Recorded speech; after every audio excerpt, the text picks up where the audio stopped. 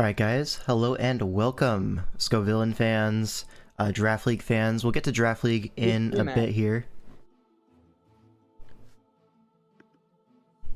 Oh, someone's in my VC.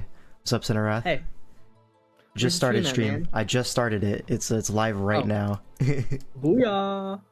Let me go ahead and link that. So Cinerath is the one that actually made this team for me in game. Which, there's a little bit of a funny story about that coming later, but we'll get there. Just need to link this. Bang. And I will link it here as well.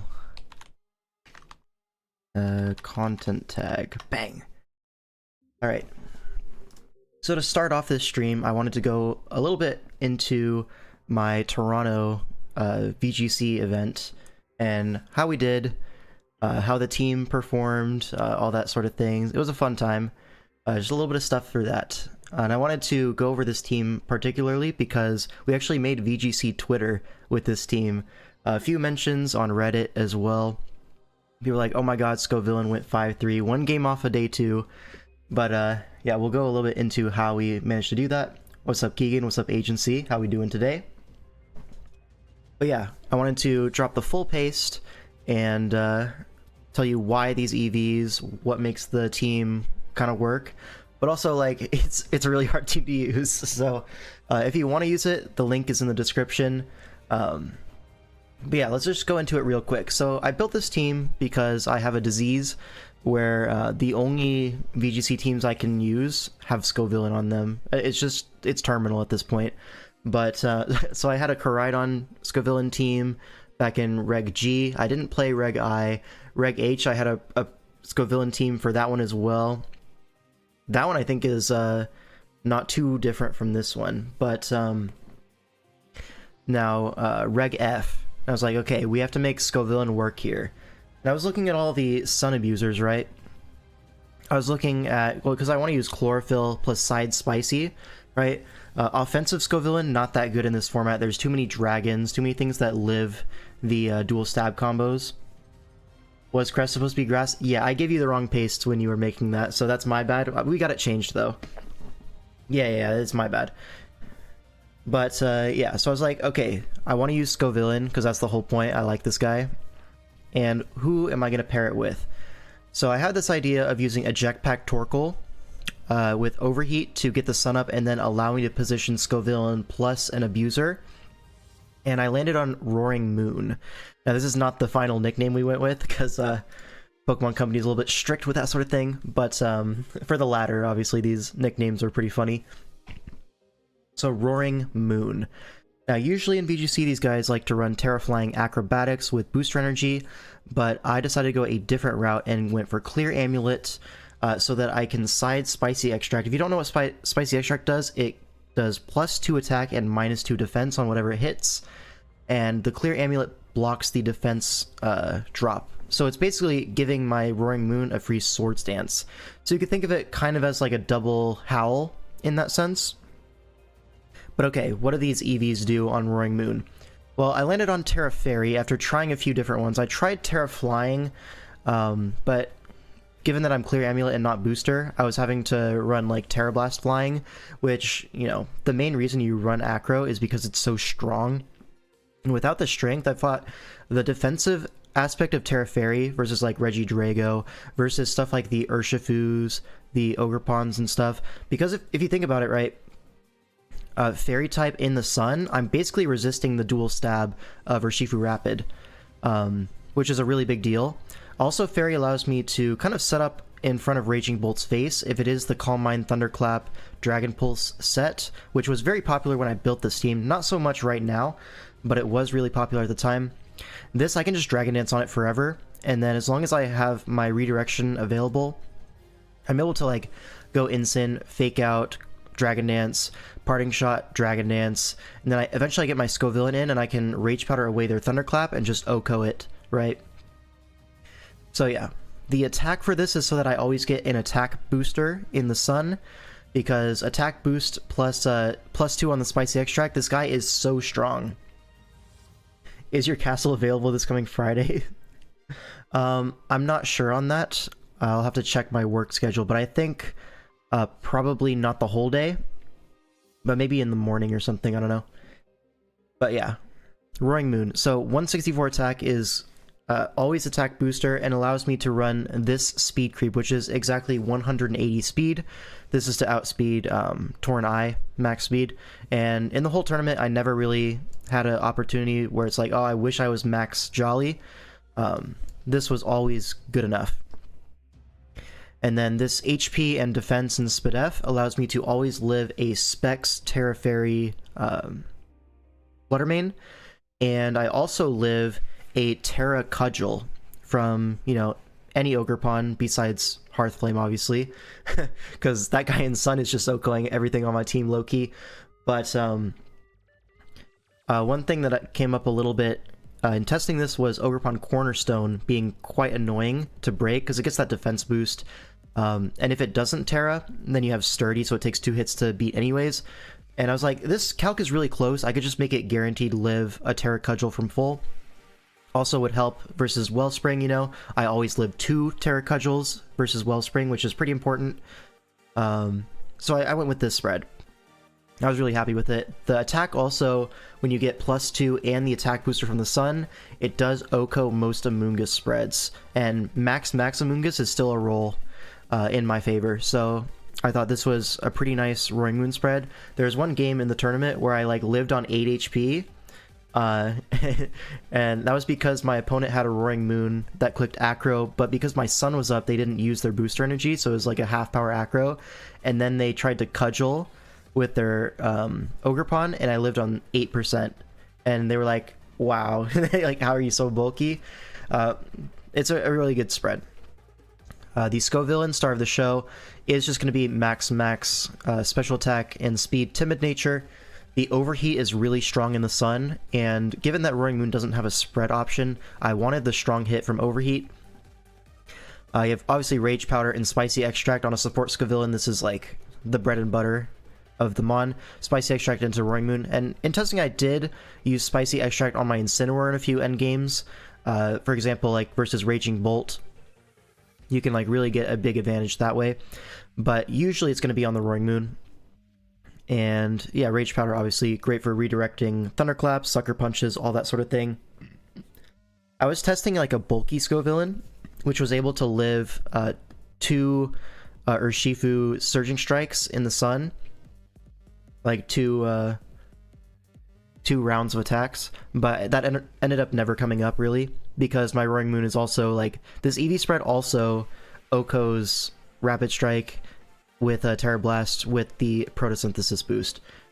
So yeah, I wanted the strong Overheat. And let's look at the other mode of the team, right? So obviously I have Torkoal to enable this, and I was like, okay, Torkoal fits well on Trick Room. Now, what works well with Torkoal as a Trick Room setter? I thought Cresselia was a pretty interesting shout, because you can Lunar Blessing to restore the Eruption base power. And I thought that was pretty cool. You also have the Helping Hand, like Terrifier Eruption, which was like obviously very good. And it's also like pretty good anti-Trick Room, right? Because opposing Amoonguss is a little bit annoying sometimes. So that's why you have Terra Grass Lunar Blessing. Cresselia always able to absorb spores, and if the partner gets hit, you can just Lunar Blessing and they'll be fine.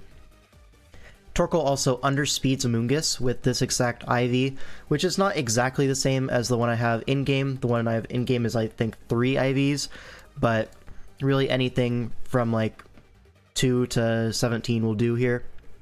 This HP and SpDef spread is so that I live in Iron Crown Expanding Force with the special attack booster.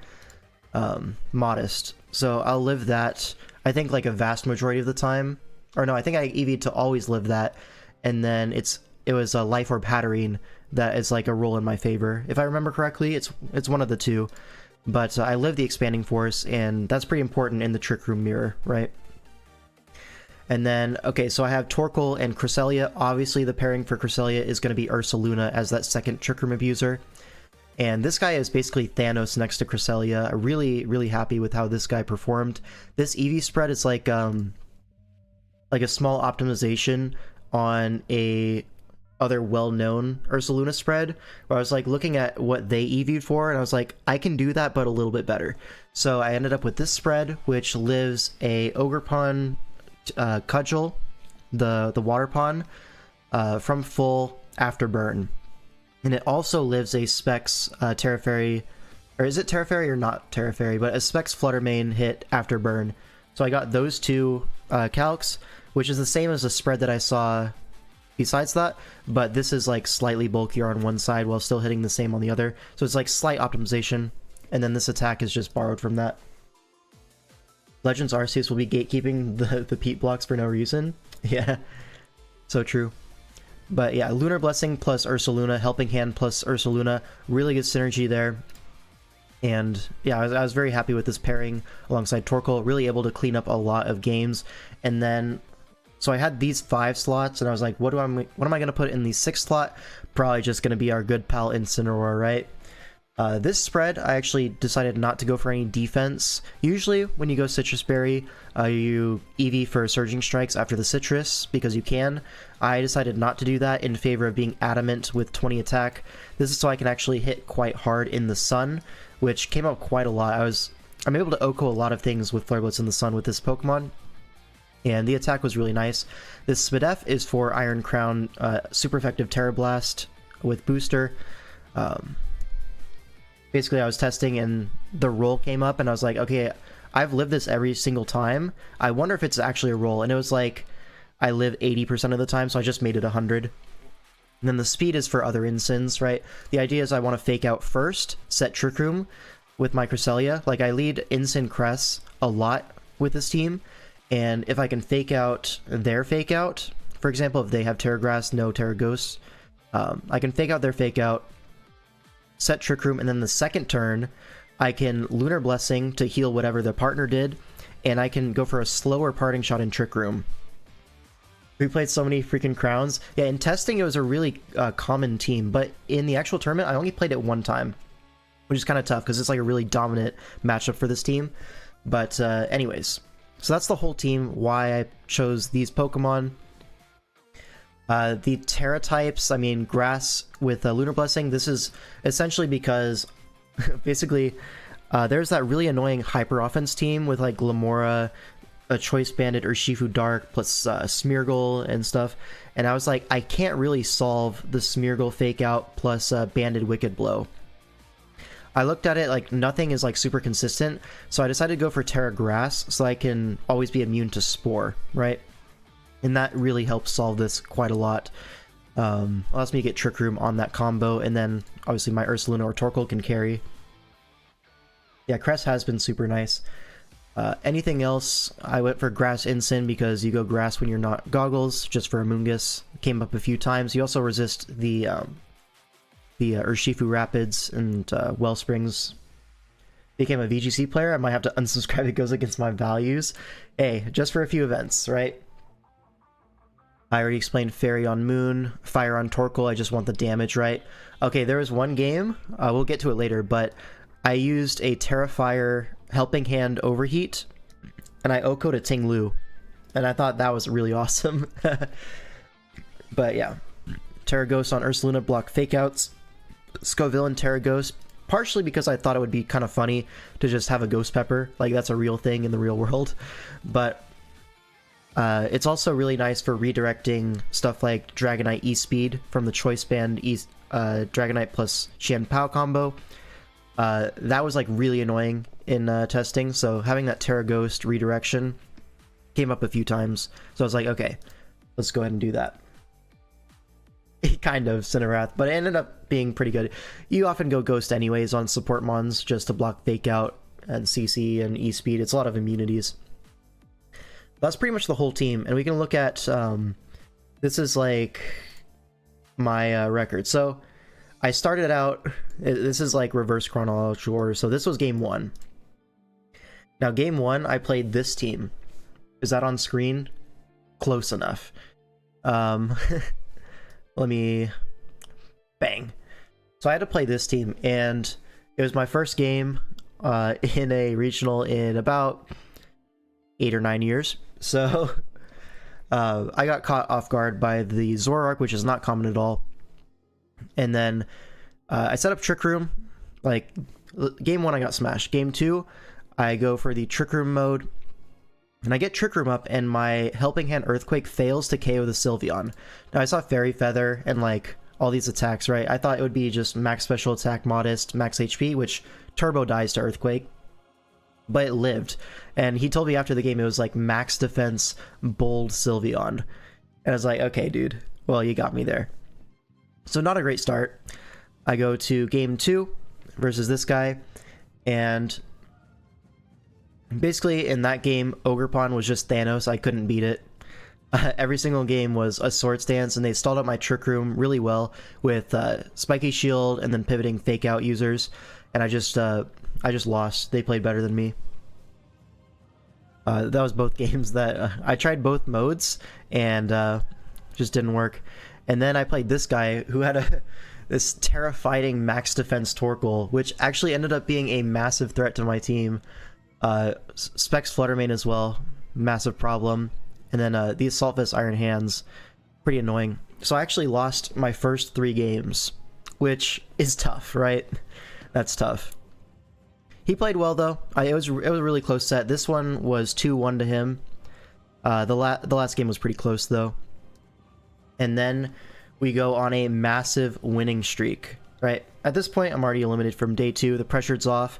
I go to the bathroom, take a massive shit, and then I lock in. Okay, so this is the Indeedee Iron Crown kind of style that I told you, like, this matchup is basically free.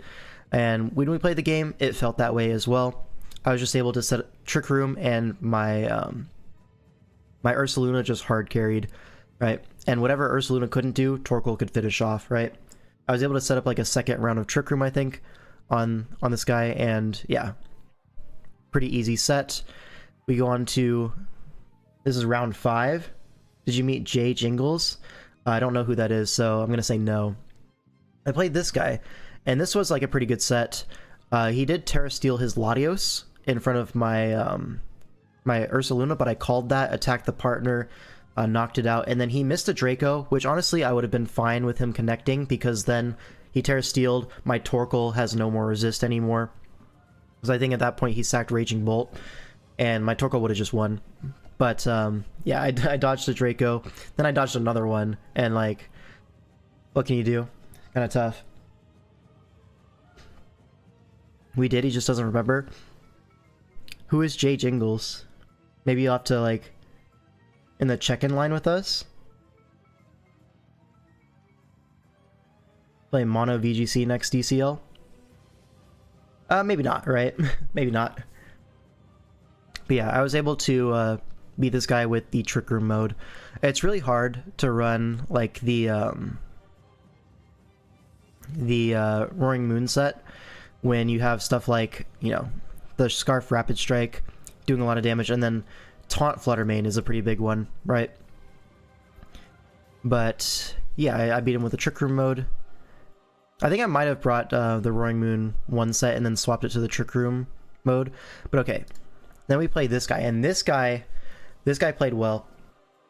So basically what I did is game 1 went for the Trick Room mode, Cress, Incin. I was able to get Trick Room up safely, and as you can see from his entire team, not really good options into Ursaluna. So it was pretty simple once I got the Trick Room up. Just go Ursaluna and just click Helping Hand Earthquake a lot of times. Like, not really a whole lot that he could do about it. And I was like, okay, what can he possibly do to prevent me from setting up Trick Room? The only real way is with Dragapult, right? Choice banded Terra Ghost Dragapult plus Chien Pao, because Chien Pao can Ice Spinner my Cress to cover my Terra Grass, and Dragapult will Choice banded Terra Blast. And the thing is, Chien Pao can Terra Ghost. I can't fake out either one. So I was like, okay, if that's going to happen, what I'm going to do is I'm going to go for my Roaring Moon kind of thing. And that ended up working an absolute treat. I was able to outplay. My Torkoal was able to live 2 hits from these 2 guys. I broke the Sash with Overheat, and I was able to just Spicy Extract, kill the whole lobby. It was really great. But I was really proud of myself for calling that adjustment game 2 and being like 2 steps ahead. That was really good. And then I played this guy, which I think this is the only Arcanine, or no, I played 2 Arcanines the last 2 rounds, but the only Arcanine Flutter Mane combination with the T-Wave plus Rock Slide that can cheese so many matchups. The only time I played that this whole tour, which honestly, I would have preferred to play more of this compared to like the Shifu with Torn. That's always a really tough matchup for our team. But this one, what I was able to do is I lead my Torkoal and my Roaring Moon. The Arcanine led off with, I think, the Flutter Mane, and immediately Intimidate procs my Eject Pack. I get a Scovillain on the field next to my Roaring Moon, full turns, Side Spicy, knock off the Arcanine, dies from full. The Flutter Mane goes for, I think, an Icy Wind, but I'm Clear Amulet. And my Scovillain is always faster than my Roaring Moon, even after an Icy Wind drop. So I'm totally fine. I can Side Spicy, kill everything. And like, there's nothing he could do. Like, literally nothing. So that was kind of tough. I did that twice to him, I believe. And yeah, bang. And then we go to the last matchup of the day.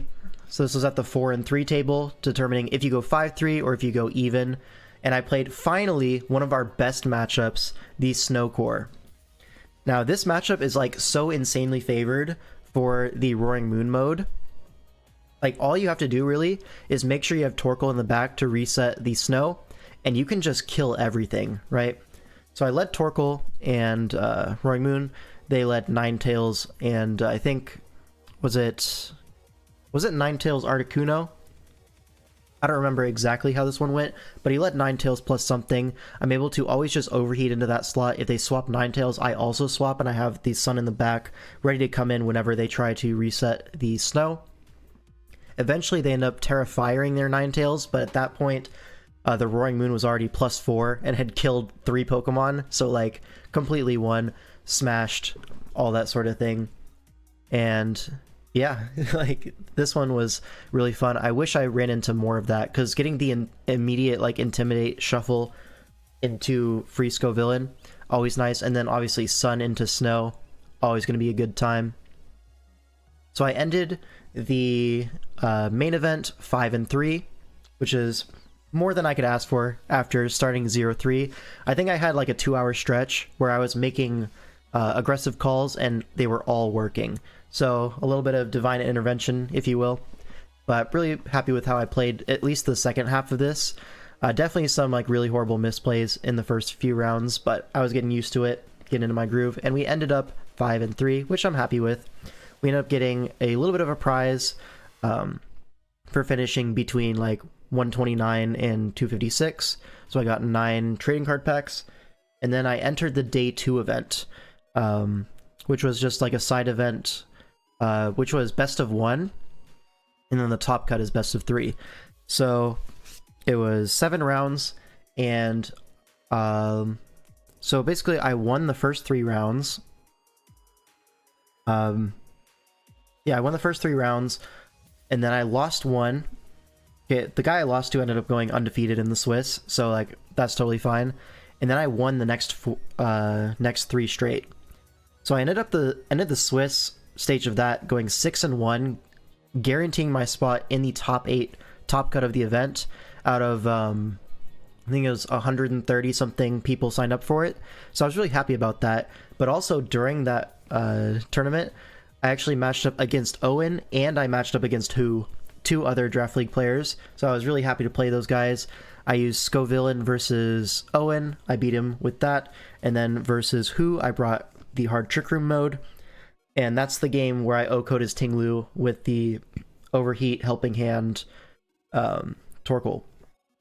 So that was super fun. In this side event, I brought Scovillain 3 times in Swiss, and I brought the Trick Room mode 4 times. So really nice split there. I was able to use Scovillain quite a lot. And then in top 8, I ran into a guy who had just a really solid matchup into me, I'm not gonna lie. It was Torn Shifu, and that's always tough, but also the stuff in the back was like really hard as well. So he beat me pretty convincingly. I tried both my modes, he beat them both. But but still getting top 8, I was really happy with that. And for finishing top 8 in that, I got a few prizes. One was more Pokemon cards, which is kind of whatever, but I did pull like a few cool ones. But what I'm more interested in is I got some credits to spend at the shop there with like all the Pokemon merch, and I got enough points to get this guy, Alolan Eggy. Not only that, I also got a Mega Charizard Y. Bang! So that was really cool. I actually got the last one in stock for both of those, so pretty cool. But also going into the top 8, this is like that funny story I was telling Sin was coming. So they were doing hack checks, right? And I'm sure they were a little bit suspicious when they loaded up my box and it was my level 12 starter and my 6 Pokemon I'm using in the tournament and nothing else. Just because they went and did the hack checks. Everyone else got their Switch back before me, and I was just sitting there like, they gonna give me mine back? 10 minutes later, they do, and then obviously nothing wrong with it. Cinerath made my team. He did a great job. Everything's legit. And I got to play in Top Cut, but they must have been so suspicious when they saw that. Living in 2019 yard, yep, absolutely. Like literally I have 7 Pokemon in the save file. But yeah, that's pretty much story time for Toronto about how the team did. Again, if you want to use it yourself, the Pokepaste is in the description. Should be good to go. Alright. And now we can move on to the DWL.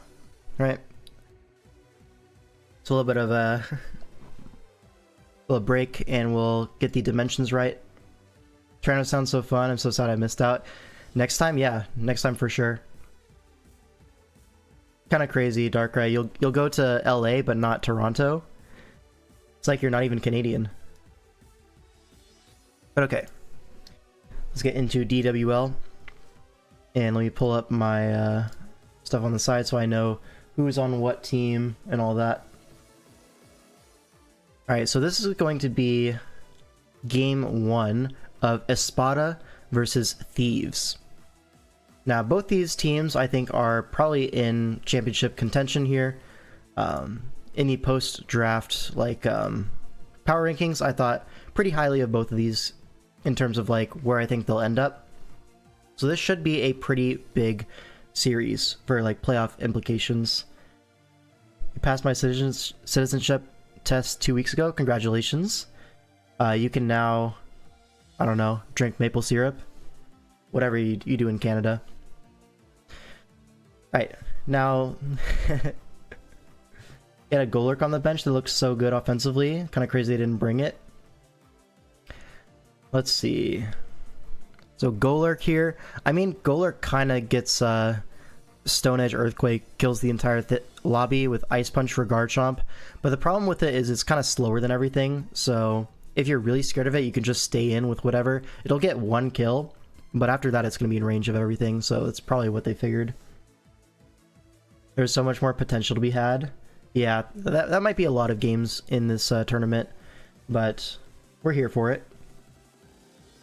Alright, so game 1, Thieves versus Spada. This is going to be Magialice versus Eva Kiyama, who's allegedly like the best black and white draft player like in the tour. At least that's what word on the street is. So it should be a pretty good game, and let's go ahead and get into it.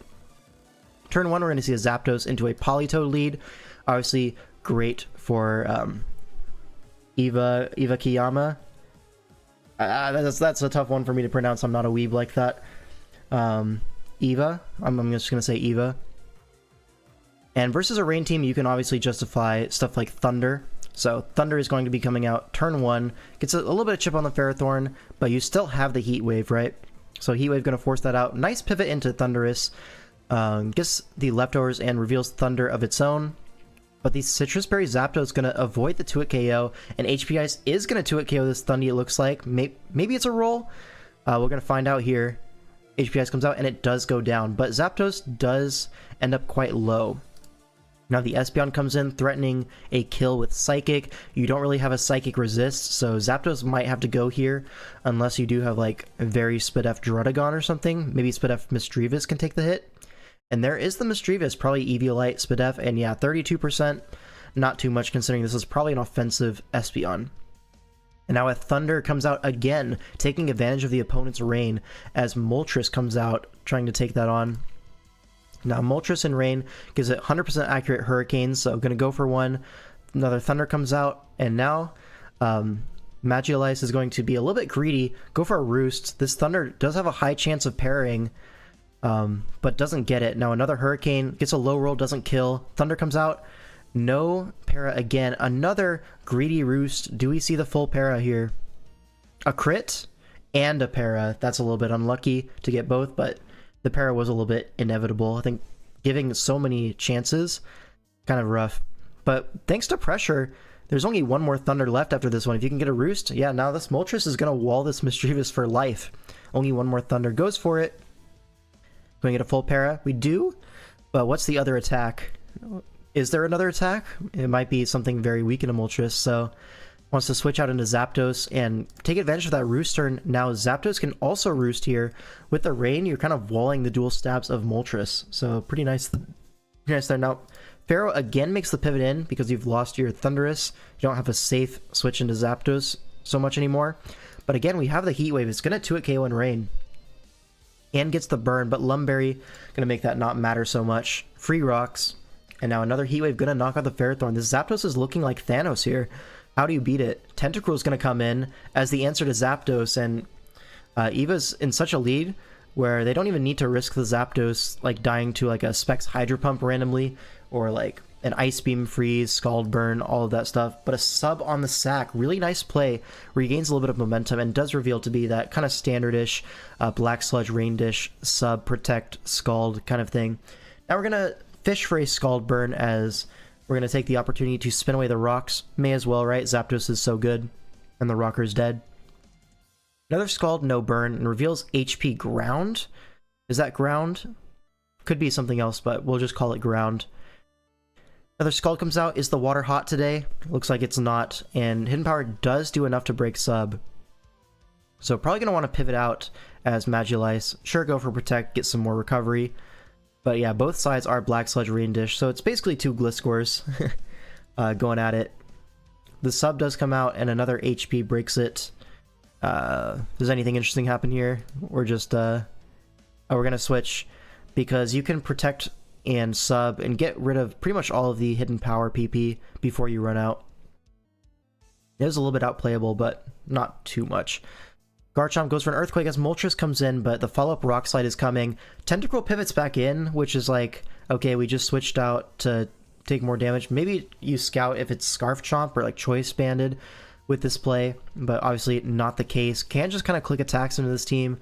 Politoed going to be the answer. Takes a massive Earthquake, but because it took so much, you do have to play around like a Scarf Ice Beam here, so it's a pretty free pivot to Tentacruel, which is exactly what they do. Hydro Pump comes out, does not connect, would have done negligible damage anyways. Now Scald comes out. If you get a burn, that's really big because it prevents the recovery.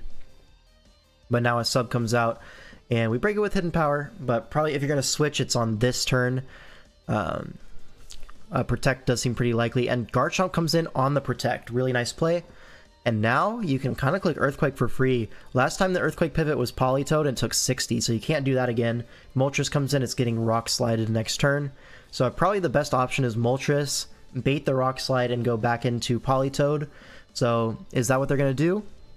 No, it just stays in. Oh, but it's Charty Berry. So able to live and go for a Wisp. That's pretty massive, I'm not going to lie. Garchomp kind of neutralized, but it's still a pretty big threat, I'm not gonna lie, even burned. Now Politoed able to revenge this, but we have a full HP Tentacruel. Like, this Politoed is not threatening. Even if you get an Ice Beam Freeze, there is always that Scald to immediately thaw. Right, this has Scald? Yep, it does. So gonna be immediately thawed by that. Goes for Scald. If we get the burn, the game's over. Guaranteed. And there is the burn. So Tentacruel can no longer stall out Tentacruel. And, yeah. Looks like this game is over. a Scald Burn in return, but yeah, Hidden Power, and eventually the Garchomp's going to clean up, the Zapdos is going to clean up, even the Druddigon, right? Unguardable, so yeah, this one looks pretty much over. Tentacruel goes down to Tentacruel, and now what? Gonna have to be Espeon. At this point, you can just sack Tentacruel if you want, or you can sack Garchomp. Either way, there's like a million ways to win this game. Probably just go Druddigon and Outrage. Simplest endgame. Goes for a Psychic. Does a lot, but Glare's going to come out. Okay, sure. But Outrage does one-hit KO the Espeon. And obviously Politoed can't really sweep. Goes for Nice Beam. May as well go for like 7 freezes in a row. But not going to happen. The Yachi allows Druddigon to live, and the Outrage is going to finish it off. So really well played from Ivakiyama. Yeah, that's what it was. I keep having to check. I'll get used to it by the end of the season for sure. I don't even think Magikarp's played that badly this game. Zapdos and Chomp are just kind of both Thanos. Yeah, I don't know why Chomp is legal in Black-White. That seems wrong to me. But it's legal, and here it is, dominating. So game 1 is going to go in the direction of the Phantom Thieves. Now we got a game 2, which is DPP Draft. Something that you don't really see too often, but you still see it more often than Black and White, I'm pretty sure. Let me do something real quick. Let me set up like this, so I can have stuff on my second monitor. Alright, perfect. Now I can still see chat. DPP, yeah, exactly. So this is going to be Sharky King versus Mayo. If you're like an old head in draft, this is probably not the same Mayo you're thinking of. But still a good player nonetheless. I've only heard good things about Mayo. Alex here has been controversial ever since allowed, but has a very mixed history, still being actively discussed in tiering. Yeah, I mean, obviously I don't know too much about Black and White draft. Like I only have been following it for the purpose of DWL. But Garchomp has to be broken, right? Like it just has to be. There's no way. Anyways, game 2, we're gonna see Zapdos versus Raikou. Now, one thing about DPP, it's a little bit tough to spectate unless I throw the matchup on screen, which I'm probably not going to end up doing. Should I? I feel like I probably should for DPP. Not that hard. I can't really do that without spoiling the result, can I? Yeah, because the doc has the winner right there. So I'll just keep it like this. So Raikou leads off into Zapdos. You can make the matchups on a doc and send to you. If you want to for the other DPP matches, you can. But for this one, we'll just do it blind. It's all good. Now, Muck's going to come in as the initial pivot to Raikou, but a really nasty turn 1 crit by Life Orb Raikou is going to mean that this Muck is 2-hit KO'd. And bang. That's tough. Are you dead? Now Donphan comes in, but this Raikou has Magnet Rise, which I know for a fact Mayo said that they just didn't know it got Magnet Rise. So a Toxic is going to come out, but HP Ice with Life Orb. Going to 2-hit KO this Donphan very cleanly. We're going to pivot to Licky Licky, expecting some sort of pivot, trying to rack up the poison damage. But now a Toxic miss on Licky Licky. Goes for a Swords Dance, but Haze Milotic able to, you know, neutralize that. But it's not doing 22, so even if Toxic came out, very recoverable from the Milotic. Now Surf comes out. Quillfish doesn't take that super well, but is able to force it out with the threat of Poison Jab. Looks to be Choice Banded if it's doing 51 to a Zap. And we're just going to make the gamble that Quillfish is faster, but it's obviously not. Goes down to the Zapdos. Sneasel comes in, but there's a full HP Milotic, so a Sword Stance is in order. Now, how are we breaking this? Low Kick, still not a 2-hit KO. Milo is so fat. I really loved using Milo in ADV. I drafted it in Emerald Open, and it was like so good. For this reason, right? It just stat checks a lot of the guys in these old gens. Now here it looks like Sharky has managed to make a position where the next low kick is starting to KO, so Milotic ends up getting forced out. I think that's probably not great. But now Celebi comes in, says, hey, I'm Choice Scarf, you should switch, and Sharky King respects that. Goes to Heatran, gets rocks up, but Milotic takes it as an opportunity to heal. Oh, but it's fast Boomtran. Really nice into the Milotic. You get rid of the bulky water, and then now stuff like the Licky Licky and the Sneasel are very much opened up to do big damage. So I like that synergy on the team. Uxie sets the light screen, probably Light Clay then. And I'm going to go for a U-turn, knock out the Zapdos. Interesting enough. Now Licky Licky comes in with a light screen up. Celebi in, but I don't think we can break this Licky Licky. We're going to go Uxie just to scout. Take 11%. Free U-turn. And Empoleon is revealed as the last Mon. And it's looking like we just go Raikou, which is exactly what Sharky does. I don't think you really need to mess around. You can just click attack what's in front of you. Celebi comes in, takes a massive T-Bolt. Probably can just go Uxie or Licky Licky again. Mayo goes for the double, and actually Sharky calls that with a Thunderbolt. Didn't need to make the play, but boy does it look flashy, right? So, and that's going to lock up the game. Mayo had to make something happen. Obviously, it's 2 versus 4. Went for it, didn't get it. What can you do? But Sharky with a nice performance, week 1, and that's going to bring them up 2-0 in the series. Now we go to game 3, which is going to be Marshy versus LPZ.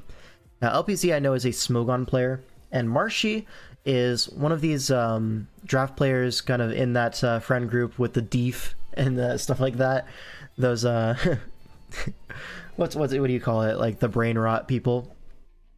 But obviously Marshy's been around for a long time, has had events where they do quite well, has also had events where they flop a little bit, but we're here. And in a format like this where you have more of the old gens, Marshy is like probably a better pickup than in other tournaments because he's actually quite accomplished in DPP. I remember there was the distortion whatever it's called tournament run by Endless, and I remember Marshy made finals versus Vess. I remember that happening. I think it was finals.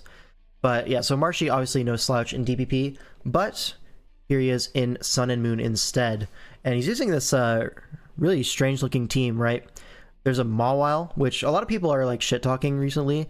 I think Mawile is still like pretty broken, but obviously not as good as it used to be back in the day when it was banned. But this is with a Doug Trio to trap the steel types.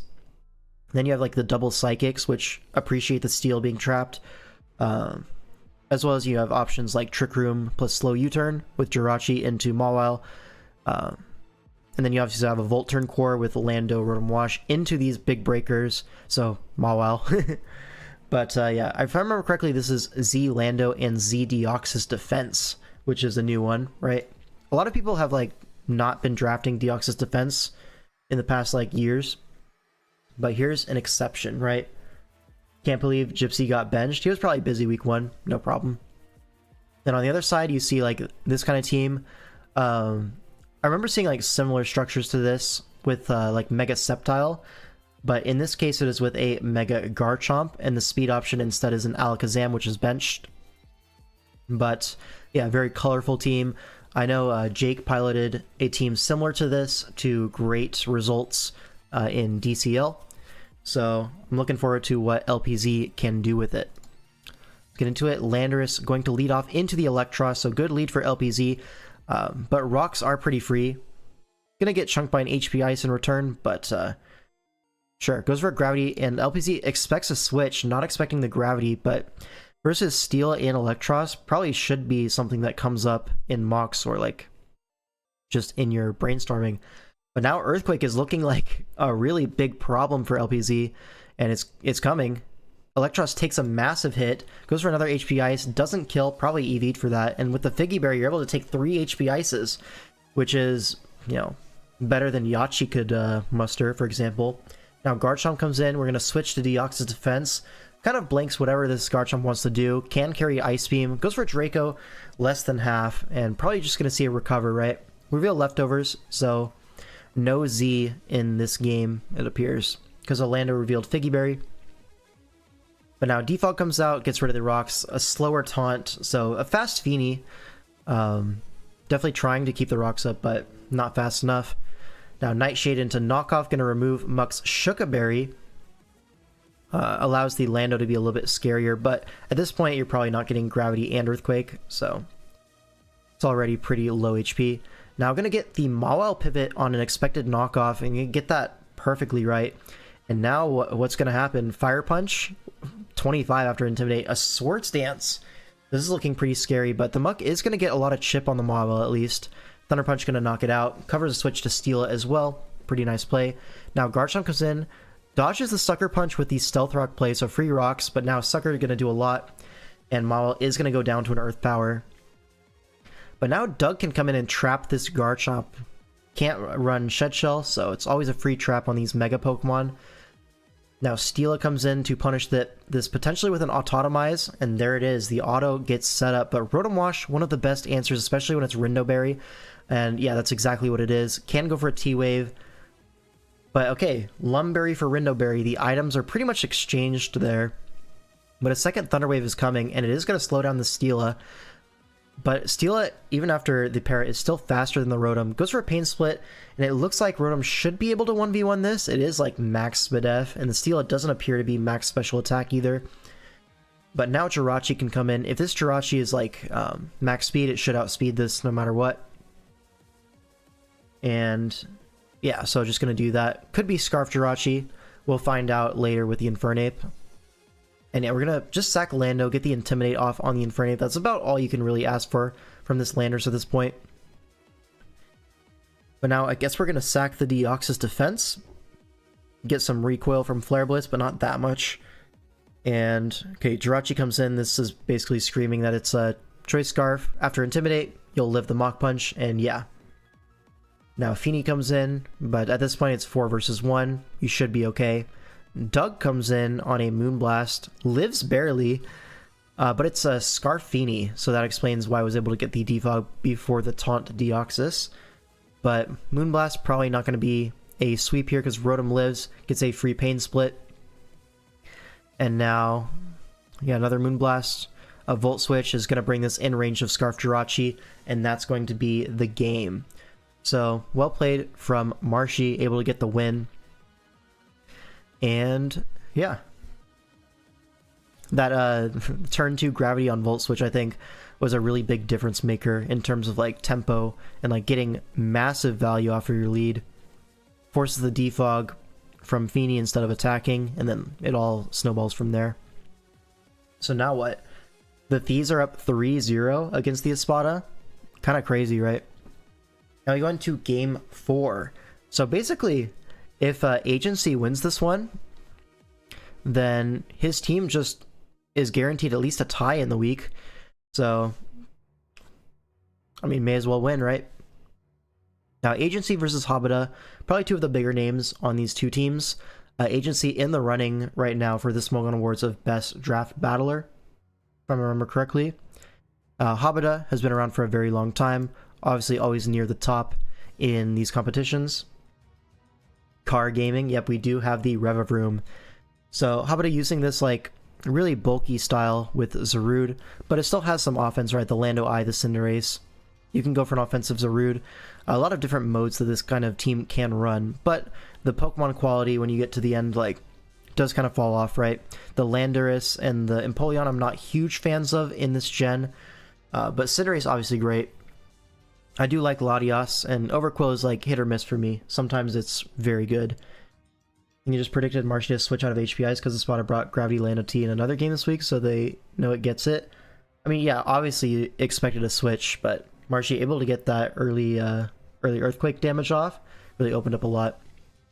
Now on the other side is this like Terapagos Zarude thing, which is, you know, not my favorite. Like, we used that in DCL, and it ends up being really awkward to draft around, and you can see why, right? This is like their solve of it, like Iron Bundle. You have a Hoopa U and a Revavroom. 3 mons that are not drafted super often. The Aloe I think is really nice on this kind of style. You're able to like Healing Wish into Zarude, into Terapagos. Both of them really enjoy having Healing Wish support, as well as like just Wish Flip Turn, get the shell back, get your Hoopa in for free.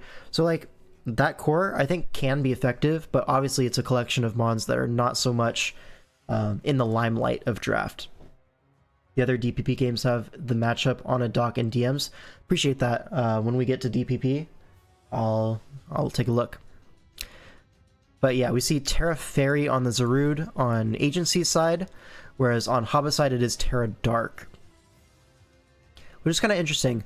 To me it feels like the Aloe is pretty heavy setup fodder for the Zarude. So Terra Dark makes me think you just want to be mono knockoff versus this team, which I don't know how much I love that. Maybe it's 2 attacks and you just want the strong knockoff, because it doesn't really tell you too much in team preview. But Fairy on the other side, there's a Quillfish on the other side, so being Terra Fairy means I think this is probably a offensive Zarude, because you don't run bulky Terra Fairy into Overquill very much.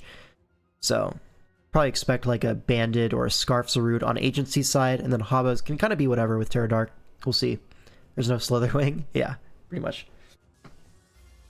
Alright, so check out the lead. Lander's going to lead into Terrapagos, threatening an Ice Beam, but looking at the matchup, you probably are not super likely to carry it.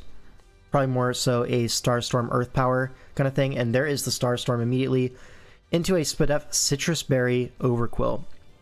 So it's going to live the second Starstorm, but only barely. And Leftovers Terrapagos is actually a big deal. This means you can't really afford to, not damage it. But Overquill reveals to be faster, so it could be a speed tie if it's like fast, but I think it's just bulky, right? I'm not sure. Depends on the Terrapagos spread, I guess. And there's the rocks, so a massive Pain Split, but it's still in Terra Starstorm range, so gonna make the pivot to Empoleon. Agency just Starstorm's pretty safe play, but you're taking Toxic, and now a Body Press comes out, so it's actually...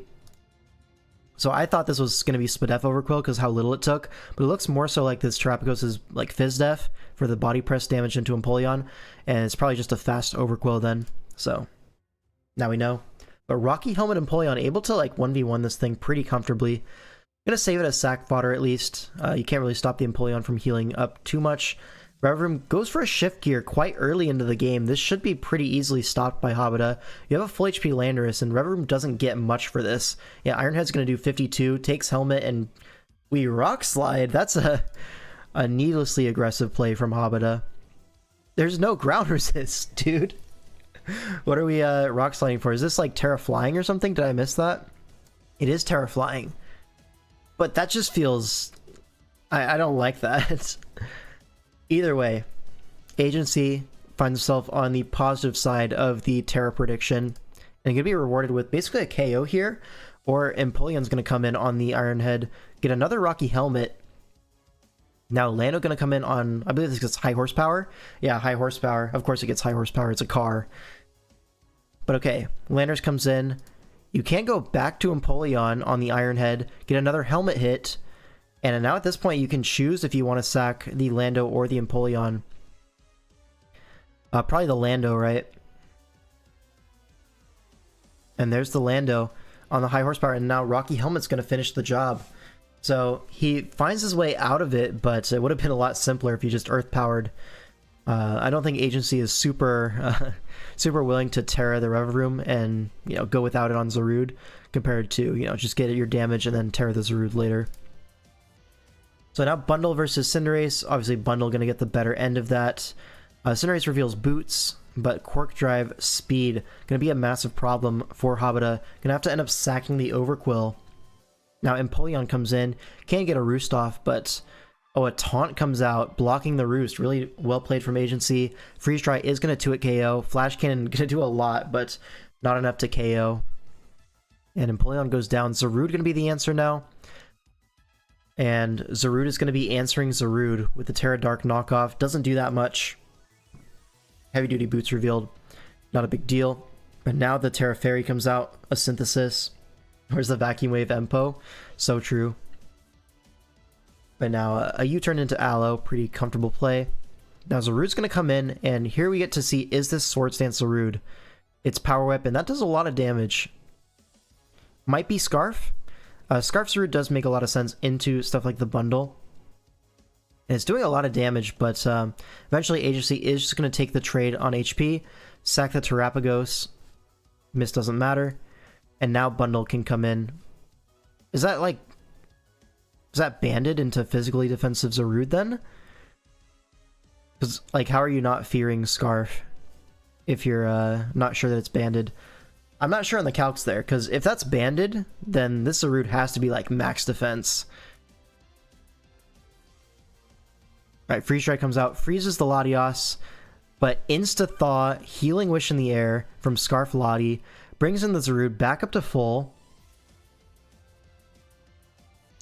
Takes the Hydro, Power Whip comes out, KOs the bundle. This game might not be over. Hoopa comes out. If this is Scarf, yeah, it is Scarf. Okay. So Zarude goes down. And yeah, now Cinderace in, but you have a full HP Aloe. Should be pretty tricky. I guess if you got a Poison there, maybe something could happen. But at this point, actually you Libero into a Poison type, and now you have Scarf Hoopa with Psychic. Bang. And that's going to be it. Agency takes the game, and he brings his team to 4 wins in the week to 0. So guaranteed draw, and if we win one more game, it's going to be a win in the series. So to do that job, we have Ryan against Zooch. Fair to assume Agency is bulky, rude, and Hava is banded. Yeah, I think that's probably the case here, right? Okay, so we have a Keldeo Meowscarada team, one of my favorite archetypes right now in SV drafts. And on the other side, we see this like Valiant Ting Lu kind of thing. So basically, I kind of called to everyone's attention that, hey, where are the results from Iron Valiant? So let me give a little bit of a backstory here, because it's a little bit relevant. Not super relevant, but I feel like telling the story. So I was looking at the Speed Tour results, just because I wanted to see a bunch of like number. I was curious on how Iron Valiant was doing, because a lot of Valiant drafts have been struggling recently in Team Tours, and I wanted to see if that was something that carried over to these like smaller Speed Tours and like other draft leagues and stuff. So I took a look, right? And I believe in the doc they have with all the results, there was something like 90-ish Speed Tours in Paldea Dex SV. And how many of those did Iron Valiant, the pick 1, draft 1, like the first overall, how many did it win? 2. It won twice, and one of them was like right when the gen came out, and it was paired with a Mega Latios. So that one doesn't count to me. So it has won one time legitimately in the like 3 or so years of SV that they've been doing the Speed Tours. And I thought that was a little bit ridiculous. So immediately when I said that, I like added everyone in my server being like, hey, this is kind of messed up, right? They're like, yeah, Iron Valiant might be dicks. So now in DWL is kind of the first time that we've seen Valiant not go pick 1. I think we saw it like a few here and there, like, oh, someone took Meowscarada first, kind of crazy. But now everyone's doing that. Valiant was 3rd overall in every pool, behind Meowscarada and Terratorn. And so because of that, you're in a little bit more of a favorable spot on the round 2. And so a lot of the Valiant teams in DWL have picked up Ting Lu instead of the Torn team. Like, you saw a lot of Torn Ting Lu, but now Torn can't get Val because, or Torn can't get Ting Lu because the Val teams are taking Ting Lu. So we'll see if that changes the results of Valiant and Torn respectively throughout the course of the season. But here we have Valiant Ting Lu, something that previously was not super possible in the modern draft pools. And to pair that, we have the Breaker, which can be Iron Moth. And what else do they have on this team? Let me check. There's a Cyclizar, so Charles, which is benched. And there's an Appleton on the bench. So, yeah. Kind of really similar to these Torn structures, except instead of Torn, you have a Valiant. And I don't know if those mons are exactly 1 for 1. I feel like the Torn does a lot of heavy lifting on this sort of team. So we'll see. Buzzwole Pinsir, yep. Very cool. On the other side, we do have this Meow plus Keldeo, but this is actually a really interesting adaptation. So because Meowscarada is being taken a little bit earlier, a lot of the good ground types are gone by the time you get to the round 2 or round 3. And this is something that I was actually theorizing with Torn drafts, but they ended up getting a Ursaluna. and I really like Ursaluna as a breaker in SV. I think it's really strong. Obviously here there's a Driftblim, but predict that one time with a crunch, right? And you're cooked. Ursaluna, one of the scariest breakers in the format, just kind of struggles getting on the field, but with Meowscarada, with Corviknight, with Uxie on this team, it makes a lot of sense. So I actually really like how this team is constructed. What's on the bench here? There's a Gouging Fire and a Decidueye. The Gouge is like the main mon there, right? Decidueye, who cares? But Gouge does force a lot of prep. Like, you'll probably expect this Ting-Lu to be tailored to beat the Gouging Fire, whether that's Rocky Helmet, whether that's Clear Amulet to block Breaking Swipe and stuff, because sometimes a bulky Gouging Fire can get out of hand if you don't have either Clear Amulet or like Whirlwind or something like that. But either way, I'm interested to see how these teams do. For the Terra options, we have Psychic on the Moth, which is a rare one, and we have Fairy Metagross. On the other side, Water Keldeo, Poison Ursaluna. So Poison Luna obviously meant to check the Valiant, flip those weaknesses, like fighting, and Water Keldeo just like, you want to break this. The water resist is a Rotom Wash, so should go down pretty easily. Ting-Lu going to come out as a lead into Carbink. We're probably going to see some hazard trades here. Rocks for an Earthquake. Okay, but Carbink can get 2 layers up or go for a massive Endeavor. That works too. Ting-Lu basically out of commission, and with a Custap Berry going to go down. It's a double down, but you're trading a Carbink for a Ting-Lu. Massive positive trade for Orion over there. And so Meowscarada into Iron Moth reveals Boots on the Moth, so Meowscarada able to just guaranteed outspeed, go for a knockoff, get rid of the Boots, and more importantly do a lot of damage. And a Toxic comes out, probably trying to expect the Uxie, like Spadef pivot, but not going to happen. And Meowscarada now going to get a really free knockoff. Are you going to go Valiant here? We are going to go Valiant here. It reveals booster speed. Gonna take nothing from the knock. That's a 4x resist with no item. So yeah, gonna do nothing. But now Uxie gets to come in at full HP, take the knockoff, but it's Colbur Berry, 23%, and Valiant is well and truly neutralized. The Psychic comes out, put this in range of Vacuum Wave, probably even Sucker Punch, right? But knockoff reveals another helmet in Corviknight. And the Val basically goes down, trading for the Uxie, which, like, that was Uxie's job, so totally fine. Now Moth's gonna come in, potentially use this as a Morning Sun opportunity. You might be able to heal on this. Oh, gets Toxic Spikes up instead. That could have been pretty impactful if we did that earlier, but at now it's a little bit late now, you know. Now Ursaluna is gonna reveal to be AV, takes very little from that, and massive chip on the Rotom Wash with Double Edge. Now, do we hit another Hydro Pump? Not even gonna risk it. Goes for a Light Screen, putting it all on Metagross, it looks like, and Driftblim to carry. Metagross comes in. We haven't used our Terra on Moth, so the Terra Fairy is available for the Metagross. Doesn't want to click it in front of the Corviknight though. Could have Iron Head, although not really likely in this matchup. Okay, Iron Defense, Agility, so it's probably going to be Heavy Slam plus Body Press if you're running this set. But Keldeo comes in, it's full HP, the Terras come out, Body Press going to come out, do more than half. Does this Surf Oko? And it does. It specs Terra Water, and that's going to be the game. Driftblim cannot take this hit, and Keldeo wraps it up. And with that, they sweep the series 5-0, which is kind of insane. This was supposed to be 2 playoff contenders, and looking like they're just dominating right now. Carbink showing why it's better than DNC as usual, too tough. Honestly, I agree with you. For the price, I'm taking Carbink every day. Alright, now we have 3 more games to show you. We're gonna have Odin versus Wombology. Yeah, and this is gonna be Sun and Moon. Alright, so we have this like Kyurem Black Diancie team, which you've seen Kyurem Black press Diancie quite a lot in the past, and this is no exception. They do just synergize quite well with each other, right? Usually the opposing steel types are not able to check both, just one or the other, and you further augment this with a Scizor. Scizor are very good at, you know, making sure that when the steels are weakened by stuff like Sub Endeavor DNC, by like Outrage Kyurem Black, Scizor can pick up the pieces and just kind of mow through the rest of the team. Obviously that doesn't work quite as well when there's an opposing fire type. For example, the Infernape is quite good here.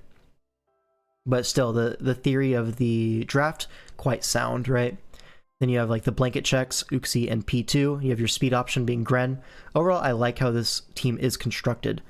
On the other side, you have Wombo with like Spike Stack plus Beedrill, and then you have stuff like Garchomp and Infernape as the big scary Z users.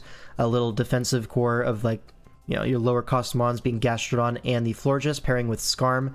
This is like pretty reasonable, right? Spikes plus B is always good, and then you have your Infernape and Garchomp just punish those steals that want to come in on B. Here, like they super punish the Scizor, which is the only real B switch in. So it looks like the matchup is pretty cool. Could go either way. Can we watch Marshy whooping LPZ after this? We already watched that one. It's not too long ago. It's what, 1, 2, 3 games ago. So if you want to just go back in the VOD, you can totally do that. Yeah, let's look at this game 6. KB gonna lead off into the Infernape. If this is Chople or just a very fat Kyurem, you're able to stay in here. But probably more likely gonna see an Uxie switch trying to get rocks up on this Infernape, and that's exactly what we see. As Infernape clicks rocks, with a rocks lead Infernape, I might expect Taunt. So unless this is Mental Herb Uxie, you might see a Psychic come out. There's no real like good Psychic resist, so it's like pretty free to just throw it out. And if the Infernape attacks or like taunts, it's really good. And if they swap, you can probably rock on pretty much anything else anyways. So Psychic, pretty reasonable play here. But instead we're just going to get rocks up, which is totally fine either way. Now U-turn breaks the Sturdy, but reveals Rocky Helmet on, I guess, both the Uxie and the Skarm now. Kyurem comes in, and spikes go up. So a spike advantage from Wombo, and unless it's Defog Scizor, there is no removal, so these spikes are probably here to stay. Now Kyurem is going to be, you know, pretty threatening to this Skarm, but it should be able to live 1, right?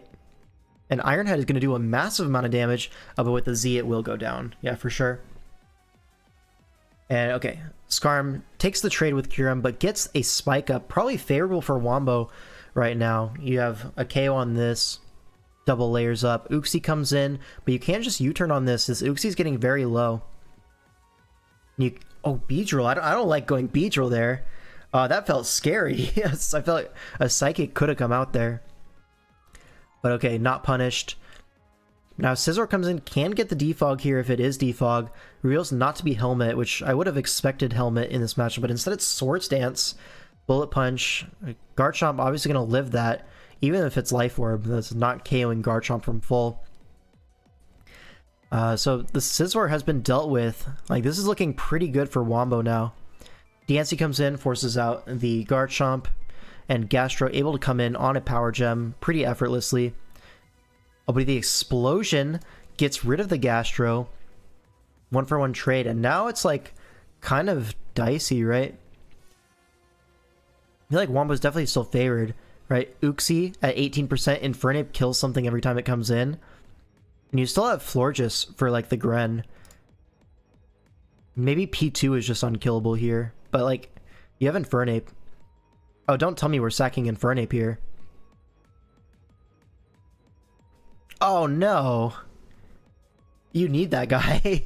You really needed him. Uh-oh. Now Florges comes in, but who's killing P2 now? I feel like you really needed that Infernape. Oh no. Like, sack the Garchomp, get Florges in. Don't sack the Infernape. Porygon 2 comes in. Is this Calm Mind Florges? It's sub. So we're banking on sub Florges to beat the P2, but instead we see a Trick Room, and with the attack boost from download, it is physical P2. Goes for a Calm Mind, trying to just wall like a Tri-Attack, but with return, that's going to do so much damage to Florges. 75? Damn. This might be like Silk Scarf then. No, it's definitely Eviolite. What am I talking about? Gonna 2-hit the Florges. So this is like a special attack invested Florges, because that did do a lot with Moonblast. But Ice Beam knocks out that, and now Beedrill comes in. Porygon should be in range of Poison Jab, but there's a Water Shuriken in the back. We're not in Torrent yet, but I think 3 hits will kill this. Let's see. 1, 2. and Odin able to salvage this game. But it really feels like Wombo had that one in the bag if we just kept the Infernape for the Porygon. Felt a little bit tough there. What was the good move that Floor just recently got? You forgot. It got Chilling Water in Gen 9, I believe, but that's not really a needle mover, you know? You'd much rather have the Heal Bell. But, yeah, either way, Odin walks away with the win. You know, hits a huge 3 to drop the lead down to 5-1. And now we have Game 7. When is Wombo getting a Halu style unbanned from DPL? Probably not, right? Oh, I think it's Trick. Oh, did it get Trick? That's actually pretty cool. Yeah. Alright, now we have Game 7. It's going to be Toxic, aka Iron Boulders, aka Ethan, aka versus a Log Ice. Now, the only thing I really know Log Ice from is VGC, like VGC Draft. I know he plays a lot of doubles. So, going into this format, I'm not really expecting too much out of him, especially considering that Toxic is one of the best draft players. You'd think it's like very heavily favored in Toxic's side here. They saw it in singles too. Maybe they are, I just haven't seen it, so I can't comment too much on it. Let's look at the game. Save the single players with your double skills, so true. So Okie Dokie gonna come out, force out, what was that? The Samurott. So it looks like a Samurott lead. So this might be like a more offensive team if you're going for lead spikes, but it also could just be there's no removal. May as well try to get spikes up immediately. So I get it either way. Rocky Helmet Garchomp going to chip down this Okie Dokie in range of EQ, so Slowbro is going to be switching in, but Stealth Rock and Toxic, but Teleport Slowbro able to get the Weavile in for free, but Samurott should be able to come in. Really nice prediction on that low kick, but it is Scarf Samurott, so gets out of there with Chip on the Weavile. Oh, a crazy Icicle Crash. Never mind this guy. He's Thanos. I've been proven wrong. He has saved the single players with the double skills. Yup. Still no Slitherwing? We'll get there. I'm sure there's a Slitherwing coming. Simply Better? Yeah, that was a really nice sequence there. Now Lopunny come in, forces out, but you have a full HP Slowbro, so you can just go to that. Crit U-turn, probably not going to be too impactful. But now Samurott comes in and can kind of get up a spike. Okie Dokie going to come in, but it should just be Ceaseless Edge. Oh, dodges it. That's a little bit rough. Now Zap comes in. No more Garchomp. Okay, miss for miss. I don't know if we call that even. I feel like I'd rather both they connect if I'm Toxic, but sure, close enough. Jirachi in on the Hurricane, does nothing. So either it's a bulky Zapdos or like a Spit F Jirachi, one of the two. Okay, there's a Gravity come out. U-turn into what? Lando? This is interesting. So Gravity plus Earthquake, but Hypnosis lands. We set up the Gravity for the opposing Hypnosis. So Lando neutralized. Now Trap comes in, but a double to Slowbro means that you're not picking one necessarily to a Starstorm. And a T-Wave. That's actually pretty big. Slowing down this Trap. Bet Bronzong also had Gravity. Probably not, right? Probably not. Alright, Starstorm on the Diancie switch. A sub comes out.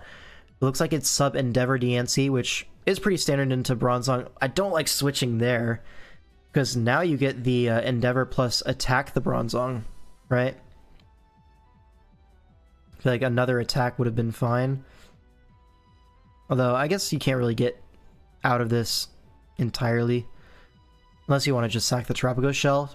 Oh, it lives. Max Spadef, Protect for Lefties, and it's heat proof. Able to live the Mystical Fire, which is kind of crazy. I really expected DNC to get that kill and then, you know, force in the Lopunny after to revenge. But no such luck. That's kind of crazy that it lived that. Now a Protect again. No reason not to, really. Reveals Knockoff. Zapdos comes in, gets its boots removed, but Static does proc on the Okie Dokie. Probably Choice Scarf, right? From the way he's playing it. Roost up to full. Heat Wave gonna come out. Does a lot to Jirachi. Gets the burn. Unlucky, but I don't think that super matters here.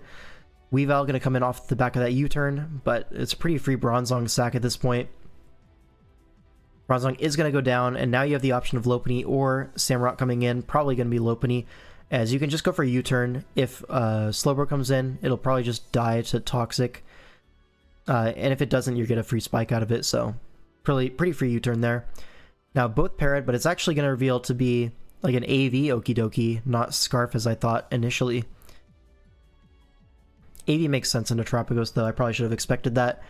A double full Para, that's looking a little bit dicey now. Okie Dokie gets a lot of HP back from this. And we could pivot back into the Zapdos on probably another Drain Punch, but we'll never know.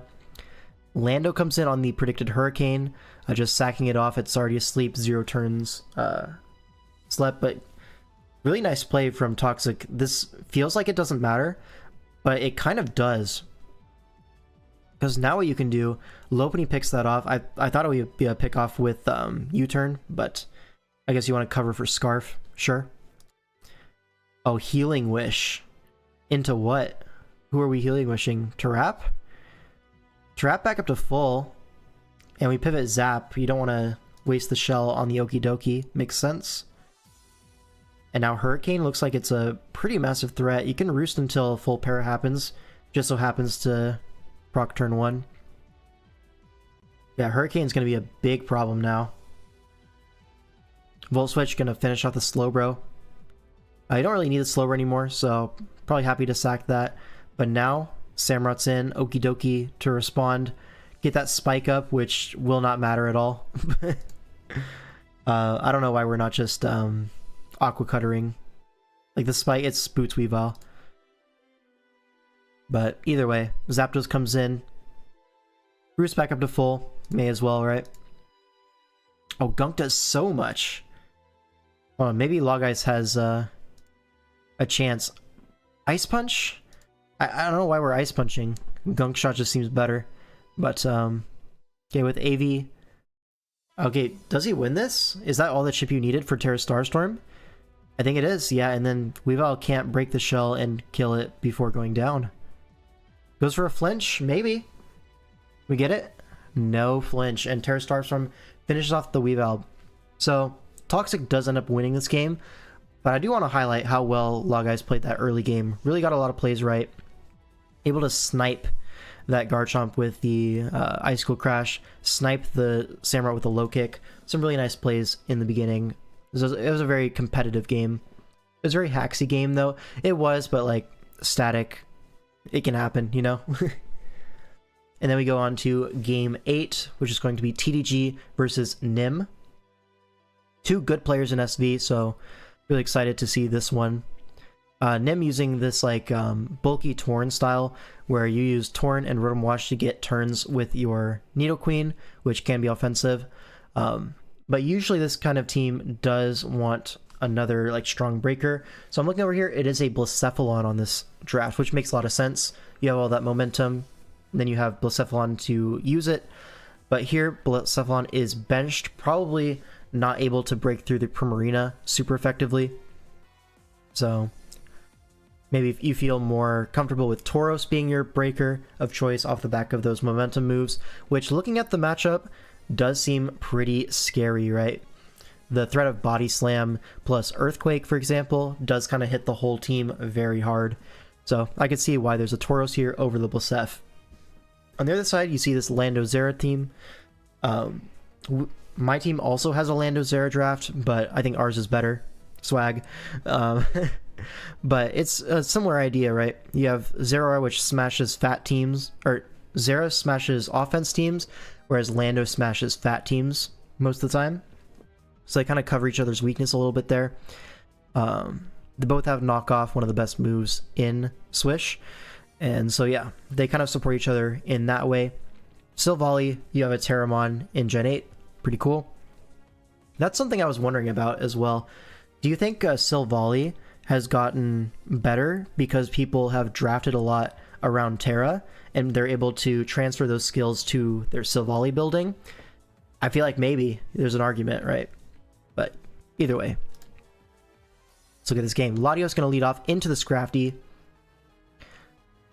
Goes for a Calm Mind.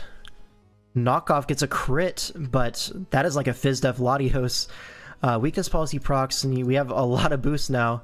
Fizdef like that, I expect this to be Roost.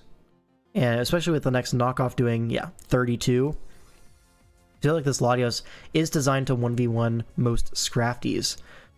So another Recover comes out, getting back up to basically full, but a Dragon Tail comes out, phases the Lottie, and basically nothing done from this Lottie. I guess you could say to absorb the Intimidate, but other than that, not a whole lot going on well for TDG. Zera gets forced in, can't really take the Scrafty trade super favorably, so a knockoff comes out as Primarina switches in. This would be a little bit more of a big deal if he had brought the Blacephalon, but because there's no Blacef, you can be kind of more liberal with Primarina's HP, which we're going to do by fishing for a Scald Burn on Jirachi. But now, oh, it's Rest. Doesn't get flinched there, which is pretty lucky, all things considered.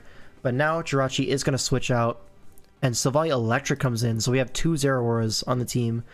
Probably the theory behind this is that one of them will weaken the Nidoqueen for the other to like actually break through the rest of the team. And so that's probably what he's going to go for here with his Sword Stance play. Rotom going to Volt Switch. Could have seen a Wisp there. That would have been pretty bad, but it's probably carrying Facade if you're willing to make that Sword Stance play on Rotom like that. But gets Chip on Scrafty. Nim correctly preserving the Nidoqueen for that Zeraora. And yeah, so Scrafty can take that hit, no problem. Klefki gets forced in. Probably going to see a switch here. And TG makes a double to Landorus.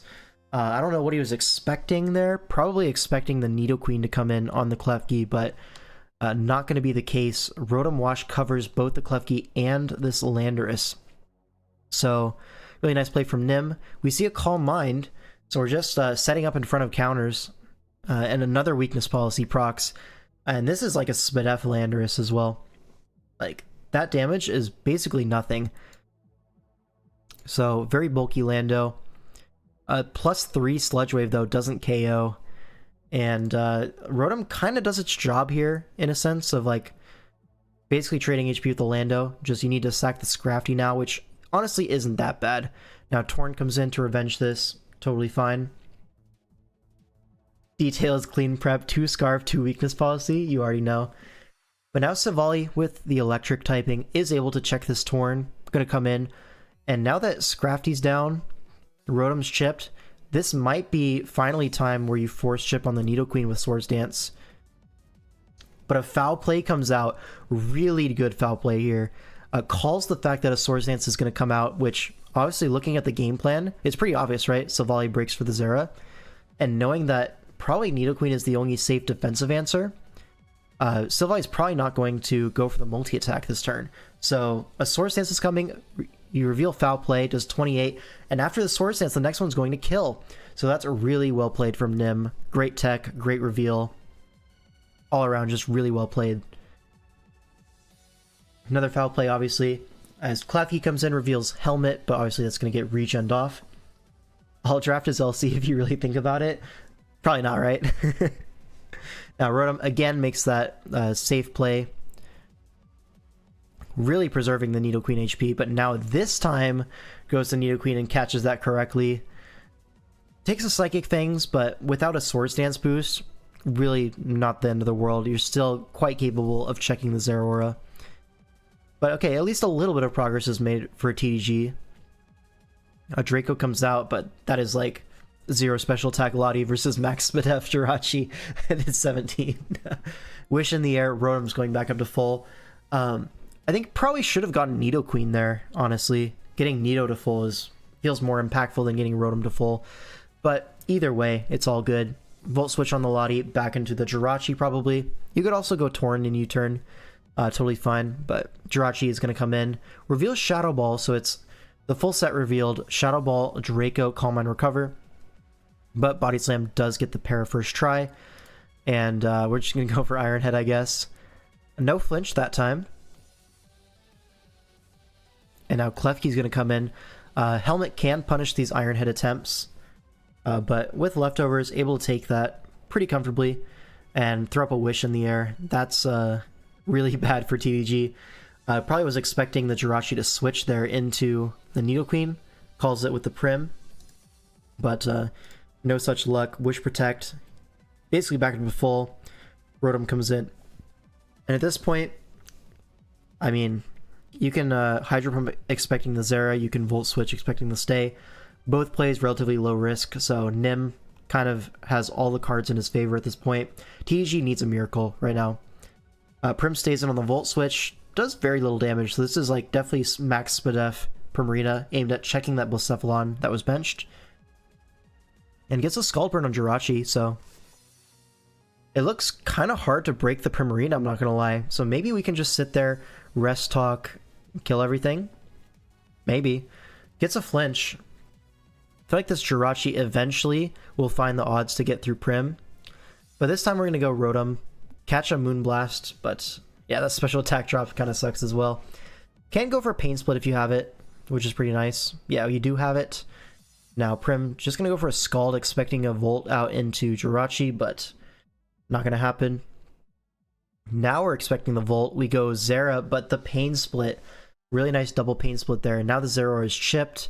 You still have your Nidoqueen HP. You can just go to it. Knockoff is going to remove the helmet. But now Latios is going to come in on rocks, and those rocks are going to be really annoying.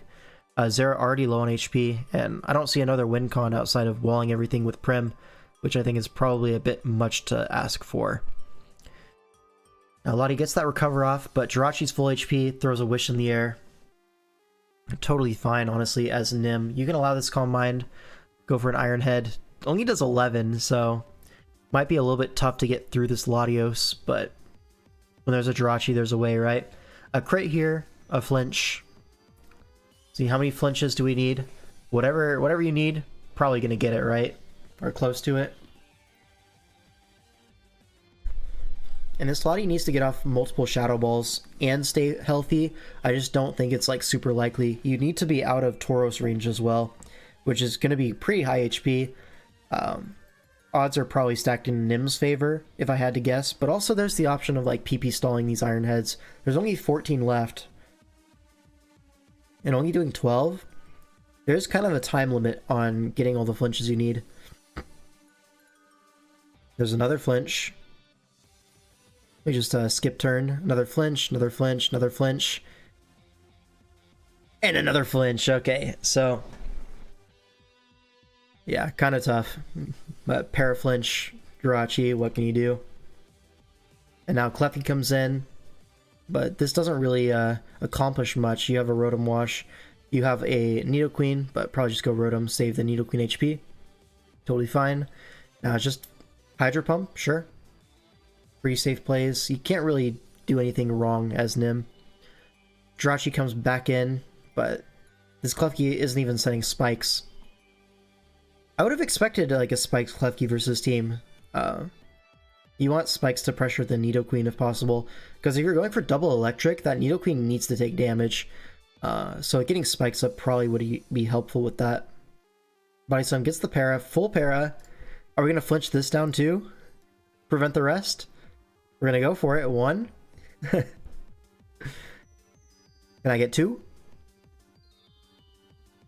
There we go. And Jirachi going to take down the Prim, which was probably the last remaining win condition, is just walling everything out with Prim, which, to be fair, I don't think even wins, but now it's definitely over. Nidoqueen comes in on the bulk up, but it's going to live a knock very comfortably. Goes for a Super Fang, which like probably could have just Earth Powered. Gets rocks, which is insane. Really not playing around with like accidentally proccing a weakness policy or anything like that, because now Tauros can come in. It's Scarf Tauros anyways, so yeah, just guaranteed to be cooked. Set the rocks for next game. And that's going to be the series. So the Spectral Thieves take it 6-2. And yeah, Espada, really tough week for them. I know Gypsy wasn't starting, he's probably busy, and that probably affects their prep as well. I know Gypsy likes to be quite involved with other people's teams as well. But yeah. So well played from Thieves in general. And yeah, I got quite a few DMs. Let me just check real quick.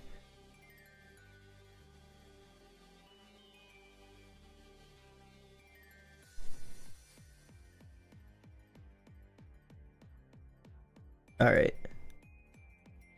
So Cinerath with all the DPP matchups. We'll use those when we get there. Alright. Cool. Alright, let me get back to my setup. Yeah, now Series 2. Oh boy, this game had the incident. Oh, is this an incident game?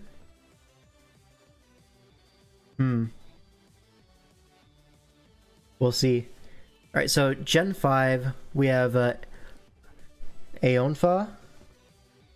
Yeah, again, I don't know how to pronounce these black-white players' names. Aeonfa. Sure. But Quarant 8, this is just 48. There's a better instant coming up, just wait. Oh, I'm excited. But okay, black-white, you see this like Kieran Black, big scary guy. But there's a Jirachi on the other side, which is like one of the best Kieran Black answers, so not the end of the world. Lando looking pretty scary. The ground resist is an Archeops, which is like, damn, with Sandforce. Yeah, Sandforce, it's just gonna do so much damage to everything. Dude, I feel like if you get a Rock Polish up, you're just gonna kill everything, right? With Sandforce, Earthquake, Rock Slide. Yeah. So we'll see about that one. Infernape looks like a massive threat, as usual, right? Infernape, kind of Thanos in these old tiers. That's why I didn't really have a game where they played terribly. It was just they played a top 3 team without Gypsy, so they were nerfed too. Yeah, I wasn't like looking at the screen like, what are you doing for any of these? It was a good series. Just the chips fell in the way of the Thieves. We might see that rematch in playoffs, who knows? But yeah. So looking at this, it's pretty scary for both sides. The Infernape has to do a lot of heavy lifting though, so I don't know if it can really get through everything. There's a Quillfish to slow it down, and maybe a Sash Zam, something like that. But Zam gets trapped by Drapion. Quillfish is just free spikes for Pharaoh. So honestly, I could see this going either way. Alright, Archeop's gonna lead off into the Mismagius. Gonna go for a Sky Attack, which only doesn't kill because of the Focus Sash, but T-Wave, that's a big deal for the Landorus. The only ground resist is now slower and dies to Rock Slide. So, step 1 for the Lando wind path has been achieved. Archeop slowed down. But now we're just gonna switch to Quillfish, save the Sack Fodder, allow rocks to go up, but Quillfish allows the Pharaoh in for a spike up. You don't have removal. Okay, taunt Quillfish, that makes a lot of sense. But Quarant 8 calls that with a Power Whip. Really nice play. It looks to be an offensive Ferrothorn. Gonna 2-hit KO the Quillfish, but the Destiny Bond, really big deal. Gets rid of the Ferrothorn, which means no spikes for the entire game. So, that's really good. Now, T-Tar comes in, sets the sand as Drapion gonna come in, trying to maybe fish for the Zam trap immediately, but isn't gonna allow rocks up for free. Surf brings this Archeops into defeatist range. You see a hidden power something, do 6%. Yeah, Archeops just gonna be a sack at this point. Now, Infernape comes in, Thanos has hit the field. Can't just go, I was gonna say for a close combat, but Earthquakes into Tyranitar doesn't kill. But looking at the damage, it looks like close combat might not have killed either if this was Choppel. But either way, Infernape's Life Orb goes down to the T-Tar of all things, and now it's looking really dire, right? Oh my god. I don't think there's any like legitimate reason to Earthquake over CC. If you had CC, you should just click it, right? The Miss Mag is dead to rocks. Okay, moving on. Kieran Black comes in to revenge the T-Tar, should be able to do so with an Outrage. T-Tar goes down, but Jirachi can come in and just Ironhead. You're locked into Outrage. Just 37 looks to be Scarf Kyurem. Okay, a flash cannon, gonna put this in rocks range. You're probably not spinning in this game. You have a Mismagius rock sack to block it. Oh, a sub there is interesting. You sub and let the sandstorm kill the Cure in Black. Now Dawnfan comes in. You can't afford to spin here. Flash cannon is doing too much. So Earthquake comes out. Psychic. Yeah, Jirachi goes down. But now it's just Landers comes in. Here's an interesting thing, right? If this is Scarf Drapion, it's looking like all you need to do is weaken this Landorus, prevent like a Rock Polish, and then you just sweep with like Crunch or whatever, right? If Landorus is in range, now Alakazam gets 2-hit KO'd unless it's like Sash Counter, which I think is illegal with Magic Guard in this gen.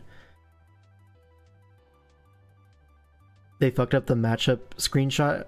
That's tough if they did. But okay, Yachi. And then Ice Shard doesn't even 2-hit KO, so you actually can Rock Polish with the Lando in front of the Dawnfan, which is crazy. Knocks out the Dawnfan. That crit didn't matter for sure.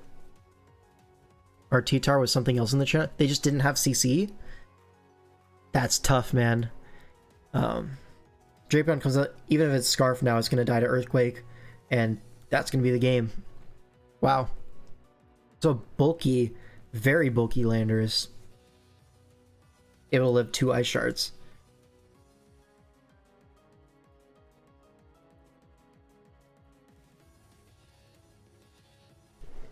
Our other team CC is required into. You weren't sure what the cope was. I don't know either. I just work here. But that's going to be game 1 for Better Call Stall. Those are the teams. So Better Call Stall versus the Plunderers is this series. Now we go on to game 2, and thanks to Sin of Wrath, we actually have the matchup for this. Let me see if I can find it real quick. Okay, save image. And I should be able to bring this up on my OBS. Bang! So now we have a little bit of context into this game. I'll put it up here. Why not? I still want to see the chat, so sure, that'll do. And there we go.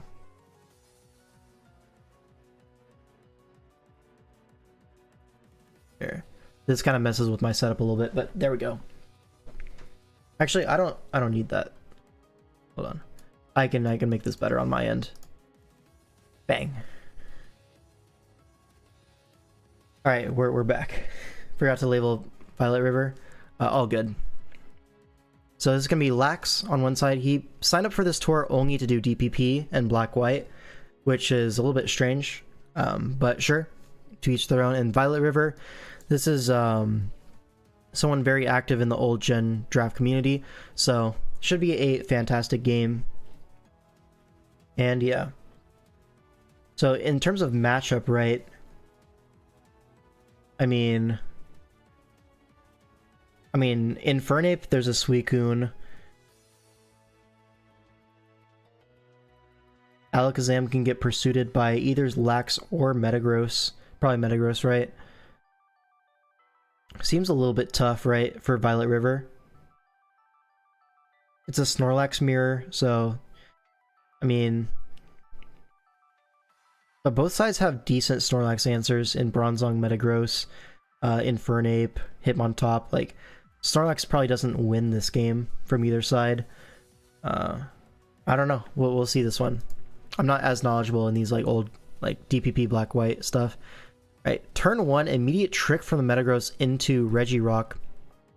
Trying to lock it into rocks or something, but T-Wave instead comes out, which is fine. You get the rocks, but Blastoise able to spin pretty comfortably on this Metagross. Yeah, now Suicune in on Surf, does nothing. And here's the question, is this a Roar Blastoise? Toxic, anything? And it does have Roar. Now Regice gets forced in, but Bronzong able to take on this thing pretty comfortably. Now set rocks potentially, yeah, because if you were rocks Regirock, you probably would have clicked that. Now Snorlax comes in on the Suicune. Sure. Does basically no damage with Surf. Get a curse up. Starting to threaten, especially with a paralyzed Metagross. And in these old gens, Para is 1/4. Well, okay. Okay. Snorlax comes in on Snorlax and freaking dies. So that was awesome. Surely that was not your best Snorlax pivot, right? Hitmontop probably a little bit more reasonable. But sure, goes to it now. Gets the Intimidate. And it's Protect Snorlax. Get a little bit of leftovers before you switch out. Totally fine. Venusaur can come in for free on Hitmontop. There's no triple axle in this gen. We got crit. Yeah. But like, is Lax on Lax really your best option? I don't think so. Faster and Oaking with Boom. I don't... I probably would just want to go Hitmontop there, but sure. You guys like are the ones practicing the matchup and stuff, so sure. Regice comes in on the Surf, takes rocks though. No lefties, so this might be a Custap or something. Maybe Resist Berry. But again, like, Bronzong just able to chew this up, no problem. Is it no Gyro Ball? Might lose 1v1 to this actually with no Gyro Ball. The Regirock gonna come in, force this out, but Hitmontop able to come in, threatens a spin next turn. Oh, that does so much damage, because as Clear Body, you can't intimidate that. Gives a spin off, but now Venusaur is on the field for free, but Crobat. So, most of the mons revealed at this point. Crobat able to stop the Venusaur pretty handily. Metagross in. Double para, love that. Switches for some reason. Would have thought like a Rocks trade is pretty comfortable there. But okay, gets Suicune in for free, Calm Mind's up, but we already saw this Lax beat Suicune in the 1v1. So probably just gonna do that, right? Goes for a Curse. Another Surf. I guess we're just fishing for crits. I guess because it's Protect, it's probably not Rest, right? So maybe you do take this trade as Lax. Looks like you'll lose 1v1. Yeah, it's Rest. Is this Rest Talk? Should be, right? There it is. A Surf gets pulled. Return. Now it's all based on Sleep Talk rolls now. Will we get the 1 in 3 Surf? We do, so the Lax goes down. Can't use Lax against Lax, I guess. But now, this Infernape is looking really scary because the Suicune is in range, the Hitmontop's low, everything else dies to Flare Blitz. So, looking really scary. Crobat forced to roost as Regirock makes an appearance onto the battlefield. Probably just gonna kill something, right? And Regice is sacked off to the Earthquake. This does allow the Suicune to heal though, which is kind of a big deal. Now Venusaur comes in as a response. You can go Metagross or you can go Crobat here. Stays in, which is a crazy play. Burns a Sleep Turn. Probably gonna switch now. Probably expecting the double to Infernape, if I had to guess. But Leech Seed comes out on the Metagross. Doubles to Crobat, trying to reset the Leech Seed. But Bronzong able to come in on Crobat for days and days and days. No problem here. Gets taunted. But Psychic gonna do probably more than you need. Honestly, this is gonna 1v1 Crobat. But instead we're switching to Regirock on the Roost turn, which is probably a little bit better of an offensive line. Goes for Earthquake, expecting a switch to Hitmontop or the Metagross. Might just do it again, but no. Oh, because it's a Scarf, right? Yeah, we got tricked to Scarf, so you need to make like those aggro plays to get anything out of the turn. But now both Sleep Turns have been used up. Goes for a Calm Mind. Like, I don't know about that, because like Power Whip is just going to send this thing to the moon. Okay, baits the Power Whip. Oh, Sleep Powder. Miss. It's kind of big. I don't know if you really 1v1 the Crobat anyways. But it certainly would have helped to hit that. Now, do we see an Earthquake? again, this time, yeah, we do. So confident in the Earthquake play, and this time Lax does switch, so catches that. Now Bronzong gonna be the switch into Crobat. It looks like Lax just doesn't have the tools to win at this point. It's like all in on Suicune, but there's a Power Whip Venusaur, and there's no Scald this gen, so it should be a pretty comfortable win for Violet River at this point. We see Metagross come in on an explosion. Yeah, Regirock just going to simplify the board state there. And yeah, Suicune, but Venusaur is going to come in, go for a Power Whip. Dodges, so if we dodge like a lot more, with pressure we're stalling out these Power Whips. Dodges a Sleep Powder, hold on. Finally goes for the Leech Seed, and that's going to like guarantee the Suicune has to switch, basically. Power up to 39, which is less than I thought it would be. A Sleep Talk there, just trying to predict the Sleep Powder, I guess. But now this time a Sleep Powder comes out, and even if you Sleep Talk, there's nothing that can really help you there.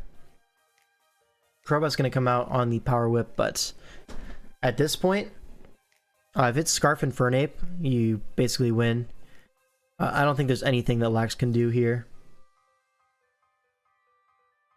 This Venu needs so many glasses. Yeah, probably a pair, right? Prized bag. Yeah, Suicune is going to get sacked off there, trying to play around full paras, which that's all he can really ask for at this point. And Violet River is going to take the game. So that's what now? This is 1-1 in the series. Yeah, 1-1. Now we go to game 3. Let me get some water.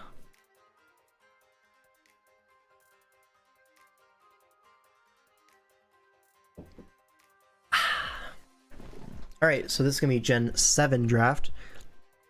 And something that I noticed in these Usum pools is that Coco Cart was available for both pools, which this has not been the case since like probably like 2022, 2021, somewhere around there. Like Kartana has been going super early into round 2, and really not making it all the way back to the wheel, which is almost always Coco. But in this tour, both pools drafted Zeraora first overall instead of Coco, so Coco is a little bit closer to that round 2 option, and crucially the Lando T drafts both passed up on Kartana, which usually they're the ones that get it. But here, we're able to see Coco plus Kartana, which is a amazing duo, and it's something you haven't seen for a very long time. So I'm excited about that for this season. We're going to see some really powerful combinations there. And yeah, hopefully Rai can show that off. And looking at this team, you can see why it's so strong, right?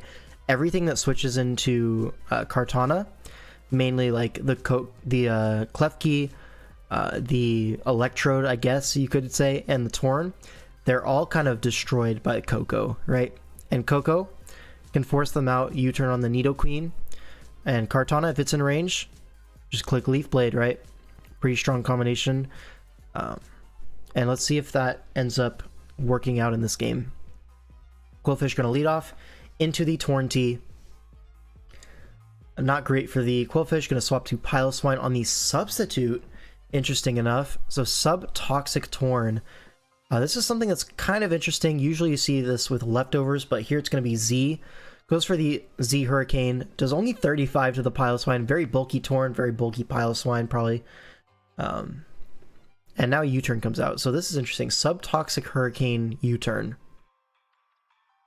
Kind of makes sense. I see the vision. But now Suicune going to come in on the Icicle Crash. Worth noting, Suicune, you don't see a whole lot in Gen 7. It's probably one of its weaker gens. But here we have it. Scald into Extra Sensory. Going to 2-hit KO the Qwilfish. Only limit it to 1 spike, it looks like. But Kartana going to pivot in on the Extra Sensory. Is going to force this out with a threat of Leaf Blade. We're going to go into Klefki. Take Double Hazard. And this Leaf Blade looks to be potentially Choice Banded Cart into a Fizdef Klefki, if I had to guess. And instead of being Defog, we're just going to choose to match the layers. But Qwilfish gets its Heat-Wave off. Another Spike is probably coming. And there we are. So Rai maintains the hazard advantage, but Quillfish is going to go down now to the Suicune.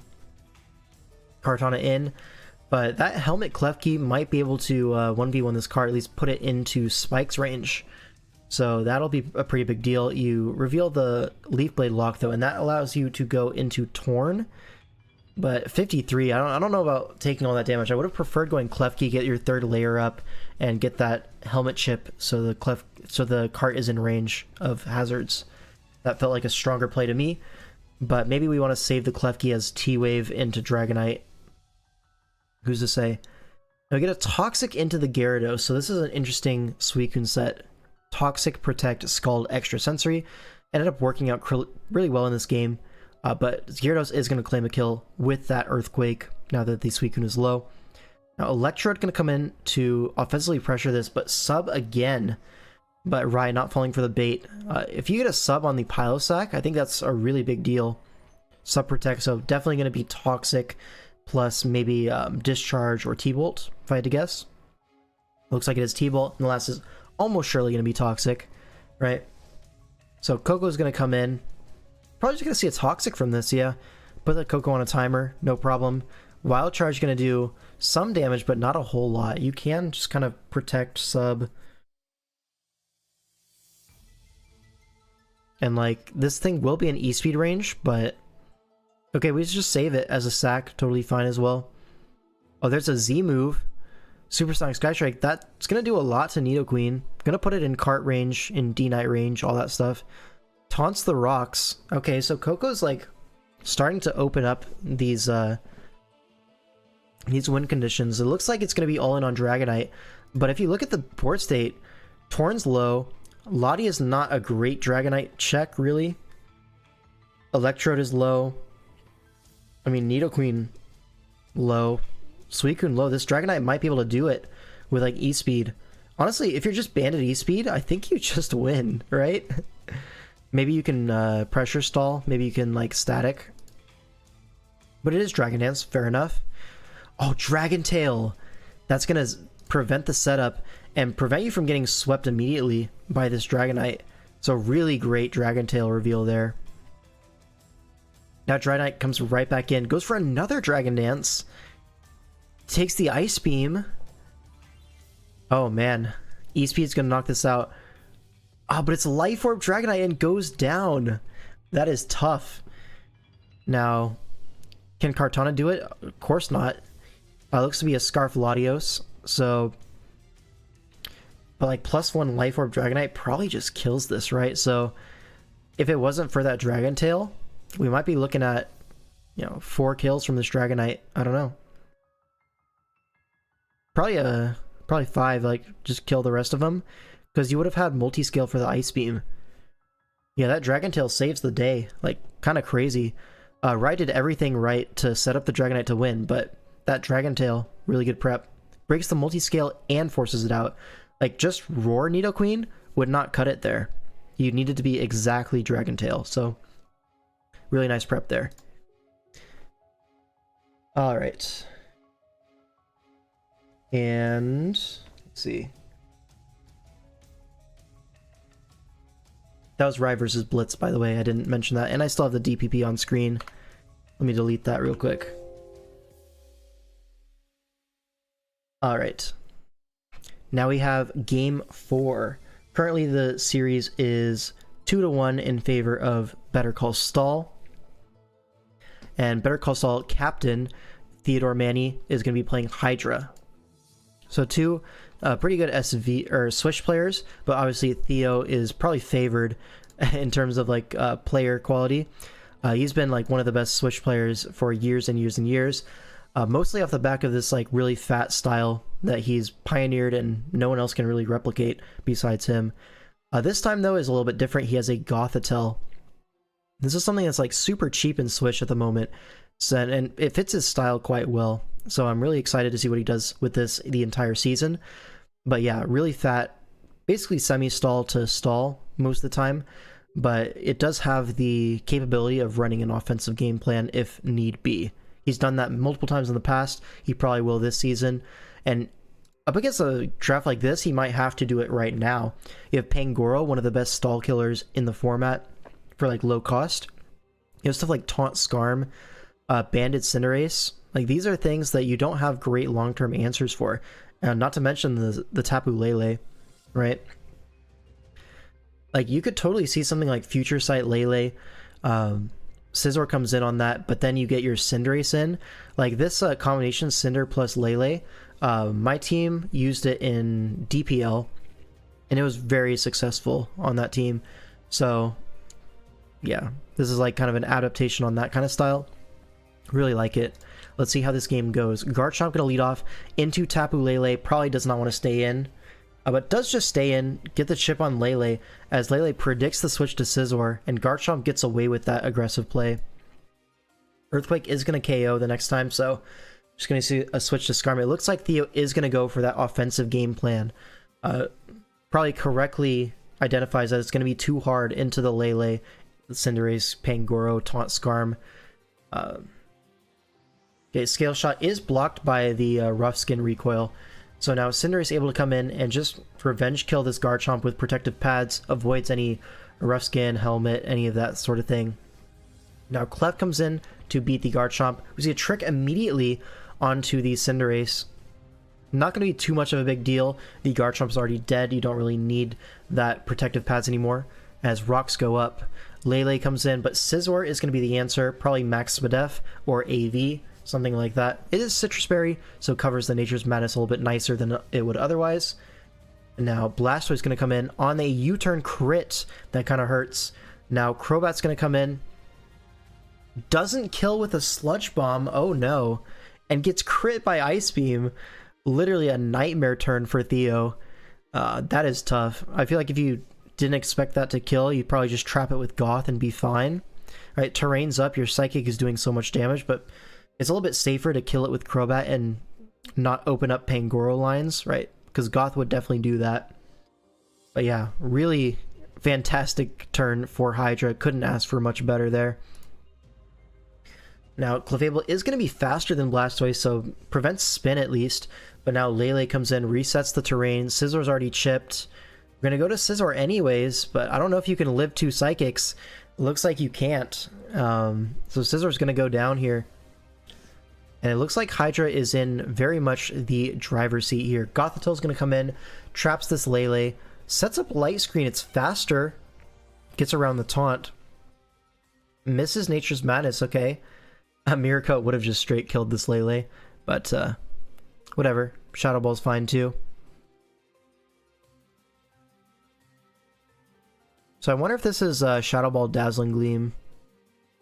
Another Nature's Madness miss. That kind of sucks. Sets of the Reflect. Are we going for like a Slowking endgame? Or is it just like you set up the screen because why not? Either way, Pangoro comes in. Clefable going to be the answer. Takes that knockoff pretty comfortably. Threatens with a Moonblast. Cinderace certainly going to come in here. Take that Moonblast. Only 18%, not a big deal. You're getting closer to that Blaze range where you just kill everything. So now, going to U-turn back to Pangoro. Probably threaten with a Gunk Shot, or just back to Cinderace. That works too. And now we're in Blaze range. Oh, that crit! It doesn't matter. It was 2 killing either way. But so now with Blaze, we're just going to U-turn? Okay. Fair enough. We want to get Pangoro back in. Prevent the, like, Slowking from doing too much. Yeah, sack Cinderace here. Now Garchomp comes in. This should weaken Clefable quite heavily. Goes for a Swords Dance. We revealed this is Magic Guard from the spikes. So this Earthquake's gonna freaking kill? I guess it is fast Clefable, right? It was faster than the Blastoise, so totally fine. If I stay in a Pyro Ball, I can lose to Trick Room Slowking. Yeah, I figure that's why you're U-turning. But also, like, Slowking can kind of get it up versus Garchomp as well, if it was Trick Room. But obviously not after a Swords Dance. That's just going to kill. That's going to be the game. So, well played from Hydra. Obviously lucky on that Crobat turn, but he played well with the opportunities given to him. For sure, yeah. So what's the series at now? Is that tied up 2-2? Looks like it. Yeah, so 2-2 going into game 5. Beso, can I get a beso? Of course. Alright, Soggy Doggy Sage versus Mind Gaming.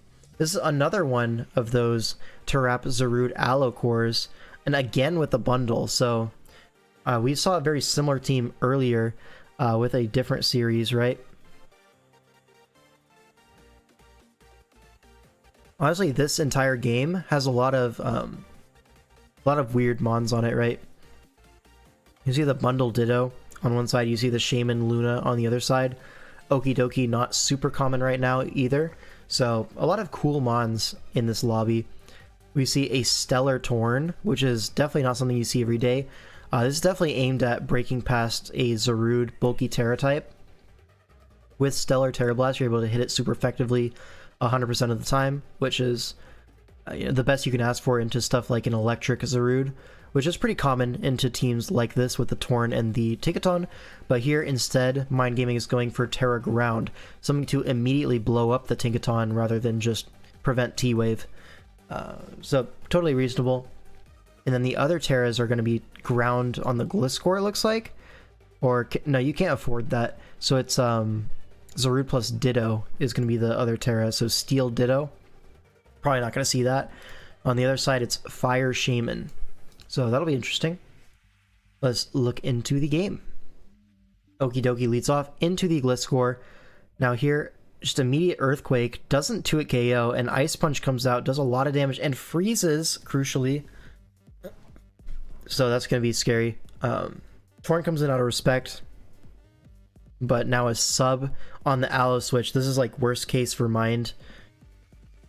Knocks off the AV. It's Life Orb sub Torn. Really scary set here.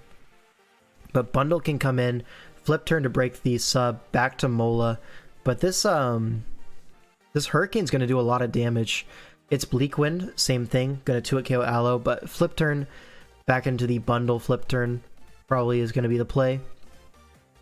Or probably just going to go, I was going to say Allo, but Ditto also works. You get the regen, you can sponge the hit. Wait, that did no damage. Is that AV Ditto? Is that AV Ditto? No way, right? It has to be, right? There's no way it's not. That's kind of crazy if it is.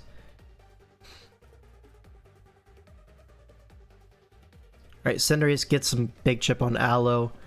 Fair enough. Iron Bundle comes in. You're now in range, so Tinkaton has to come in. AV Ditto some crazy technology.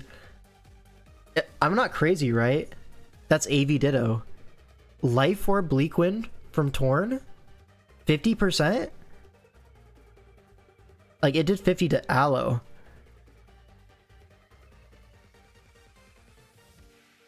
Maybe I'm just wrong. And it's like Scarf, but I don't know.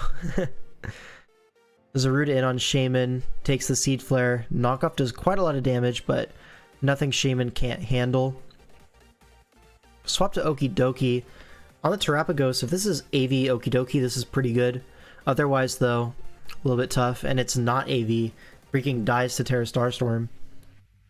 Cinderace in, pretty free U-turn, I would say, but instead just goes for a Super Fang. Totally fine as well. But Allo just going to take this as regen opportunity. Goes for a flip turn as Bundle comes in. And Bundle's probably going to flip turn as well. Yeah. Force the Tinkaton in. No Citrus Berry. Citrus Pickpocket would be able to steal the Bundle's item, but now Zarud gets in position. Just going to go for Terra Ground, Stomping Tantrum, knock it out. Now Shaman in is going to force this out as Ditto comes in. Dodges a Seed Flare as Torn comes in on the Seed Flare, does 33.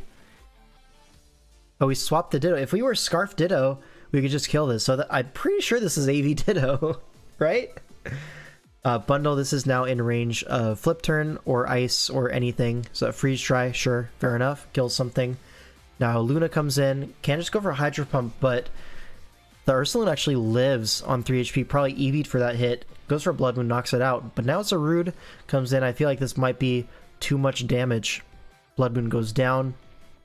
Shaman comes in, but Zaru's not going to die, goes for a knockoff. I think mine was expecting Zaru to be faster into a KO, but oh, a dodge on Seed Flare, that kind of sucks. Shaman's going to go down now. But I think mine still had it in the bag, I'm not going to lie. Another dodge, but yeah, you still have a full HP Terapagos, you have Aloe to sponge some hits. I guess Aloe isn't sponging much, right? It's Shaman and Torn.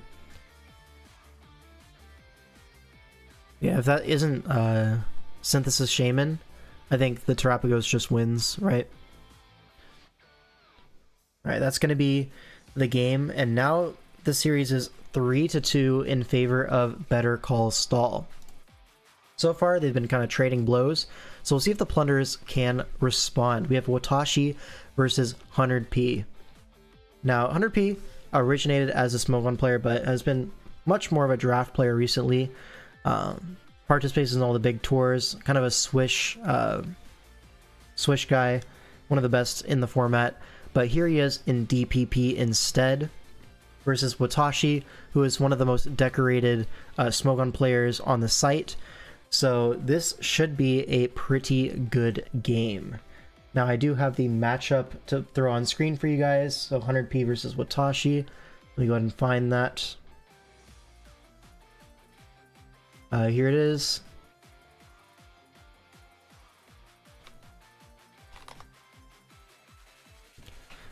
We're doing some technology here. Bang! Alright, so we can see what they have, because there's no team preview. Alright. So this matchup, we have Sand, which is interesting.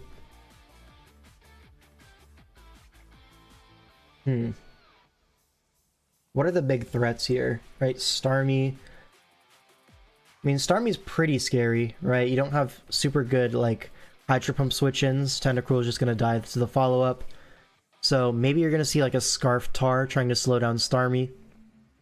There's no AV this gen, so Scarf is about as good as you're going to get.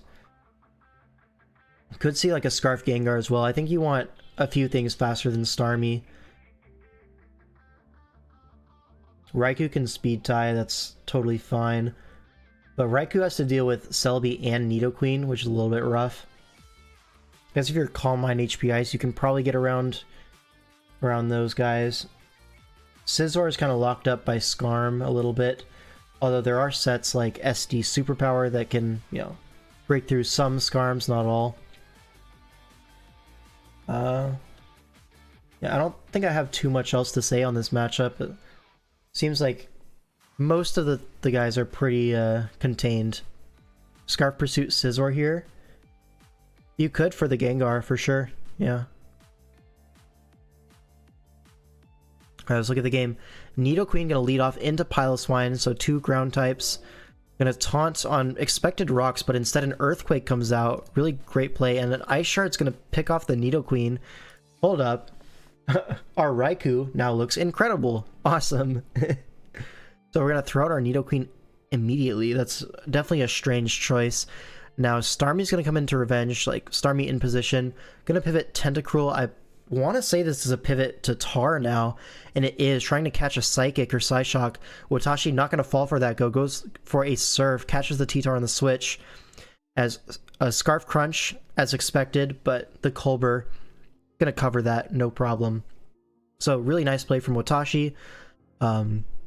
Get some progress made, but the Starmie does have to take a lot of chip to get it done. Now Primeape comes in, definitely Choice Scarf the way he's using it, and CC's gonna do so much to Scizor. This is offensive Scizor for sure. But you have a Skarm, so yeah, U-turn does nothing. Interesting. Now Starmie comes in, but Starmie can't kill this Skarm from full. Gonna pivot to Primeape on expected like T-Bolt or Recover, catches the Recover, and Scarf U-turn knocks out Thanos. Starmie goes down. That's a really big deal for 100p. That guy was really hard to stop. So U-turns to Piloswine. If it's your lead, you're probably okay having it versus most things, and Blaziken's gonna come out. But Endure Piloswine, trying to catch like a CC or something, and with Custap Berry probably, but sub is like fantastic here. Gets around the endure, and now you can just close combat for free. Tentacruel has to come in on overheat. I guess there's no thick fat this gen, so yeah, overheat was a fair play. But I feel like okay, overheat earthquake. Another overheat does 82 to Scarm.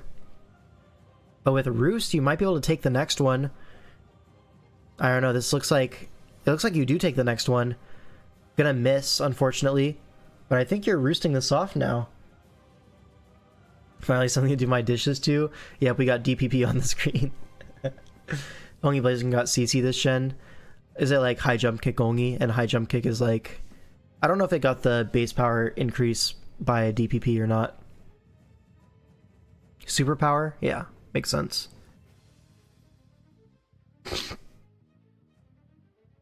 Earthquakes into Shuka, Tentacruel, and freaking dies. That was a nice call, the Scarm switching out on expected overheat, but now Primeape's in. Gonna claim one with CC. What's in the back for Watashi? Blaziken, Regirock, and what? Probably Altaria, right? You need something to cover this Primeape. And there is the Altaria, the Fighting Resist.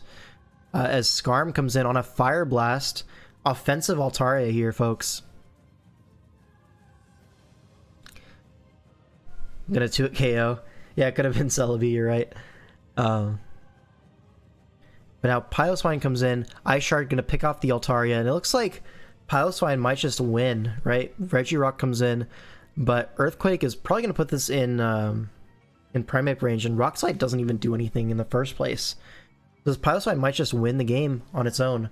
Yeah, Rock Slide, again, does nothing. And Watashi's just going to forfeit. I mean, the game was done. You have Scarf Primeape, you have Ice Shard on Blaziken, Sands up. Game was over. So, really well played from 100p, but that Starmie read on the T-Tar definitely kept things interesting, right? And now it looks like Better Call Stall has clinched a tie at least, so the Plunderers need to win out just to get a draw for the week. Wonder if it was Gengar or Ku last. That's actually a good question. Let's see. I feel like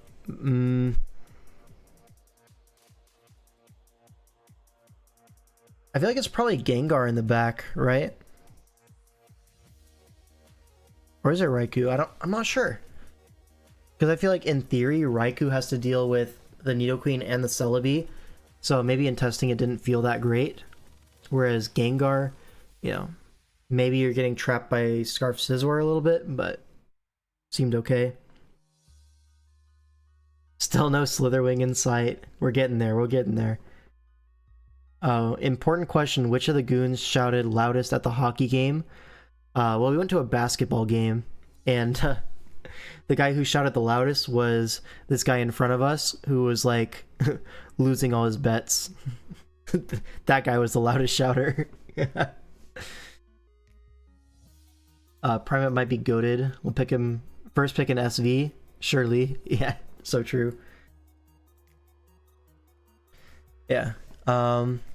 Anyways, I think it's probably Gengar in the back. But anyways, now Game 7. This is a must-win for Olivia and the Plunderers. Otherwise, they will lose this week. Is that the guy we found the Twitter account for and he has his son introduced to gambling? That's the guy. Yeah, that guy is a real piece of work, huh? Is that an Aerodactyl? This is Natex. Yeah, Mega Arrow. No Mega on the other side, which... let me get the DPP match off the screen. Bang. So the Mega on the other side is Mega Bayonet, which is benched. Makes sense into the Terapagos matchup. Roaring Moon, Alolan Muck. It can't be much worse for it, can it? Teresa, what did you draft for Oras? I don't know. Garbage. By the way, Teresa, new captain for the Phantom Thieves, right? Alright, so this game we have Ryan Ditto versus Olivia. 2 players. I don't think are the strongest, but they'll probably be evenly matched. For the matchup, let's see, what's benched? The Mega Bayonet and Mandibuzz. Interesting, I would expect you to want the Mandibuzz into Roaring Moon.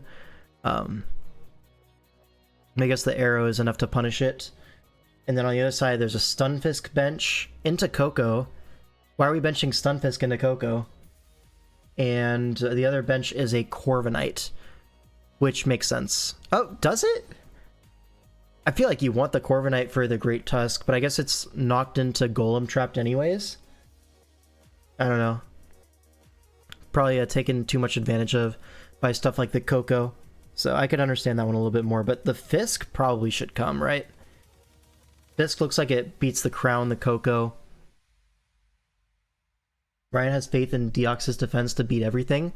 We'll see if that's the case. There's no Terra in Nat decks, so the Terapagos lead into Golem, so it's lead Golem. Probably sturdy Custap in that case. Probably just gonna rock up. Meteor Beam comes out, does 92, but Bulldoze, okay. Gonna break the shell and lower the speed. Do we see like a Galvanize Explosion? No, we see Custap Bulldoze again, which is strange for sure. But okay, the Terapagos shell is broken, and now Great Tusk comes in. This is a pretty free Deoxys defense pivot. But instead, we're going to sack our Terapagos for fun. That guy looked pretty good. But, sure. We sacked the Terapagos. I guess attack booster Tusk, you're risking like Headlong Rush to a KOing Deoxys. But, okay, Deoxys comes in now, forces out the Tusk with the threat of Psychic. Psychic Noise, gonna prevent this Coco from roosting. But, okay, it's Taunt Coco, but Mental Herb Deoxys just to set rocks. That's pretty cool. The rocks being up is a really big deal for Kyurem, and especially the Hearth Flame. So I like that. Now Reflect up for the Coco. We see Taunt, Reflect. We can kind of fill in the rest, right? Reflect, Light Screen, and probably U-Turn.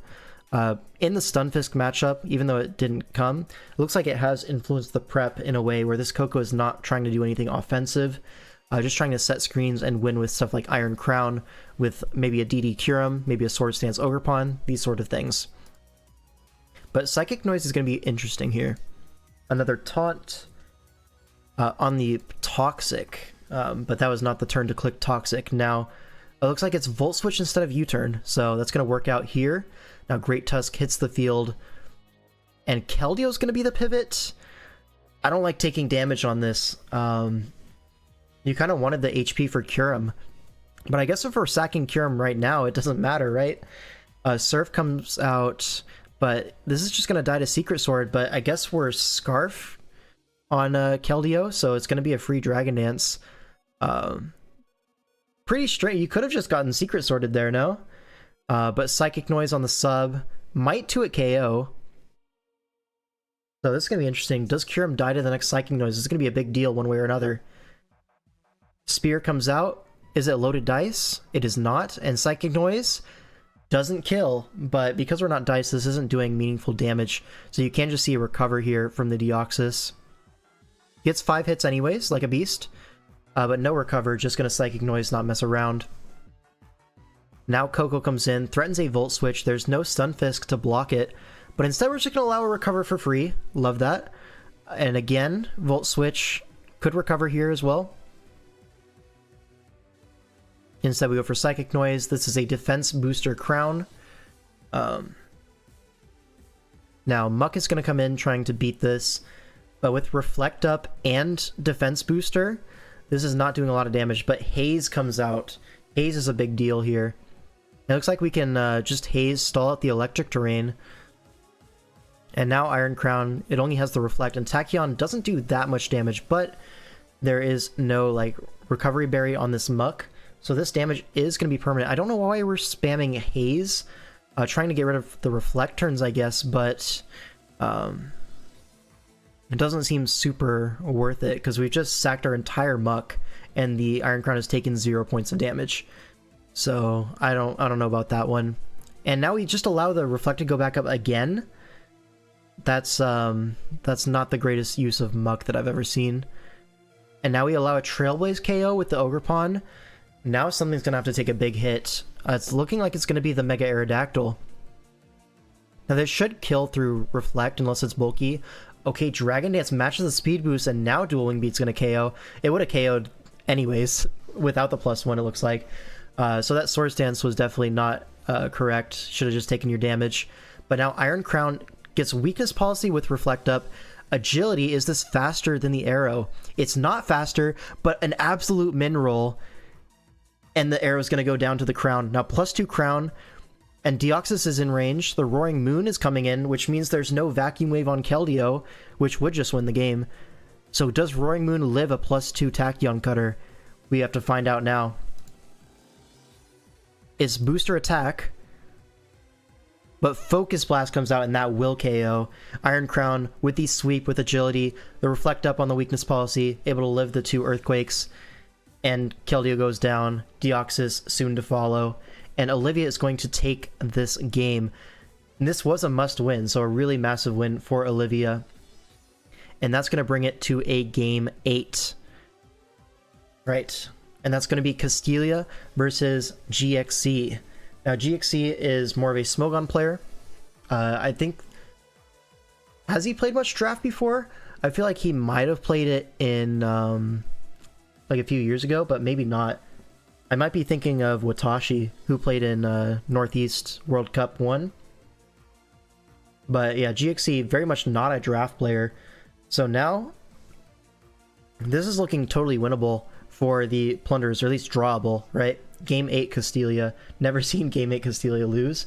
I haven't either, I don't think. Excuse me.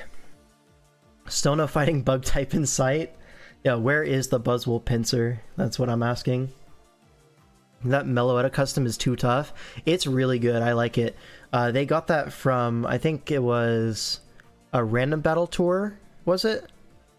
Yeah, because he's on the same team as Glop, and Glop also got that. It's for RBTT this season. But yeah, Castelia, well known for like wacky sets, really hard to play against, if especially for a Smogon player.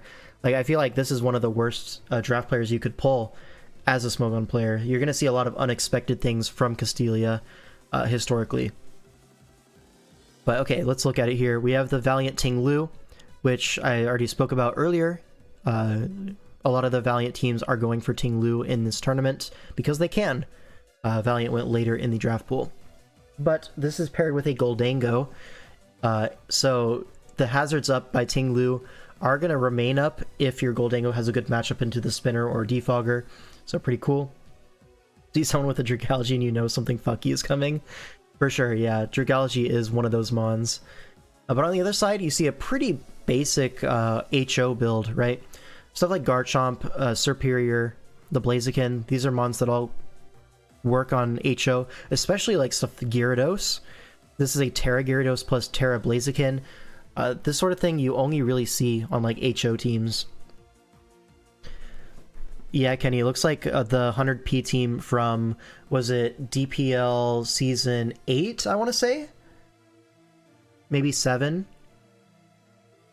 No, it was Season 8, where he had the Blaziken, the Whimsicott, and some other stuff.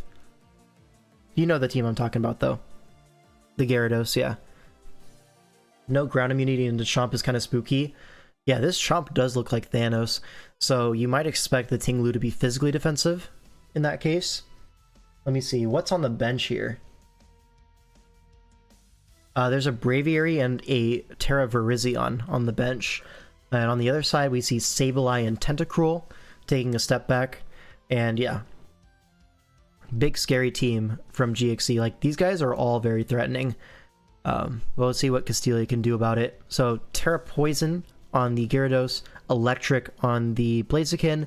Then on the other side, we're going to see Terra Dark Mew and Terra Water Goldango. All right. Oh, that's something as well. There's multiple Terra Goldangos in this tour, and it's something I think has a lot of potential. Right. Turn 1, Mew into Garchomp. So this is probably not the best trade for your Garchomp. Probably want to get out of here. But Earthquake immediately doesn't 2-hit KO, and Ice Beam. Thanos is at 6% and frozen now. Okay, Lumberry, but yeah, this just doesn't feel like a good Garchomp trade. Like, you're trading Chomp for the lead Mew, and now you're in like Vacuum Wave range, or like Cinderace Sucker Punch, or Scarf Cinderace for that matter. And we were talking about like no ground resist, but I mean, Chomp barely got anything done. The lead Mew still got a spike up. That's all it really wanted. Now Ting Lu's gonna come in. Gonna get Chip on this Gyarados. This is looking like a very fast game. Goldango gonna pivot in on a Dragonite's turn, but this is Terra Water, so you can't just go for that. And +1 Waterfall does basically no damage. A free Nasty Plot is kind of crazy.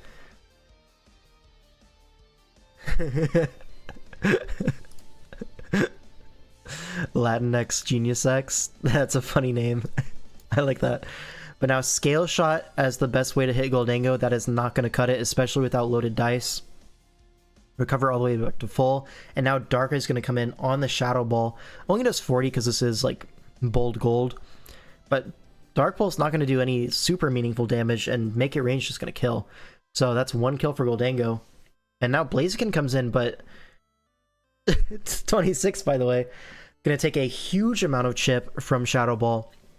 Now here, if you wanted to Terra Thunder Punch, it would KO, but 90GXC decides to try to save the Terra for the Gyarados, potentially. Not going to cut it. And now Serp has to come in and take a +1 Shadow Ball. I mean, this is going to force out the gold at least. And Metagross going to double it on the Dragalge. Nice play to get rocks up, but Dragalge is going to stay in, reclaim momentum with that flip turn. Back into Goldango. And now the problem has to be solved once again. Serp comes in, but if this is a Shadow Ball, you're kind of boned. Like, how do you revenge kill this gold? I think Serp was the way to revenge kill it. Now you have to Terra Electric and Thunder Punch, which would have killed earlier, but now it doesn't.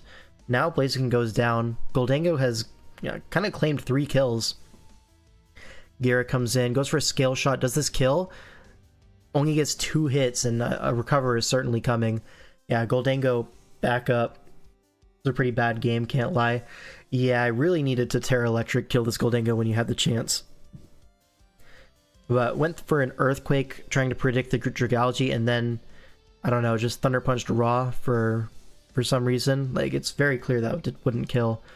But yeah, Castelia clutches it out for their team, and the Plunderers and Better Call Stall end up at a draw for week 1, 4-4.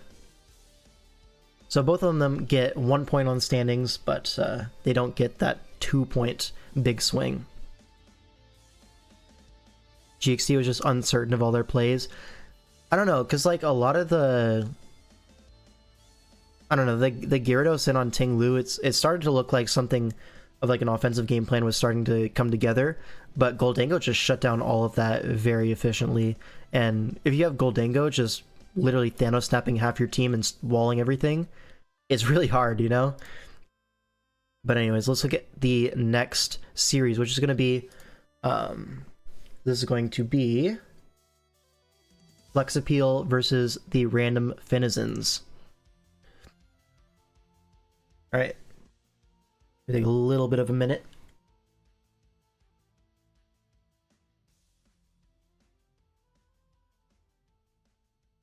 We could be covering Antheart versus Zazo. Now that game was crazy. I saw that one.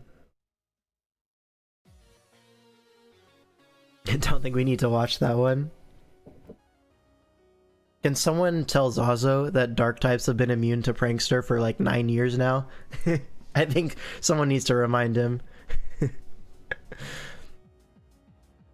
Alright, let's see.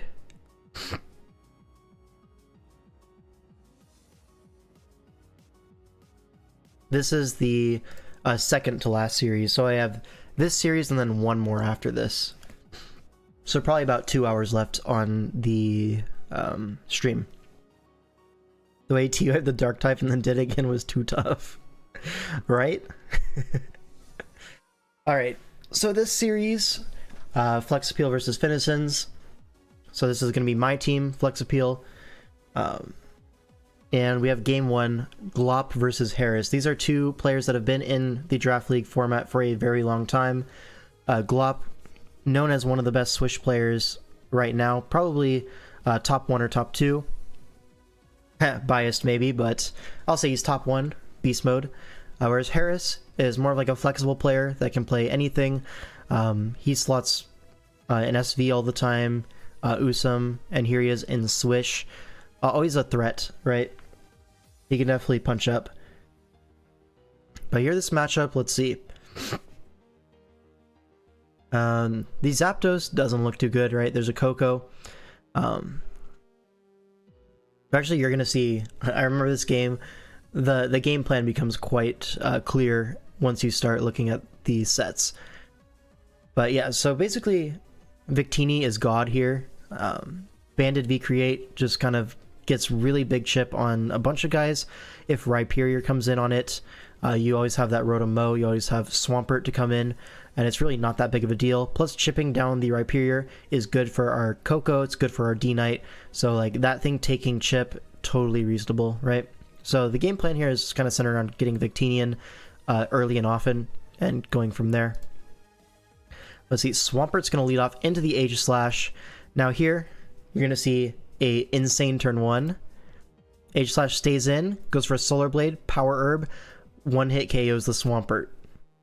Now, that was kind of nuts. But what that instantly reveals about the Zapdos is that it's offensive Zapdos. Like, you don't make that play. Like, this set, like, sure, like, learning Swampert is cool, but there needs to be some kind of reward, right? And that reward is now offensive Zapdos becomes Thanos, right? Dead, yeah. Exactly, Cinerath. This guy gets it. But yeah, our Swampert goes down immediately, which, like, all of a sudden, stuff like the Zapdos is a big threat. Dragalge is a big threat now. Now, Glop has to play around those things in a different way. So, Rotom-Mow going to come in, Dragalge in on that, but a Volt Switch comes out, gets momentum into this Victini. Now here, Protect Dragalge is going to scout what this Victini wants to do, and it looks like it's a U-turn, unfortunately. So Dragalge can just stay in and fire off a Draco Meteor, T-Spikes, whatever it wants to do. Flip turn instead, going to bring in the Zapdos. Goes for a Specs T-Bolt, by the way, and paralyzes our Cobalion, but rocks do go up. So Rotom can pivot in, force this out now, as Dragalge once again comes in on a Volt Switch, but now it takes rocks as well. So Dragonite's going to come in, force this out with the threat of Earthquake, or Dragon Claw, or anything of that sort. But Rhyperior is going to come in on the Earthquake, and Rotom-Mow going to be the pivot in on the Rocks turn. But now Dragalge once again is going to come in on another Volt Switch. So Glop making the plays he needs to get this Dragalge low, and then again Dragonite's going to come in. Now you can protect his Dragalge, get that Black Sludge recovery. A little bit dangerous in the face of like a Dragon Dance, but either way you have Weavile to come in. But a crit Earthquake is really big here. It's going to put this Weavile in E-Speed range. So now it's a little bit dubious on if this Weavile can even force Multiscale to be broken, much less kill it. But Glop makes a switch to Cobalion on Fake Out, which is like the only way that you can break Multiscale, and Glop plays around it perfectly. Although I don't know if he was expecting Fake Out, or if he just wasn't sure about clicking E-Speed into potentially Static Zap. Didn't want to make that play, or into Rhyperior coming in. I'm not sure. Either way, Cobalion comes in, and now the Weavile's forced out by this, and you get full parried. Unlucky. Now Aegislash goes for a Shadow Claw and doesn't kill the Cobalion. And this chip on Aegislash is going to be nice, but more importantly, we save a sack. Because there's a lot of dangerous guys here. Having that extra sack fodder is going to be a really big deal. Now Rotom-Mow comes in, but a King Shield is going to pop. And now this Aegislash can kind of trade HP with this Rotom. The Volt Switch isn't doing that much, and Cobalion is going to get sacked. But yeah, keeping it for that, basically, you know, got 50% off on this Aegislash for fun.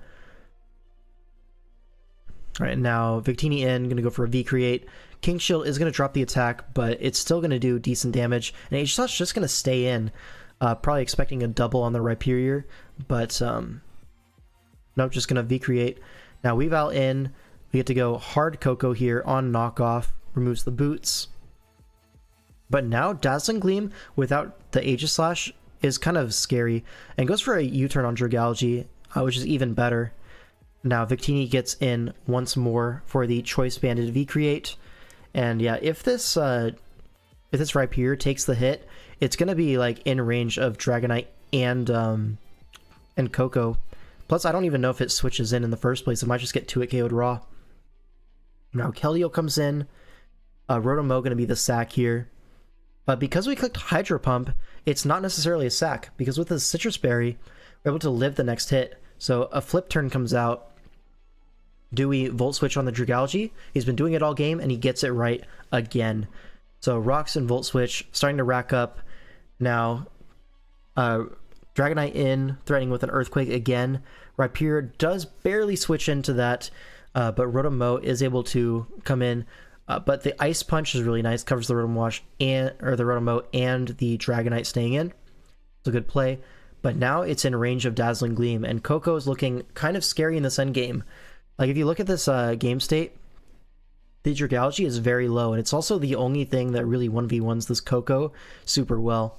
We know the Zapdos is specs from the damage from Cobalion, and the Keldeo, it revealed Hydro Pump Flip Turn, so crucially, it is not Scarf. His avatar is so good, yeah, especially with a Victini on the team, it just fits. So this Dragalge needs to stay healthy enough to take a Dazzling Gleam, but here with this U-turn into, I believe, a Victini sack, Dragalge takes a lot of damage, and now we have Dragonite in, and we can just Earthquake the Dragalge. You can't really risk Dragon Dance, so this Dragalge most likely has Dragon Tail in the last slot and probably clicked it. So good Earthquake from Glop, and now Keldeo comes in. But the problem is Keldeo doesn't 2-hit KO Dragonite with Icy Wind, I don't think. So the Dragonite can just kind of 2-hit KO this Keldeo, and then you have Zapdos last versus Coco, and so we'll have to see how that one goes. But Icy Wind comes out and crits the Dragonite, doing 53%, as Outrage comes out and crucially puts this thing in Salic range. So now this Keldeo knocks out the Dragonite, which is locked into Outrage, and now Coco comes in, and at this point it's very free to just click Icy Wind and finish it off with a Zapdos Thunderbolt, a 95% win path, right? But instead, Harris goes for the Hydro Pump, misses the Coco, dies to Dazzling Gleam, and then goes Zapdos, takes Rocks, its specs, Thunderbolt, 2-hit KOs, and Heat Wave misses. So a little bit of divine intervention, but Glop does go away with the win. Now, probably should have just Icy Winded, right? Surely. But yeah, Glop comes out on top. Really well played early game from Harris. Like, getting that Solar Blade was a really big deal. Opened up that spec Zapdos to be such a threat. But at the end of the day, just couldn't connect his moves. Unfortunate. Buzzwole Pinsir intervention for sure. Mascoto, Scarabrute. Yep, 100%. Alright, so game 2. We have Thanos himself, Fat Luigi, up against Thinking Sceptile. Now, Sceptile has been on a bit of a run in individual tournaments. I know they won the Usum Cup, right? And then they made the top 16 of the draft circuit. I don't remember if they won their round 1 game or not. I think they did, but I could be wrong on that. Slitherwing sighted. Yes, finally a Slitherwing. But yeah, so this should be a good game. Two good players. We see a Fairy Hydrapple, and on the other side it's a Steel Raging Bolt and a Ghost Slitherwing. I believe this is also a Terra Corner Pawn, but I'm not 100% sure.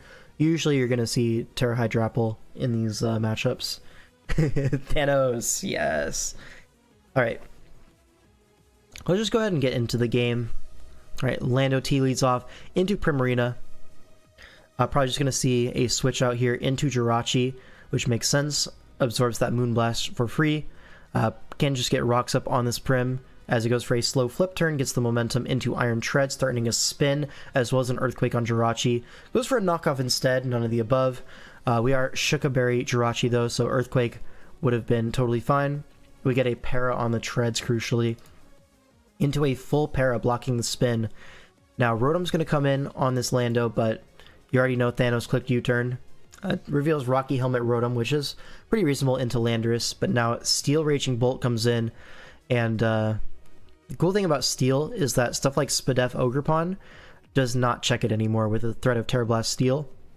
We've seen like Max Spadef Cornerpon able to check Raging Bolts somewhat well in the past, but that's not going to be the case here. So Iron Tread's going to have to come in instead, take that Draco Meteor. It reveals to be AV Treads, but that's fine. Can't just go right to the Landorus. Ice Spinner there would be kind of crazy, so the spin does kind of come out here. Rocky Helmet, Chip. Rotom's going to come in on the Rocks, so we're actually double Rocks here. Trying to keep them up versus Treads, pretty nice. And Cyclizar takes the burn. But now Cyclizar is kind of poised offensively to force this out, go for a U-turn on Primarina, reveals Life Orb as Raging Bolt comes in, gets Leftovers recovery, and now Iron Treads can come in one more time, but that's about it. Goes for a Terra Blast. You can honestly stay in as the Raging Bolt if you want to. The Landorus is like obvious enough that an Earthquake is probably not coming, but Endeavor instead. So no spin is actually quite interesting. Weakens the Lando, so that's nice for the Roaring Moon and for the Corner Pond, but maybe would have preferred to spin there. I don't know. You probably just get Rocks right back up anyways. Yeah, Ivy Cudgel gonna knock out Orlando, but Slitherwing comes in, threatens the first impression. And you know this is Draft League, we're clicking U-turn. But Overquill comes in on the Rotom. Pretty confident that we're faster, given that it's like max defense helmet, so a Crunch gonna come out. Crits the Ogerpon, which is unlucky. For sure. If that lived, it would have been a big hit on this Quillfish, I think. Or you could just go sack Jirachi, but nothing sounds too good. Maybe you go Raging Bolt. Would also be a pretty fine play into Ivy Cudgel. We're just ignoring the thing's nickname. Tactidog. Oh yeah, I remember. These are some good nicknames, right? Charles the Cyclizar, obviously. Glogs the Slitherwing. Raging Beso. The good stuff. But now there's no chip on this Overquill, which means you can kind of just stay in on this Roaring Moon. This is Scale Shot loaded dice, so if it didn't knock us off, we would get 5 or 4 hits and just kill this from full, pretty much. But if they do knock up, we get a second round, so goes down. And now what? Like, what comes in on this? This is Terra Fairy Hydrapla. You can't escape the Gunk Shot. Gonna do so much damage. Gets the poison. Fickle Beam does get the high damage, but speak of damage, it has been done. Raging Bolt comes in and there's like no answer anymore. Primarina can't beat Steel Raging Bolt. You can even Volt Switch, not even bother taking the like Torrent Hydro Pump or Surf. Sack the Jirachi, and yeah, Cyclizar can win. The Raging Bolt can win. Either one, it doesn't matter. Hydro Cannon if real. Many are saying this. And that's gonna be the game from Fact Luigi. Really well done. Got a little bit lucky in there, but like, let's be real, he was winning that anyways.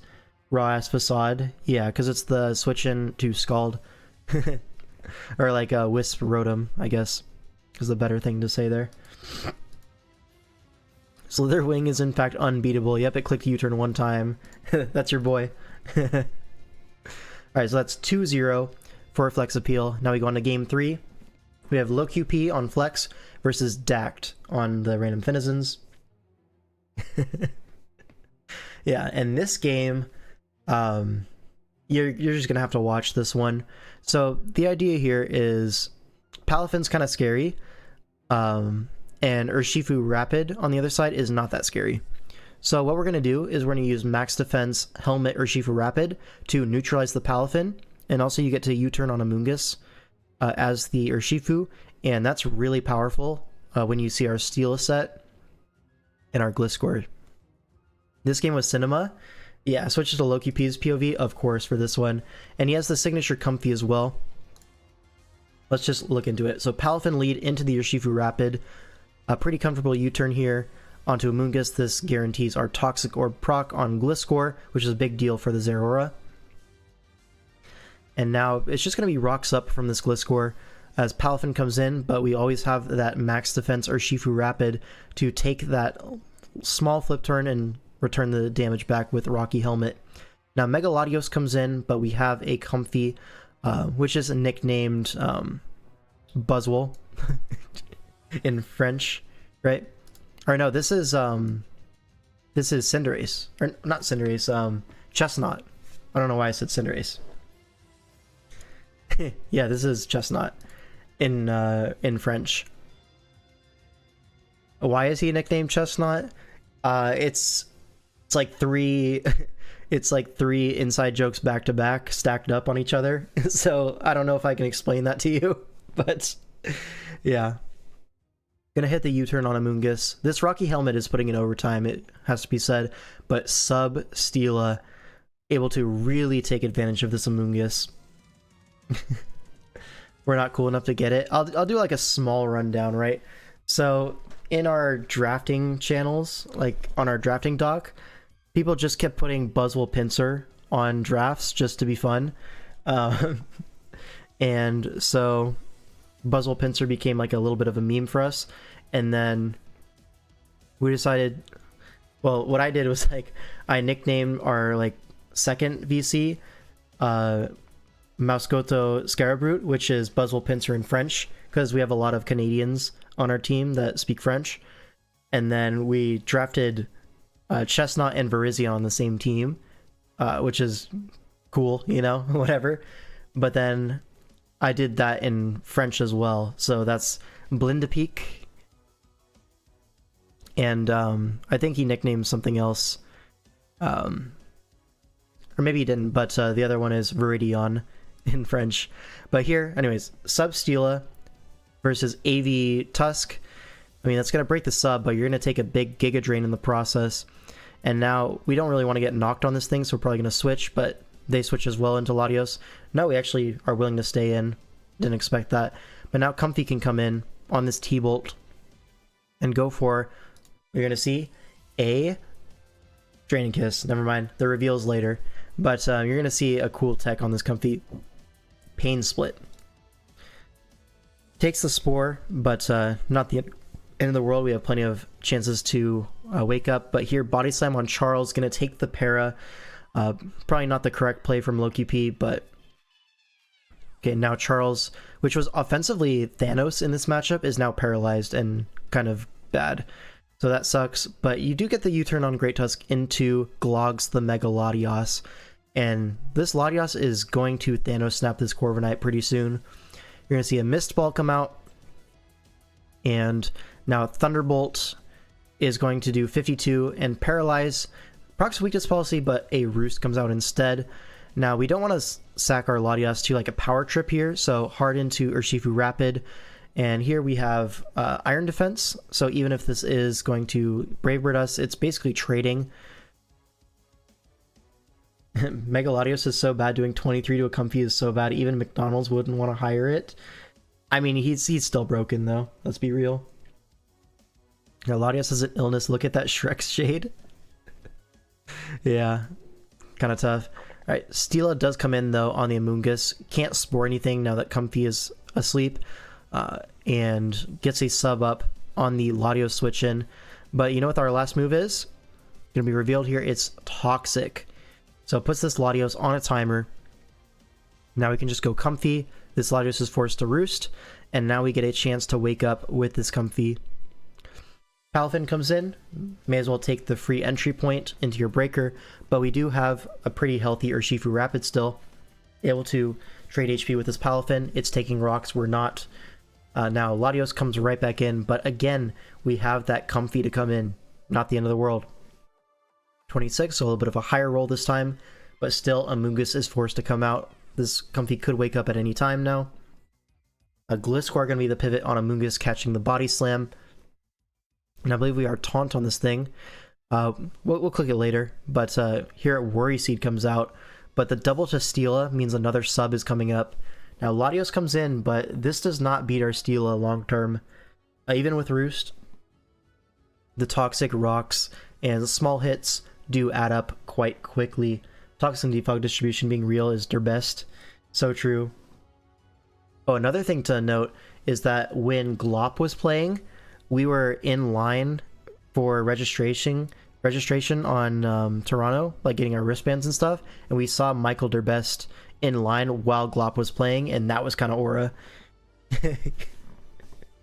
But yeah, anyways, we're kind of waffling around. This game is like really easy as low QP side right now. Here, Body Slam does not get the para, fortunately for low QP, and now a free sub is coming. Great Tusk comes in. It can spin if it wants to. We're just gonna get rocks right back up though. Spin comes out, and it's gonna go down to Giga Drain if I remember correctly. Yeah, it goes down. So Stila stays with the sub up, and we rock on Zeraora, we rock on Corviknight, and we rock on the Amoonguss. So really, totally fine. Yeah, the Urshifu does get Iron Defense. It's like, I don't know, everything gets Iron Defense. But Giga Drain gonna mean this Latios is forced to roost, and we can just get that free switch into Comfy. But he actually doesn't roost, which is honestly fine. Because now, when Urshifu comes in, Moose comes in, we can just go Charles, like, it's free. There's regen, but unfortunate full para. We do have overheat, so would have done a lot of damage, but now just go Gliscor, get the rocks up, no problem here. You could even taunt if you wanted to. Taunt would have just killed the Latios, by the way, but either way, Comfy comes in. This is totally fine. You don't even need to risk anything as low QP in this endgame. Amoonguss is going to come in on U-turn. You can afford to take the helmet at this point. Now Stila comes in to get another sub up. And yeah, did refresh Latios not 6-0 this? You mean Latios or Latios? Because Dact has Latios and we have Latios.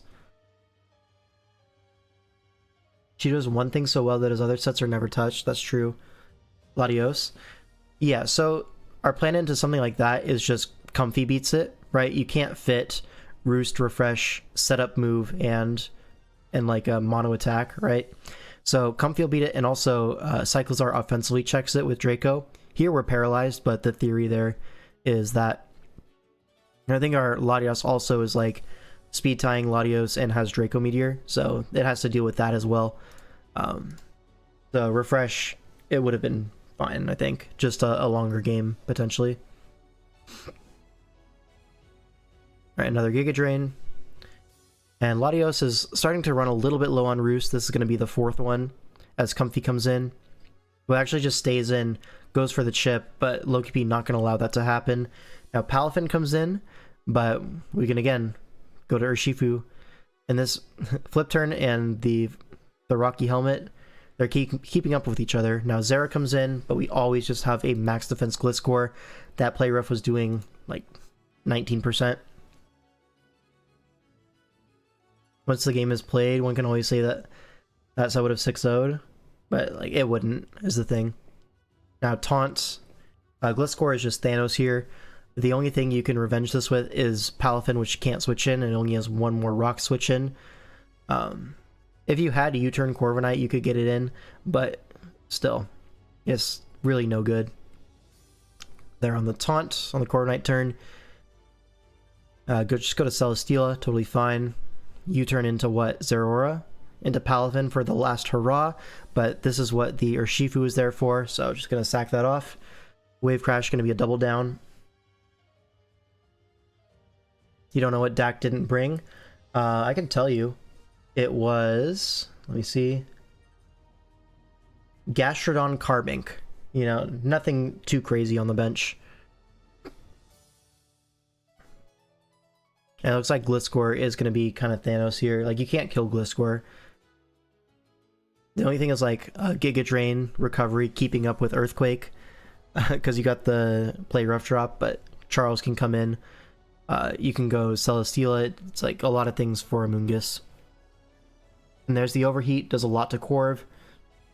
If we just attack again, it could be fine, but there's no reason to risk Para. Just go Celesteela. And you could sub if you want to, or you could just Flame. Either one is fine. He elects to go for Flame, and that's going to be the game, pretty much. Look up Acro, rest 4th. Rest Chesto Palafin. Maybe, yeah, but the problem with that is that Charles just revenges that quite easily. Like, we're very offensive, and you still have to get through the Shifu, right? And we're just U-turning every time. We have Encore on the Comfy, totally fine. Now Zera comes in, Blitzcore comes in, it's just over. Bang. Yeah, 19. Ridiculous. Here the Fling Toxic Orb gets revealed. This is for Taunt Zeraora, just covers everything. Raise a family in the time it took to get to 70 turns. Yeah, it do be like that sometimes, but now we are up 3-0 going into game 4, which is going to be black-white. We have Fiend versus Seraphs. Now, I don't actually know too much about either of these players. I have seen Fiend do some Draft League stuff before, but mainly a Smogon guy. I think he's the RU team leader. Whereas Seraphs, like, they both have custom avatars, so they have to be good, right? W Customs. What a game. Yeah, this is interesting. Current Slitherwing sighted. Bean has an aura as custom avatar, so true. Okay, let's look at the game. Black-white. Empoleon leads off into Lantern. Lantern is kind of designed to check this thing. Go for a Thunder Wave, sure. Now Knockoff's gonna get rid of the leftovers, but Volt Switch gonna do a lot of damage, and we can always just go Vileplume on this thing, totally fine.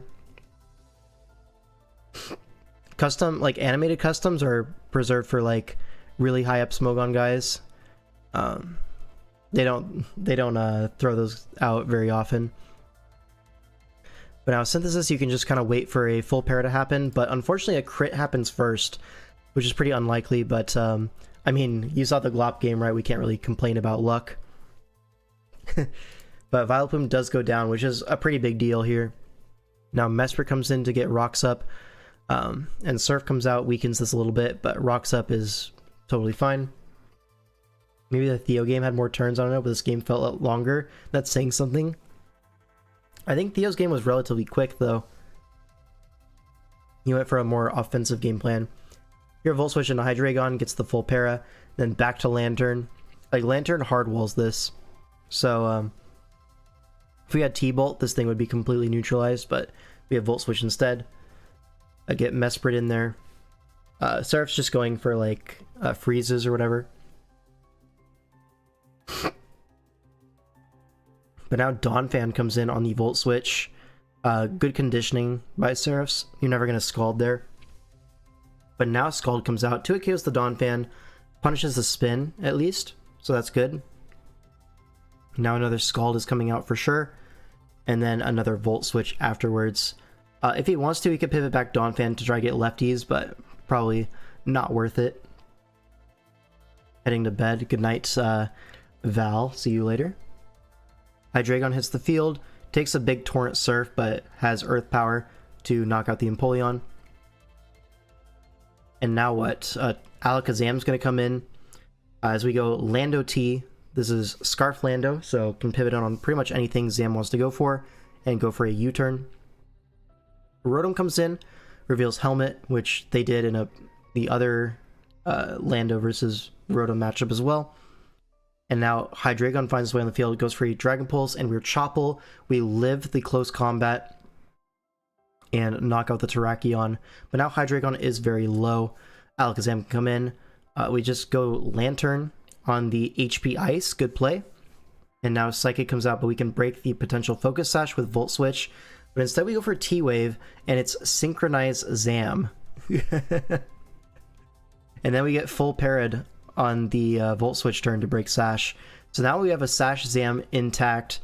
Mancho going to go for a U-turn, but counter is basically a KO here, so we're going to sack Mesprit, but the full pair is returned in kind, allowing us to get Rocks Up, but Mesprit does go down in response. Now Mienshao, free U-turn here, and now what's coming in?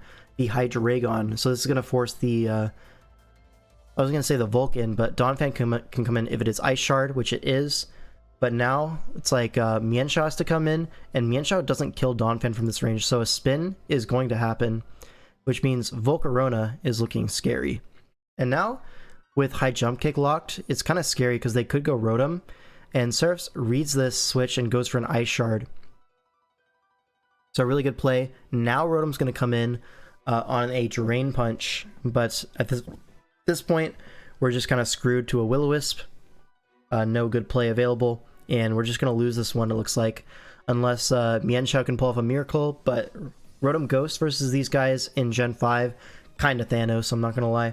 There's no like real coverage options that they get. Stone Edge is the best option. It does 35, you know what I mean? And that's going to be the game. Donphan Ice Shard, and then Rotom can just Hex, no problem. Or just kills with a crit. Probably would have killed with Burn anyways. The main old gens are crazy. I played like only a couple of games in the Black-White Draft and felt like I missed having AV and Fairies while prepping for every game. I don't know if I agree with that necessarily. It's like a more simple prep process for me, where it's like the tools are less, but that goes both ways, right? So your offense is generally stronger in these old gens, especially with the boosted up base power on moves.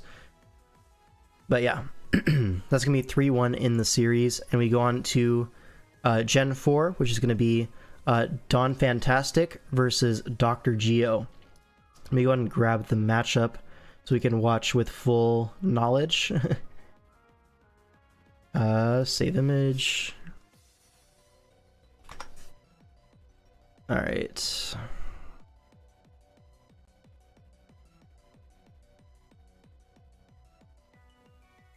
Bang. Alright. So let's see. Alright. Let me turn on a light. It's getting dark out here.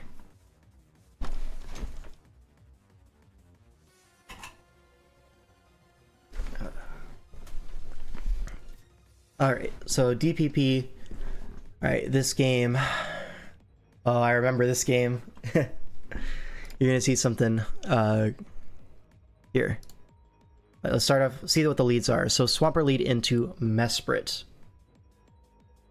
Now, so Swampert lead, what does that tell us? Not much. You just kind of prioritize rocks into the Zapdos Weavile matchup, which is totally fair. You can kind of try to spin block the Blastoise with your Gengar, and rocks go a long way versus that draft. So it makes sense that we're prioritizing that, but Mesprit can also just trade rocks, so not the end of the world. Rocks up versus Dragonite is, you know, just as good. Looks like we're just going to trade blows with our defensive rock guys. And it looks like Swampert's going to live, but not by much. So it's pretty much a trade there of the leads. Shaman comes in, goes for a hidden power, just knock it out without risking a Seed Flare miss. As Gengar comes in, goes for a Sludge Bomb, but we're Kiwia Berry with Psychic, which fails to KO, unfortunately. So the next Sludge Bomb is going to kill our Shaman. What possible pivots do we have? We could go Steelix. That's pretty much it, to be honest. Like, nothing else really wants to come in here. What you could do is just sack Shaman and Pursuit Trap with Weavile, or just attack with Weavile, because this thing's dead to rocks anyways. And they don't really have a spinner. They have Hitmonchan, and that doesn't really count. But instead, Weavile comes in hard, takes rocks, and Sludge Bomb comes out and gets a crit on our Weavile, which is a bit unlucky, I'm not gonna lie. It probably would have lived, maybe after a poison, it could be low enough, but this was so that you can keep the Shaman and guaranteed kill the Gengar. But now, with that crit, you don't have anything faster than the Gengar. So, you're gonna have to go Blastoise, and this Gengar's gonna reveal Destiny Bond and gets the 2-for-1 deal there. 2.5 for 1, if you think about it, because the Shaman took the damage as well. So that's a really big lead for Don Fantastic, and now it's gonna get even bigger with the Yachi Berry Dragonite able to set up on HP Ice Shaman, but Steelix can pivot in on the Dragon Claw into Earthquake combo, knock out this Dragonite. But again, we're taking a lot of chip on everything. Skuntank can come in, knock out the Steelix with Fire Blast, Don't really have good pivots into that. Now Shaman comes in, can go for an Earth Power, weaken this thing, but it is Shuka Berry, so it does live, goes for a Poison Jab, knocks it out. And now it's Zapdos against the World, but the World does have a Jolteon on it, which you're going to see comes out, and it's going to be Specs Jolteon to 69 to Zapdos, and that's going to be the game. So, well played from Donnie P. Unfortunate crit on the Weavile, but also I think going Weavile is probably a mistake anyways. If you really wanted to, you could pivot Steelix there, but maybe you want to keep that for Dragonite. I don't know. Shaman, try not to pop a berry challenge. Yeah, a lot of resist berries. It was Yachi, it was Shuka, but then on the other side it was Kibia, it was I think that's the only one, right? But a lot of resist berries that game. And so now the series is 3-2. Still in Flex Appeal's favor, but it's getting a little bit close. Now we go on to game 5. This is going to be Wagon Fruit versus Nerf. And yeah, this is the Buzzwole Virizion team, but we benched both of them, sadly. But yeah, this is like a really cool Terra Goldango team. You also have Terra Weavile on this, which is pretty important because you can always Terra Ghost out of like the E-Speed Dragonites, which was pretty relevant if it was like Weakness Policy DD. Yeah. Blendipeak Viridium, for sure. Delete the DPP. Yeah, you got... I'm on my way. Hello? I said I want to delete that. Bang. Alright. Let's look at this matchup. We have Terra Fairy on the Annihilate and Terra Electric on the Moth. Now, Electric Moth is much more likely to be the Terra recipient in this game because Annihilate doesn't really beat a lot of these guys like Zapdos. Like Pex is kind of a tough one. You have to be Taunt. If you're Taunt, you're probably not beating Goldango super reliably if it's like a defensive Terra. And there's also a great Tusk that you need to wall as like the original typing plus Air Balloon. We saw that a lot in Mox. And also Electric Moth is just Thanos, so you can, you know, pivot it on Zapdos for free. You resist Make It Rain. You have boosted Discharge versus Pex. It's just generally a fantastic set, right? We'll have more DPP coming, don't worry. But yeah, Electric Moth is Thanos for sure. Alright, let's look at the game. Donphan going to lead off into the Deoxys Speed. This is like double hazard lead. Go for a taunt, prevent their rocks, but knockoff comes out. Gets the Culver Berry, but that's whatever. We go for an Ice Beam, reveals AV Donphan and freezes it. So, beast mode. Now, Meowstrout is going to come in on rocks. Now, here we're no item, and I know we live a U-turn, so we could just go for a Spike here or an Ice Beam. If this is a Scarf Meow, it'll reveal it, and it won't kill us with any move, really. And getting a Spike up here is pretty nice. It's really hard for Donphan to spin when it's frozen, and there's a Goldango on the other side as well to deal with. But instead we go Great Tusk, and Nerf calls this out with a triple axle, which is kind of crazy. But our Tusk takes this huge hit for basically no reason. I really didn't like that play. If you wanted to switch, probably Pex was the play, right? But here we go Pex, and red card out into Annihilate on a balloon. Now, this is going to be a free Zapdos, but Rocks Annihilate is a good call here. With AV Donphan, you need Rocks Annihilate, so that puts even more stock into the idea that Moth is going to be the Terra more often than not. Now Donphan going to come in on Hurricane, gets confused. Just this Donphan having a horrible time right now. Damn. Goes down, but this does give entry point for the Moth to come in, get that booster special attack. Can go for an agility on this Zapdos. Nothing you can really do about it besides Eerie Impulse. Here's the agility. Do we have Eerie Impulse? It's a light screen, so similar idea, but now Great Tusk is going to get sacked off. Poor Fan, yeah, that's what I'm saying. And Fiery Dance does not get a boost, so now Goldango can come in, goes for Terra Ghost, removes that fire weakness, and goes for Shadow Ball, which is going to do 48% with Terra Ghost, get the immediate drop. Morning Sun comes out, another Shadow Ball does 71, and Light Screen goes down. Goes for the discharge for the Parachance. It's the same base power as Fire Dance, but no such luck. Goes down. Now Meowscarada in, but we have Michael the Toxapex to come in for free. It's no item, so this knock is doing nothing, but now it reveals Taunt Meowscarada, which is a big deal because Pex can't recover, it can't Tox on this, and now Zapdos has to come in and lose its boots. Here we pivot back to Pex on the triple axle. Don't want to take that with Zapdos. I think we would die from there, low-key. So now a Taunt comes out. Could just go for a Gunk Shot or something, but instead we Toxic again. But now Gunk Shot comes out, we get the immediate poison.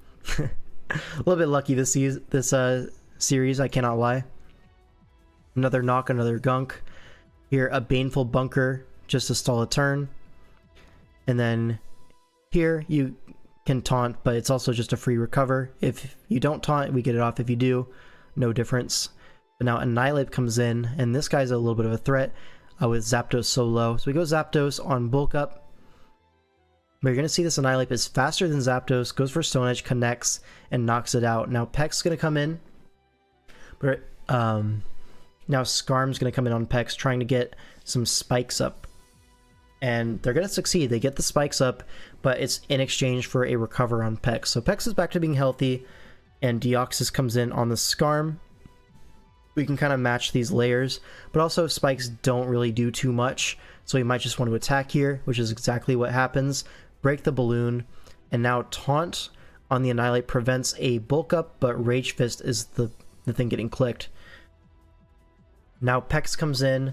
This Annihilate is taunted, so can't really do much to Pex now. Scarm pivots in on the Baneful Bunker, but this Pex has revealed it's completely hardwalled by Scarm. The only attack is Gunk Shot, but Scarm is always free Goldengo, and we can recover on that and get back to a healthy amount. And now Pex back in on the Annihilate.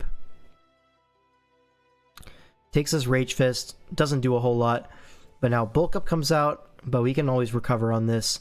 And next turn is going to be a Toxic, so doesn't want to stay in, which is strange. I don't know why we bulked up if we weren't willing to stay in. But yeah, now Goldengo comes in. It's Boots Goldengo, Boots Weavile, so these spikes only really affecting Pex, which is fine. But now Annihilate comes in. Again, just go Pex, totally fine.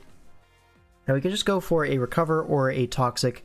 Either one is fine in this position. Goes for a Toxic, pretty reasonable. And now we can just Baneful Bunker, wait for this thing to die to poison, really. Yeah, we're going to lose the Pex here, but its job has been done. Now it's always just a Weavile Revenge. We can go for a knockoff, pretty safe. Goes for an Icicle Crash just for the love of the game. Love that. Dragonite comes in, reveals to be Choice Banded. So, or no, it's Life Orb, sorry. But either way, even a crit wouldn't kill, and Weavile has that game wrapped up. So that's going to be guaranteeing a tie at least.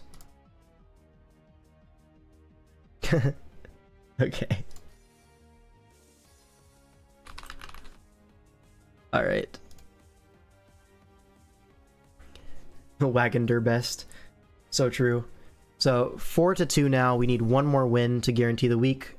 And we have just the guy to do it. Jake versus Sammy C 123, which rhymes, so I'll say his full name. So this matchup is kind of interesting in that Suicune is really annoying for the physical attackers, but it does invite Zapdos in, which is like Thanos, like Giga Thanos. So the whole thing on this matchup is how will they deal with the Zapdos? It's really hard for them. But at the same time, how do we deal with the Suicune, the Dragonite, and especially Spike's Roserade is a big issue for this team. There's 5 grounded and no boots in this gen, so always tough. And yeah, let's get into the game. So Uxie gonna lead off into Cofagrigus, but we just have a nasty plot here. Gonna get to +2 as Roserade goes for the Leech Seed, but Psychic brings it very low, gets the drop. Not really too impactful here.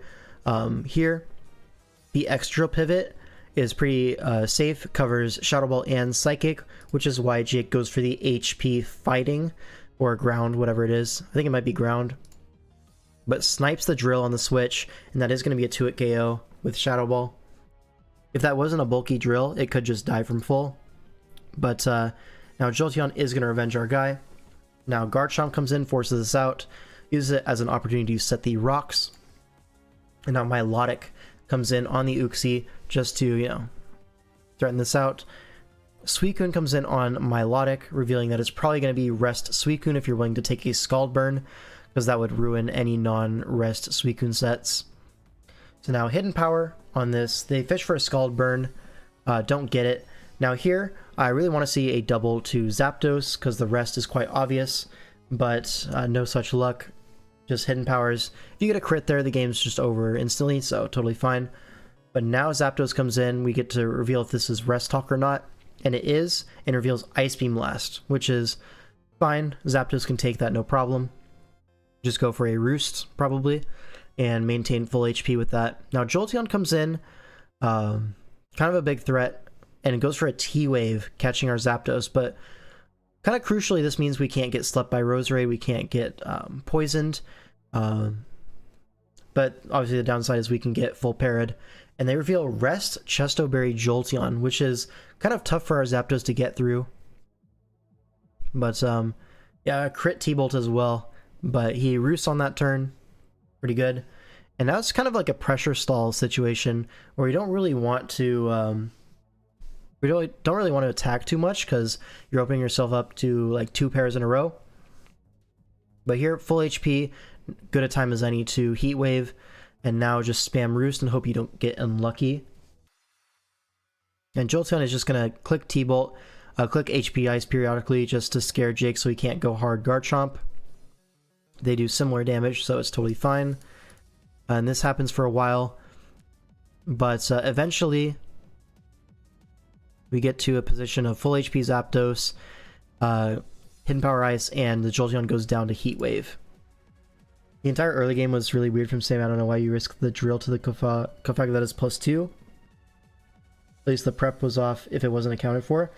Well, it was kind of a good play from Jake, right? The idea is drill pivots in on Shadow Ball or Psychic, which had been revealed at the point. And if you like Hidden Power Fight into Roserade on like a Synthesis, that's like really bad. So I think the drill play was good, but the HP fighting predicting the drill was just an even better play because of that.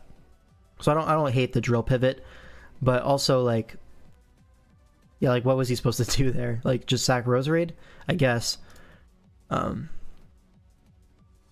now Roserade comes in on the Zapdos, not willing to take that trade, so gonna go hard into Hitmontop, cover like a spike play. You can immediately spin, and now you can spin, get rid of the rocks for good, right? Oh no, it was Rocks Uxie, not Rocks Drill.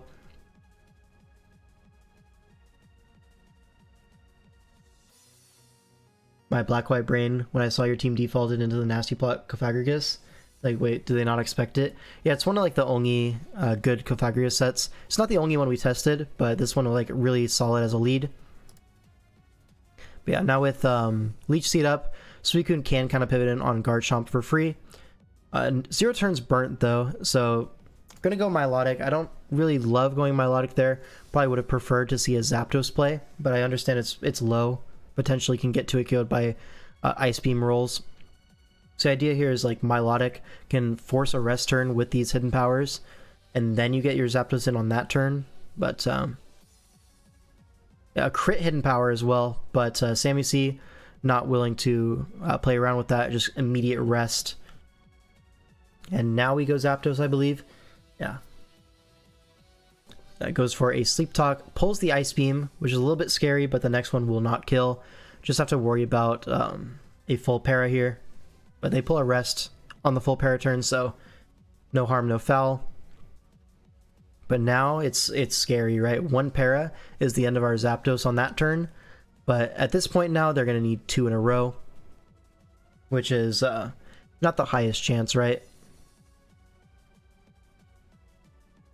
I think it's a 6% chance for a double para, right? Alright, Thunderbolt comes out, brings the Roserade low, but now we can just go Weavile on the Forced Synthesis, and now it's just going to be a Night Slash, which barely doesn't KO the Roserade, so that means we're going to have to take a Sludge Bomb, but no poison, so it's fine. Roserade goes down. This replay single-handedly proves why healing moves need cut PP. It does, kind of, doesn't it? Zapdos comes in on the Suicune, clicking Scald. No problem there. Probably just going to Roost this turn. Get back up to full, but full para 1. Will we see another full para? We will not. So Zapdos stays alive to fight another day. And at this point you have to start looking at like pressure stall, because we only have 3 more Ice Beams into Zapdos. A full para there is big. Do we get another one? No, we don't. And now there's only 2 Ice Beams. So this is like the last chance to full para. You need it this turn. And now Suicune can't really kill the Zapdos. Yeah, Ice Beam brings that to 0 PP. And now we can just attack with Zapdos. There's no risk of like Ice Beam doing a lot. Zap definitely should have been hacked out by now. Probably, yeah. That was the last Roost as well. 16 Roosts. We're back up to full. Now T-Bolt on the switch to Uxie, but Uxie can't really hurt Zapdos. Best you could do is Rock and make sure it can't switch in later and be at full. But yeah, we just get to T-Bolt the Uxie, get a para. But yeah, HP Ice is doing 22. Very much negated by the leftovers. And now it's Dragonite versus the World. But we have HP Ice on this Zapdos, so gonna take the Banded Outrage and get full parried, unfortunately. So another Outrage is gonna knock out the Zap, but now Garchomp can come in, and Outrage is gonna pick up the KO on Dragonite. You can't really go hard Suicune there with 0 turns burnt. But now Outrage comes out. Do we see a Sleep Talk Ice Beam? We see a Sleep Talk Rest. And we see a 3-turn Outrage. So another Outrage comes out. Do we see a Sleep Talk? Sleep Talk comes out, and it is Ice Beam. Now, I believe there are some gens where you can't Sleep Talk a 0 PP move, but Black-White is not one of those gens. Correct me if I'm wrong, but I'm pretty sure that's a mechanic in some gens. But Weavile comes in, and at 28%, Banded Weavile is able to pick up the knockout, and that's going to be the series 5-2. But there is one more game to look at, even if it doesn't matter in the whole series. Rob Jr. versus Nala. Now we'll kind of speed through this one because the series is over by now. And I kind of want to give my voice a break after this stream. Got a whole nother series to go after this. Boy, can't wait for this game. Yeah, so Hariyama lead into the Keldeo, protect to see what it wants to do, Secret Sword. And that does a lot to our Hariyama, but putting this Keldeo on a Toxic Timer is pretty nice. Really brings a little bit of pressure off of our Starmie and Amoonguss.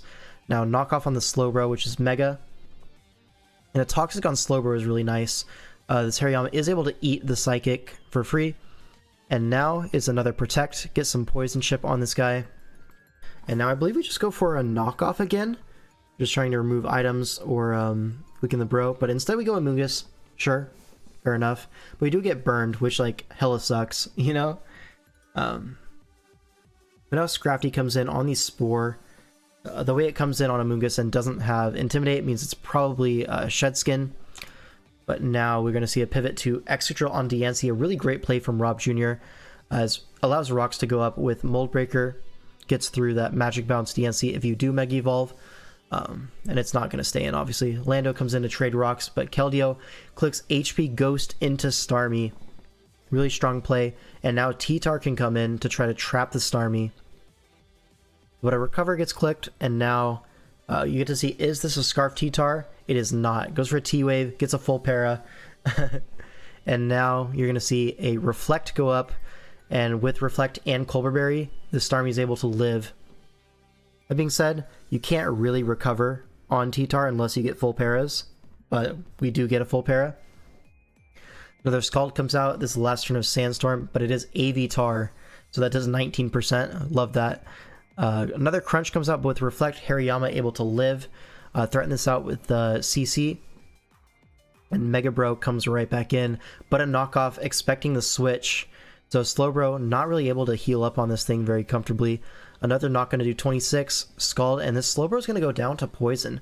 So good trade from Nala there. That opens up our DNC quite a bit. Opens up our Weavile, because Mega Bro does kind of wall Weavile, funny enough.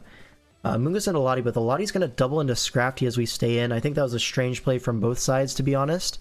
That being said, we don't have great switch-ins to Lottie, so it could have just been a sack and try to get Weavile in position to Pursuit Trap, but Scrafty's going to come in instead, get the Shed Skin off, so Spore is available now again, but sub Scrafty is interesting. Now, if this was like sub Ironhead, this could definitely be scary, but it's just sub Drain Punch, and a crit does 28%, so I don't know how good this Scrafty set is going to be. Probably is Bulk Up, if I had to guess, like sub, Bulk Up, Shed Skin, something like that, but Drill is going to come in, reveals to be a very split F on that Moonblast. Goes for an Ironhead on Landorus, but that reveals to be Fizzed Up Landorus as well. Doubles to Starmie, expecting the Keldeo. This was a really great play. Now you're in position to just click Psychic, so T-Tar is going to come in, trying to cover for that as Recover comes out, but now you can kind of just set Reflect, and again, Pursuit not going to be able to trap the Starmie. You can just go for a Scald, Recover on full paras, and it's like not necessarily a great position for Starmie, but it's not that bad either. Like, there's definitely some luck where you can get out of this alive. Looks like we're not going to go for it, just Scald and accept that the Starmie's dead in exchange for the T-Tar being basically dead as well. Now Diancie comes in. Should be another Moonblast at this point. The Drill can't really come in on Moonblast plus Earth Power anymore, so pretty free there. Now Drill comes in, but Landorus is able to come in once again, take that Ironhead, only 24%, and now can just go for an Earth Power or try to predict the Lottie with Sludge, which is exactly what happens, but Keldeo makes a nice pivot in, and now can just go for a really strong Specs hit, which is going to be Scald into a Moongus, but a Moongus can take that, no problem. And reveals Citrus Berry, which is funny. Scrafty comes in though, can sub on a Moongus here, and Nala loses to Timer. That's a little bit tough, right? If the series wasn't locked up, I would probably be a little bit upset about this one. But looking at it, our Weavile was like really close to just winning the entire thing, depending on the Lottie set. Obviously, I'm not going to reveal the Weavile set necessarily, but it did look like it wins. The Landorus can revenge kill Excadrill, and like it's pretty tough. That being said, it's probably some sequence like sub on a Moongus as you Sludge Bomb or something. Maybe you go hard Diancie, and then it's just Moonblast, break the sub. Moonblast again, something has to die there. Maybe you go like Drill on Moonblast, pivot, Scarf Lottie on Earth Power, like play like God, and then but even then, like, I think you still lose to the Weavile in the end. So yeah, I think Nala had this one, but loses the Timer. Tough. Probably won't happen again, right? Surely not. And now we go on to the last series, which is going to be Trick of Eye versus the Ragey Bolts. It will not. Better not, right? Glogs. Yeah, we have the star of the show, Glogs, making an appearance in DWL. Game 1 against Sablo. Sablo in Usum. Yep. Usually Sablo plays a lot of ORS, but I think he signed up to play not ORS because he's played a lot of that in his career. Probably is a little bit tired of it. I think that's the case anyways. I don't know if that's 100% true. But either way, this is the matchup we have. Another one of those like Gren KB plus Mega that likes Steals Weekend, right? Earlier we saw Diancie in this slot, but here it's a Mega B. And you also have a Superior that likes Steals Weekend. So there's like 3 mons to pressure Steals. Like here, it's Cobalion. And I don't care how good you are, Cobalion will not be able to stop all 3 of these guys combined. So something will have to be checked by something else. But there are options for Glogs, right? The Feeny can help versus the Kyurem Black. You have stuff like the Nidoking for the Beedrill. You have Pidgeot to help versus Serp. So the Cobalion, well, it will not be able to stop all 3. The rest of the team does have the tools that it needs to cover the weaknesses. Then Gren, pretty well covered by Feeny. So like the defensive matchup from Glog's end, he does have ways of beating pretty much all of Sablo's offense, besides maybe Kyurem Black. But Kyurem Black is slower than the majority of this team.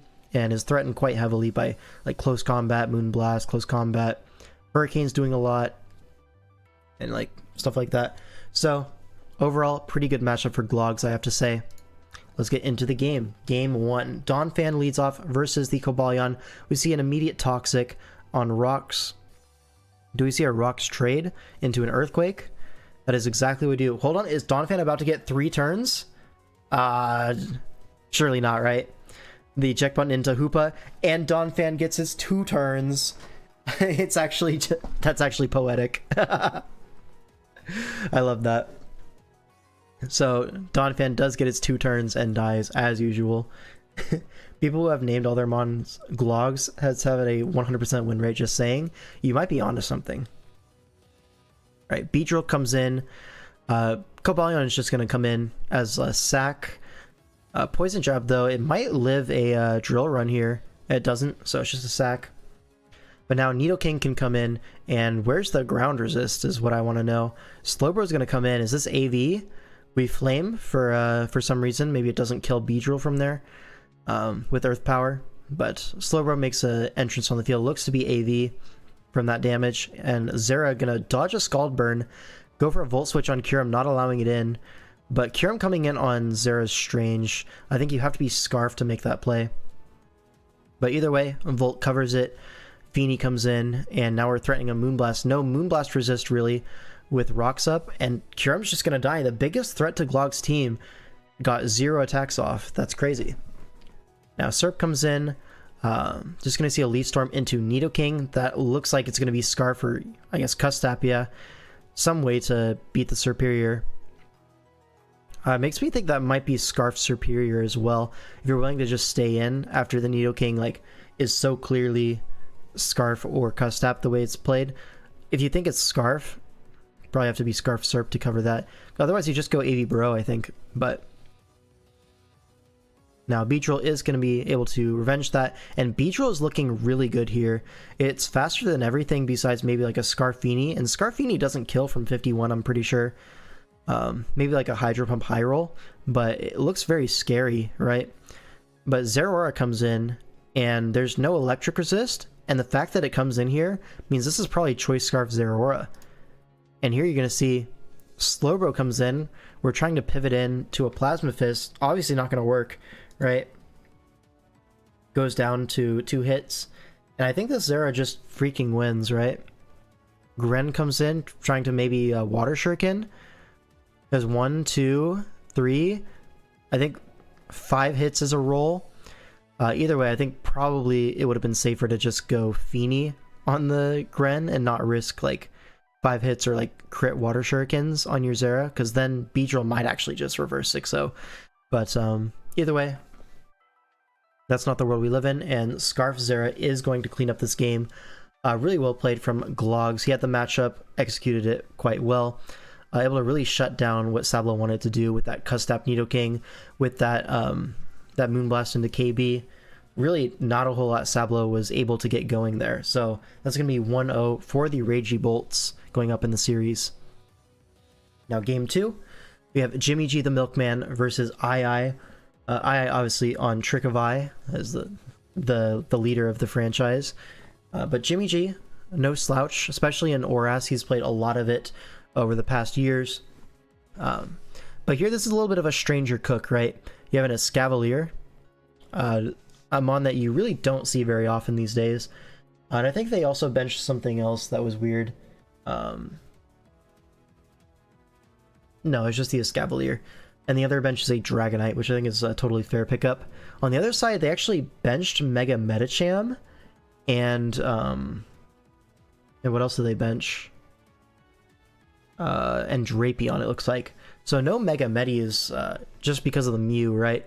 But that will influence prep on this Mew, right? This Mew kind of has to be FizzDef Rocky Helmet if he wants to check that Mega Medi. Okay. So Donphan going to lead off. Fantastic.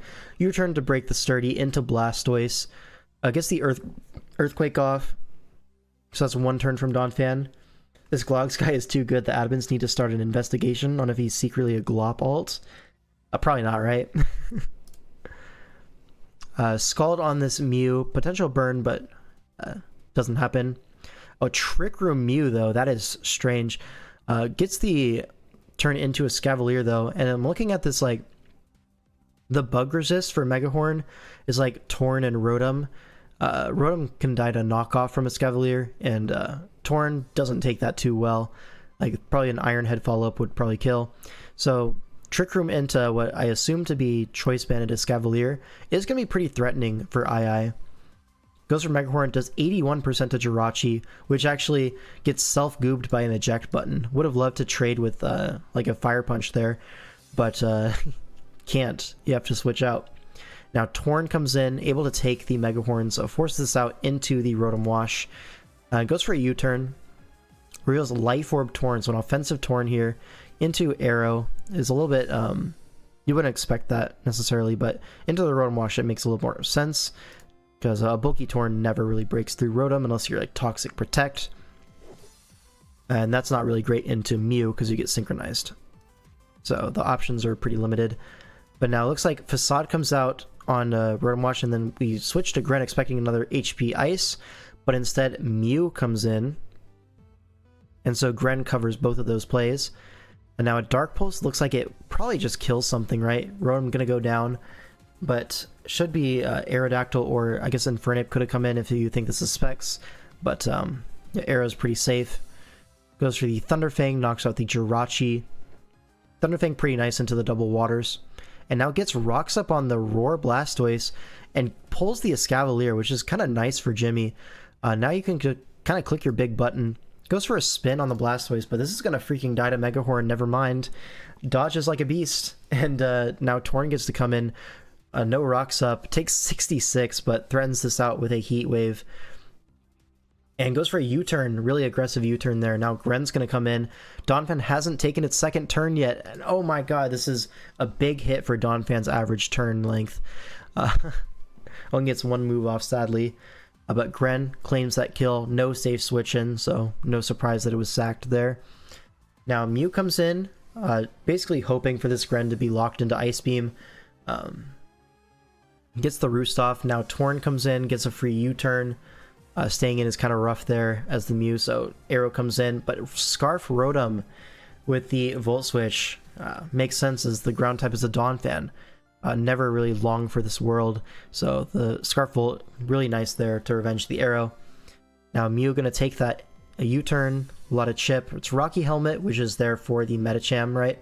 But sets up the Trick Room into a Scavalier. This is like the last hurrah from Jimmy G. He really needs to get multiple kills from this, and I don't think he's able to. You go Torn to like try to lure the Iron Head, back to Blastoise, really well played. Baits that into a Rocky Helmet, and now you just click Scald, right? Mew able to take two, which is kind of funny, but Torn in on the last turn of Trick Room, totally fine. Now you can always just go for a U-turn, although they went for Air Slash instead and flinched. Kind of lucky, but I think this was 100% won by II no matter what. I was thinking more so like a U-turn to Gren kind of play, and then you claim with your Dark Pulse, or get Big Chip on Infernape, and then you sack Blastoise. It's like, you can't really lose from that position, I don't think. And here, he's going to proceed to not lose from that position, just in a more direct way. Torn ends the game, and that's going to bring the series to 1-1. So, all tied up. And now we have Ponytail versus Alex Santari. I know Alex Santari is one of the guys who does the tiering for Black-White. And funny enough, I was actually looking for drafting this guy, and I thought he didn't sign up because I searched the list for like Alex spelled with an X, and I didn't see it. So I was like, oh, he probably just didn't sign up. But he did, and I just didn't realize he spelled it like that. So that's on me. Yeah, and it's just Alex. Yeah, I've seen you go by Alex. So like I searched for Alex, but it's a K on the Smogon thing. Oh well.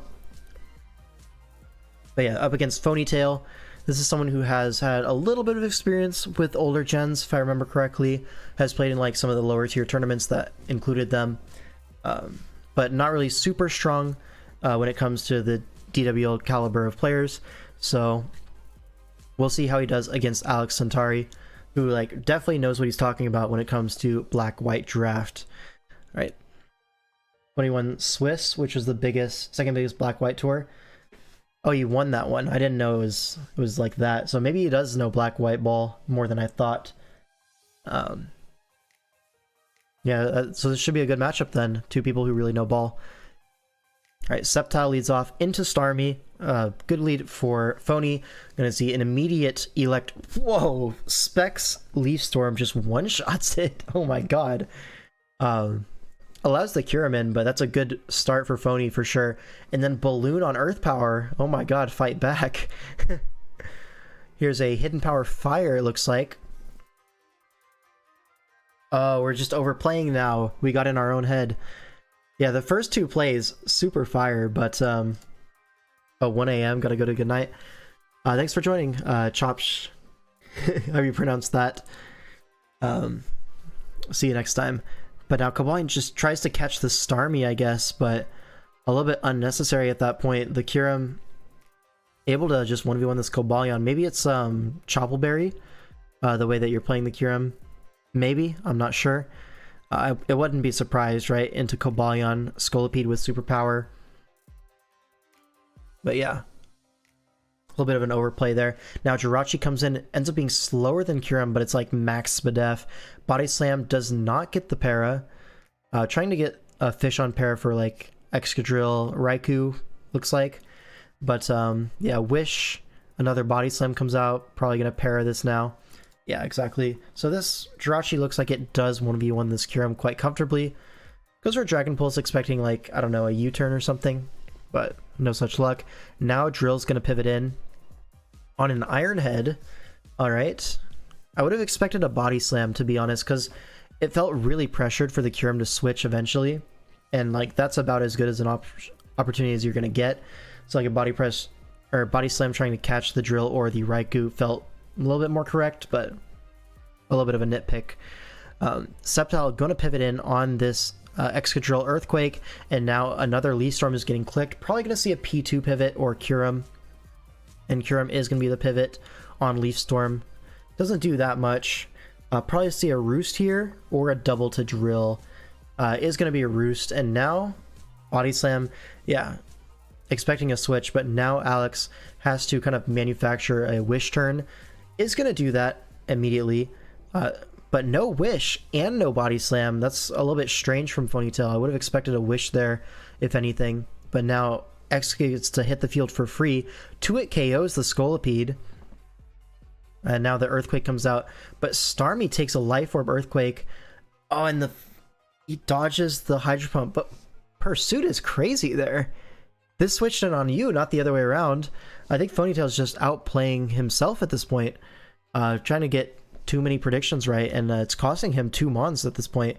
So Sceptile able to go for a Dragon Pulse, safely securing the KO, but now Raikou able to go for a Aura Sphere, and that's going to 2-hit KO Mamoswine. And now what, Jirachi comes in? Turn 20 won you the game pretty much. The Aura Sphere onto the Mamoswine, that felt pretty obvious, right? I don't think going Jirachi is a great play. So like the Aura Sphere feels pretty free, to be honest. It was locked in a Dragon Pulse. But now Excadrill comes in on a Body Slam, doesn't get parried again. And another Iron Head not Intimidate Salamence. So now you just go to P2. If this was Intimidate, it would get traced. So makes sense to be Moxie in this matchup. And now T-Wave on Jirachi is really big there. Now just hard Drill. Do we see a Body Slam? We get a full para instead. And now this Drill is going to force out the Jirachi. You could see an Iron Head here, but Earthquake just playing it safe. As Sceptile is now in Overgrow range. So a Leaf Storm is going to do big damage. 57 to Kyurem. If he hits the next one, it could KO. But you could also make the double to P2, which it looks like Ponytail was trying to cover for. But it didn't happen. Full para, a little bit unlucky, but Drill enters the field again. Now Salamence comes in on the Earthquake, but you always have a P2, or you could just stay in with the Drill. You revealed this isn't banded, I guess, from the damage on P2, so you know you live. And now it's just a pretty simple sack Kyurem, go P2, This might not be over. Oh, Raikou comes in. This is Scarf then? Has to be Scarf. Yeah, and we're going to respect Scarf by going Jirachi. Now Drill hits the field. Going to be a free Earthquake for a KO. So if it's Scarf Raikou, the Aura Sphere play is a little bit harder to make, so well played on that one. That Liz Earthquake is kind of crazy, but yeah. Game's over at this point. Really great start from Ponytail, but a little bit lost in the sauce towards the mid game, and wasn't able to close it out. And I guess we have to see if it's Scarf Raikou here, and it is. Yeah, makes sense. So well played from both sides, honestly. Early game, Ponytail really got his ass, but then Alex just over the course of a longer game, a few more like high quality decisions stacked up, and was able to claw it back. Really nice game of Black White. And now we have Gen 4 Chipboard versus Clean, which is going to be Nick, I believe. Alright, let me find that in my Cinevrath DMs. Chipboard versus... Okay. Get the image on the screen.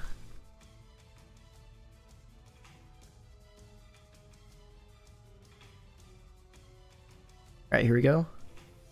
Was my first Team Tour game ever. Glad to give content. Yeah, you played well. Good stuff. Hello, ID Cup. How's it going?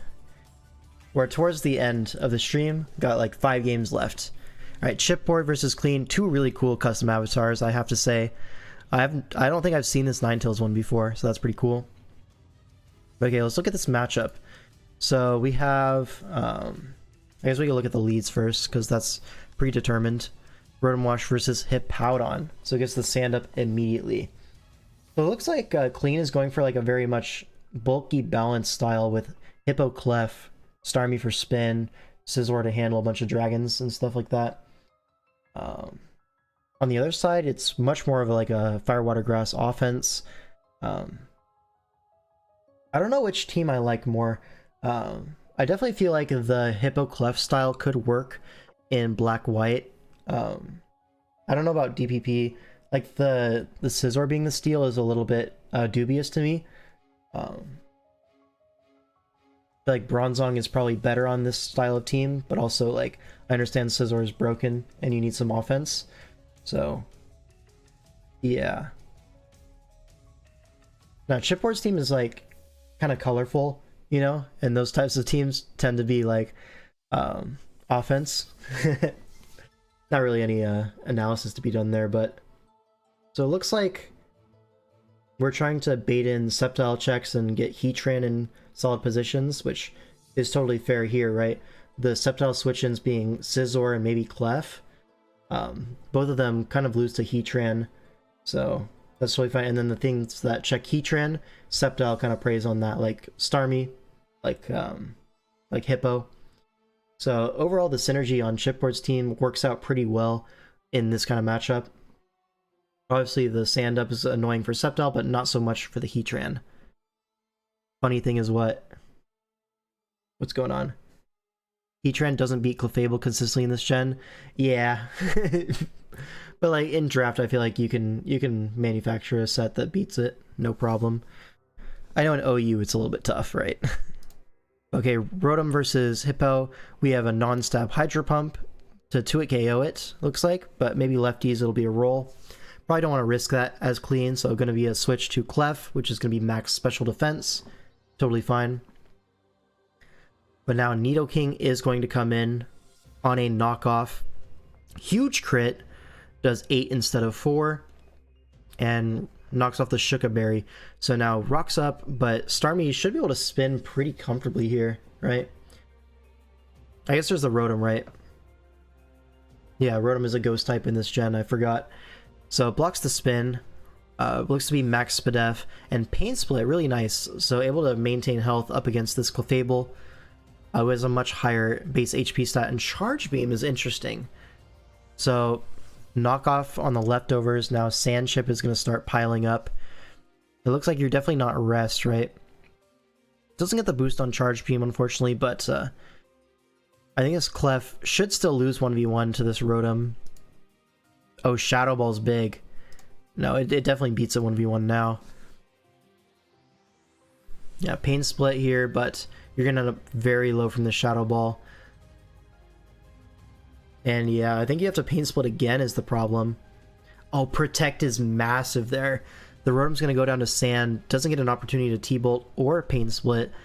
Really huge from the Clef. Like, I was talking to Owen, and he said when he was playing DPP in whatever tournament he was doing, he had Clef and it felt like Thanos.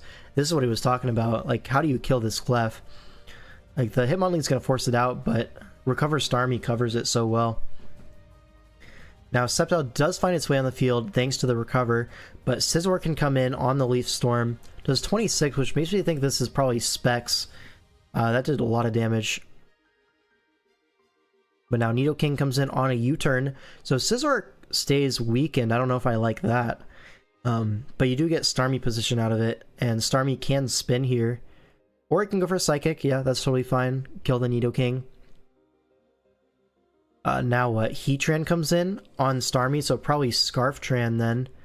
I don't know what you're clicking here, but Arrow comes in, has the Spadef boost from Sand, and is Leftovers, so if this is Roost, should be able to take on this Heatran.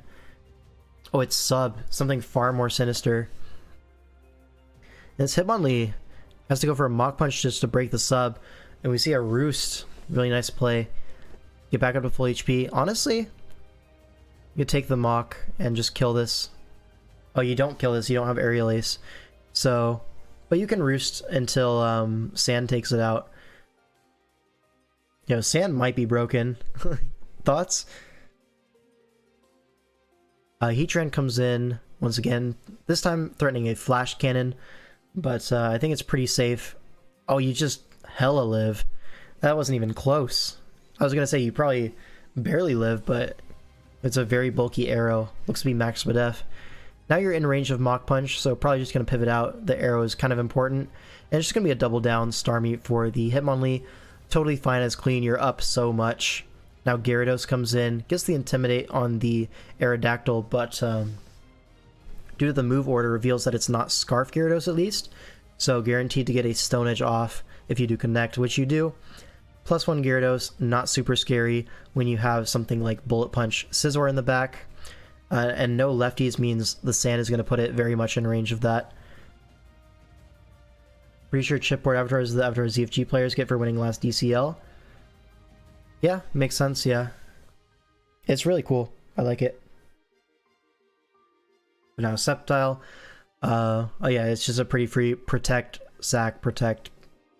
And Sceptile just can't survive the Sand. Arrow in the Sand, big Spadef. So true. Yeah, you could create every Focus Blast in the game. It won't matter. So, really well built from Clean. Like, it didn't feel like there was a whole lot Chipboard could do that game. Like, I didn't see any major mistakes. He just got gapped in, like, Sand plus Protect, knock Clefable being, like, Giga Thanos. Yeah. That was really well done from Clean. And now we go on to Slick Panther versus Rage. Oh, I deleted the wrong thing. Uh-oh, what did I do?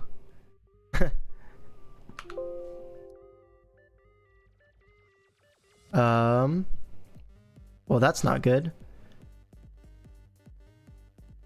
I messed up all my dimensions now. Let me just fix this a little bit.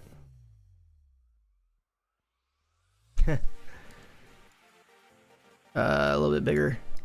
Bang. Okay, we're so back. That was I deleted the wrong thing on my OBS. But here we are. Gen 5 draft. A little bit scuffed, don't worry about it. It's all good. Slick versus iMickey Rage. Rage he's coming off the back of a really fantastic DWL, as well as he won the DPL match of the season kind of thing. Are we getting a prediction stream? Probably not, right? But yeah, Panther, definitely a mainstay in the draft format. Mickey Rage. He's been around for a little bit, but only recently broke into the tournament scene. So we'll see on this one. Neither of these players particularly known for black-white. If I am... unless I am proven wrong, I don't know. But I don't think they are. Let's look at the game. So Haxorus going to lead off into the Roselia. And this is obviously a Scarf Stun Spore Roselia, right?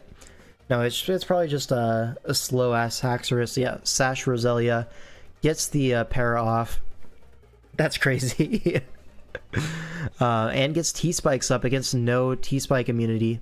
And you can spin block the Blastoise with Gengar. Probably going to be a especially defensive Gengar if you're going for a Sash lead Roselia, right?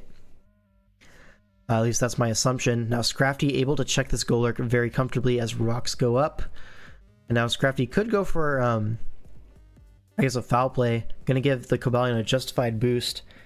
But probably Chople here. It's not Chople, just lives raw. But again, self-gooped by the eject button. I swear. How many times is it gonna happen?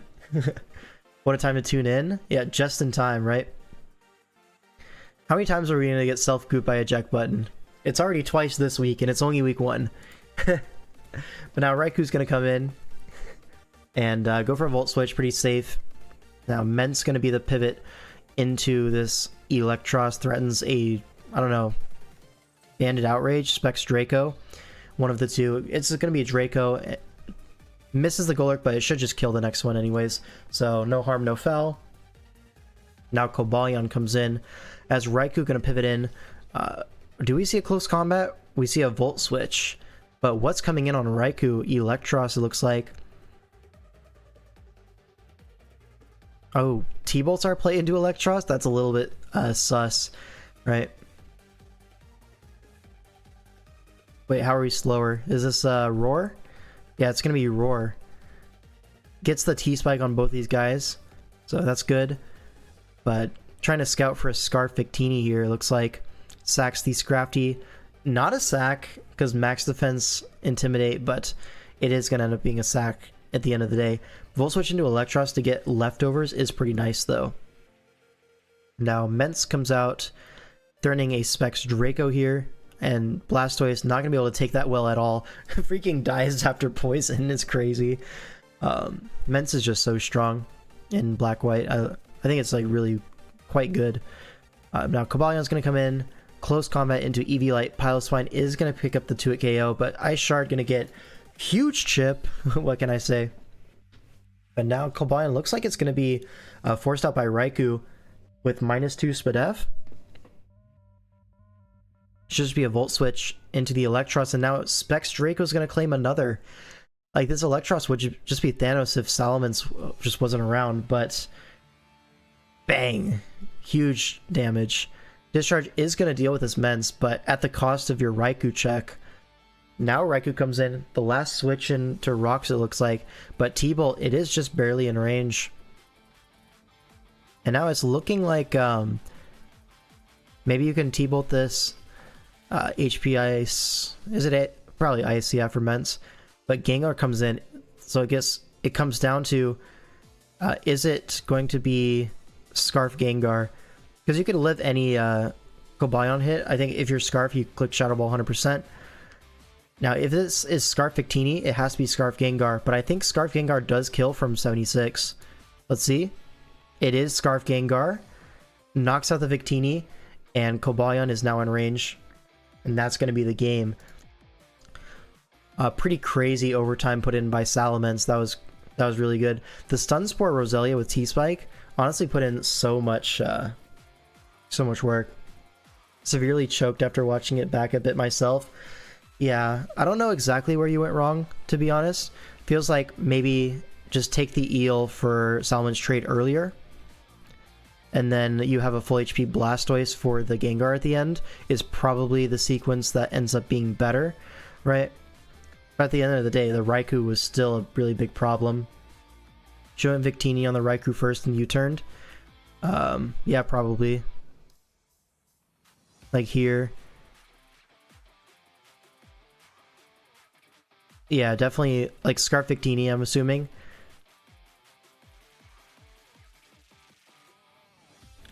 I mean, you could also just V-create, right? As the Victini. And then, I guess V-create's wrong, right? Yeah, always U-turn, I think. If Gengar comes in, you have a full HP Cobalion, and Raiku's dead to rocks. I guess that would kind of be a 50-50, right? Because Scarf Gengar definitely carries Focus Blast, unless you're Choppleberry. So it'd be like 50-50. Do you kill the Cobalion, or do you Shadow Ball predicting Victini? Assuming you go hard Gengar on U-turn, right?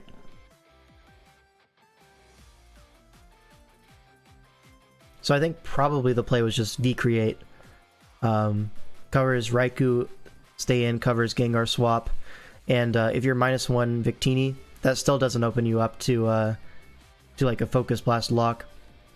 So then what you would do is you would go hard Cobalion, right? And I think that only loses to like sub Gengar. I don't know, it's really tough when you don't know all the sets in the moment. So yeah, it was a good end game. A little bit hard to see like the correct lines. Yeah, well played from Rage. Ended up with the win. And now what's the series at? This is 3-2 in favor of the Ragey Bolts. Sub Gengar was definitely in my mind too. Yeah, you can't really cover everything with a perfect play there at that point. Alright, and now we have our last DPP game of the stream. Let me go ahead and grab the matchups to throw on screen so we could play with our own team preview. Venga Benga versus Nick. Here we go.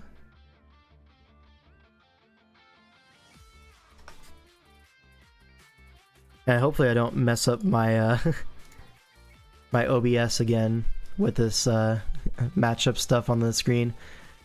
Okay, here we are.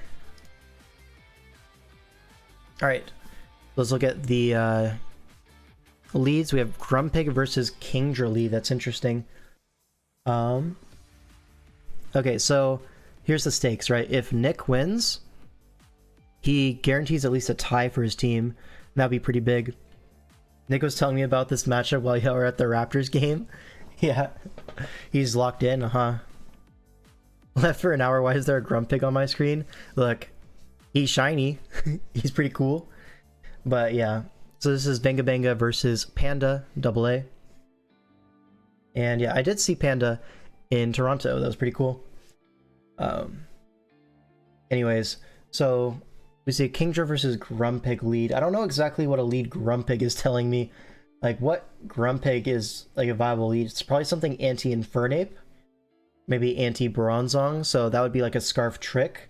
You Scarf Psychic the Infernape, you trick the Bronzong. I think that would be pretty reasonable as a lead. Whereas the Kingdra as a lead probably is going to be like choiced in some way, like Bandit or Specs. Got 3 ads before I can even see the video now. Yeah, we getting rich off of K-Crick ad views, right? Yeah. Be sure to click on all of them. So I'm going to need you to cut that sentence off earlier than that. What Grumpig said is viable. True, true. But it does look like Scarf Grumpig at the lead slot is the most likely set, and probably like a Specs Kingdra. So I'm looking at it like, what is the Kingdra switch in on the team? Like, Skarm probably rules out Banded, but Tentacruel doesn't rule out Specs. Like, the Draco resists Skarm. So as a lead, I like Specs Kingdra a lot. And we see a Trick trying to catch like a Bronzong, but we're just going to see a Specs Dragon Pulse. So we swap choice items now. So it's a Scarf Kingdra. Does nothing to like a Spidaftar. Just going to stay in expecting a Pursuit, it looks like, or Rocks. And so the T-Tar is going to get chipped. This is going to help open up the Rotom potentially, maybe the Bronzong. Do a lot of work here. Another Dragon Pulse into Skarm, so double hazard advantage for Venga Benga. And I don't think he has any removal. I guess he has Claydol, right? And Claydol spin? Not into Mismagius. So these hazards might be up to stay. Gets a Wisp on the T-Tar. It is not Lumberry. Oh, it was Lumberry. He just clicked it twice while I wasn't looking. Crit T-Bolt is kind of annoying, but it's a double down. So you just lose a little bit of like momentum there, but it's probably okay. And Flygon comes in on the Kingdra anyways, so it's totally fine. U-turn to Tentacruel, Take that Draco. That still does a lot of damage. This is Scarf. It's not Specs anymore. This is like an offensive Tentacruel, looks like. Okay, it's Rest Chesto then. So maybe not. Maybe Kingdra's just like modest and very strong. I don't know. Chat, when Zazzle was calling Grumpig a water type during DPL. I mean, I see the vision, right? Kingdra gonna come in. Even if you don't attack, it's gonna die to Sand. So it's just sacked off there. Grumpig gets back its Choice Scarf, which is kind of nice, to be honest. Ambipom comes in. We trick again. I don't think you're locked in at that point. I feel like you can click Psychic if you want to. Okay, locks the Ambipom into a Scarf Pursuit. That is going to allow Flygon to come in. But you have like a full HP Bronzong. Stays in with Ambipom. I don't understand why we're not going Bronzong there, but sure. Ambipom now is going to be fodder for spikes on Skarm, or just a roost opportunity. That's fine too. But how are we killing Bronzong is the question. What's in the back for Venga Venga? It's like Whiscash, Sceptile, and Mismagius are the unrevealed slots, and it's probably Mismagius. So I'm not sure how we're killing the Bronzong. Ambipom going to be sacked off. Tentacruel did not eat his porridge. Yeah, Claydol comes in. Oh, that's interesting. We didn't go Mismagius. I would have expected a Mismag there. And Infernape last one is revealed. So offensively, this Infernape looking pretty scary. Tentacruel's asleep. We go for U-turn though. I feel like Flare Blitz was probably fine. Overheat, whatever you have. But okay, Claydol comes in threatening a spin. Mismagius does come out. So, oh, Calm Mind is really nice here. If you can trade with this Mismag, I think the Bronzong just is unkillable, right? There's a Shadow Ball, does less than half. The opposing Shadow Ball also doesn't kill. And with the drop, this Mismag is going to 1v1 this Claydol. But Bronzong can come in on that. It's neutral to Shadow Ball in this gen. Am I even playing Pokemon anymore? It's mostly the same. Oh, that Wisp Miss is a really big deal, I feel like. Because that chip would have gone a whole long way. To be fair, I don't think he should have stayed in with Bronzong. That felt wrong. Like, just sack Claydol, I think. Go Infernape, get your kill. Because this Mismag, like, after the next... I guess it wouldn't die to Sand the next entry, right? Can you go Claydol here and sack it? No, I don't think so. Maybe you have to take the burn. But the burn would have been huge, for sure. Because now you really can't break Zong. Like, Skarm probably doesn't even have an attack. Goes for Calm Mind, but now Calm Mind HP Fire is going to do a lot to this Skarm. There's a Whirlwind, but gets Bronzong. Like, he's trying to Whirlwind into Infernape, but even if you do, like, you can't kill the Bronzong. Maybe Skarm can, like, PP stall it, but that also seems highly unlikely. Like, the combination of Claydol plus Bronzong seems unkillable. Like, the spikes are going to kill Infernape. Like, this is the last entry point. But you're going to have to sack Tentacruel here. Flare Blitz, yep. And now Flygon's going to revenge the Infernape, but it does look really hard to break Claydol plus Bronzong. I don't know how you do it. Alright, clicks Outrage, but Bronzong can just come in. Skarm in on this, but Psychic.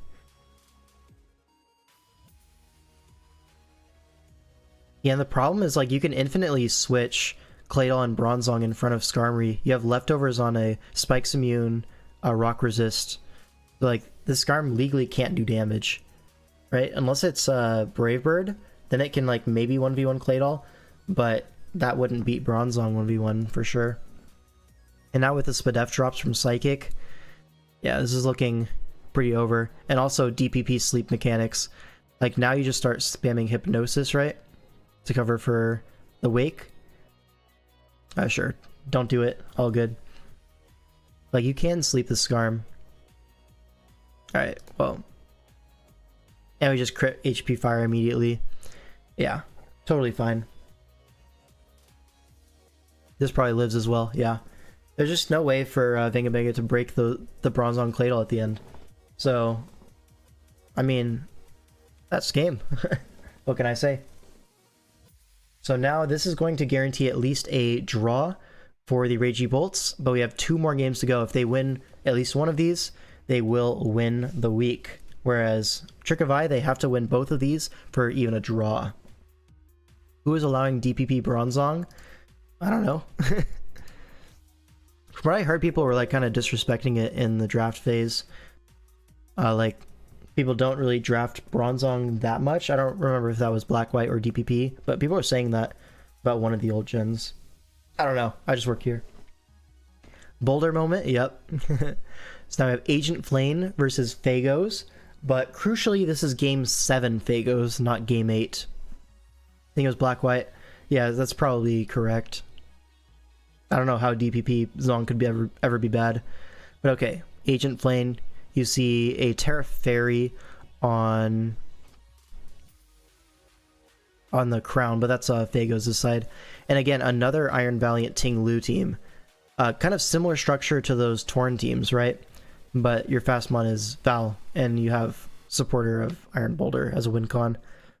You have Spikes, you have Spin, you have Ting Lu, super fat stuff. But yeah, I feel like the Torn is just better on these kind of teams. So we'll see how the Valiant does. On the other side, this is kind of like a screens offense option, right? With Deoxys plus Keldeo Roaring Moon. At the same time, like, you have options of just being like specs on Keldeo with momentum spam, right? U-turn Fez, like eject pack Deoxys, U-turn Volt Switch. Like, I like this team. It has a lot of options for like team styles you can run. Whereas this other team, pretty inflexible. Like, you can only really run fat stuff or like Spikes lead Ting Lu, like Giga offense. And it is Terra Water Keldeo, which makes sense. The water resist is Quillfish and Cyclizar, not the bulkiest guys in the world. Then you have Terra Ghost on Fez as well. What's that for? For spin blocking Charles, maybe? Maybe it's like Terra Blast coverage into the Crown, would also make sense. On the other side, we see Terra Fairy Crown, and we see Terra Bug on the Iron Boulder. Alright, let's get into the game. This could decide the series. So Deoxys Speed going to lead off into the Ting Lu. But if you're leading Deoxys, you probably have a plan into Ting Lu, and it's going to be Taunt on Payback. But it's a Rocky Helmet, and Pain Split is going to be really massive here. Gets 2 helmets and a big amount of chip and a free spike. Meanwhile, Ting Lu couldn't have gotten Hazards up if it wanted to. So really nice lead sequence from the Deoxys Speed. Now this Ting Lu is basically dead. Scale Shot comes out. This is probably loaded dice. Can't wait for the Terra Water Kelly to start clicking the surf button. Yeah, it looks pretty scary. You can afford Terra Crown and Terra Boulder on the same team now.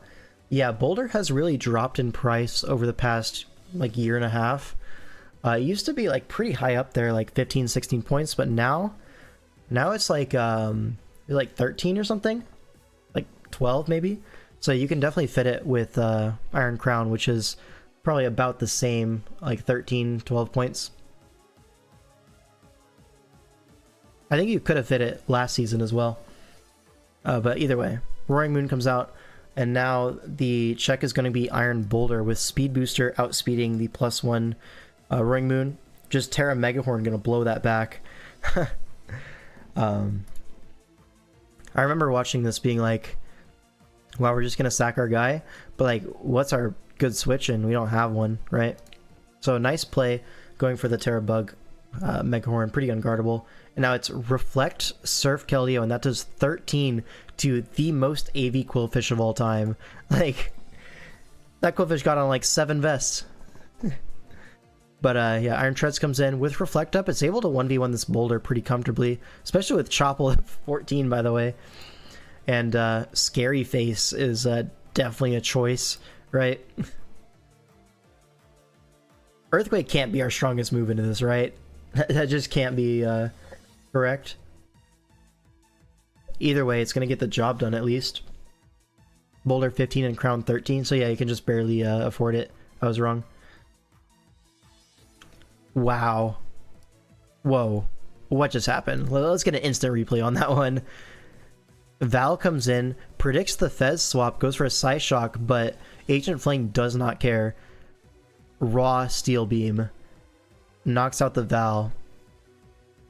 And this is looking like a crazy endgame. So what's the threat here? Iron Crown still could potentially win.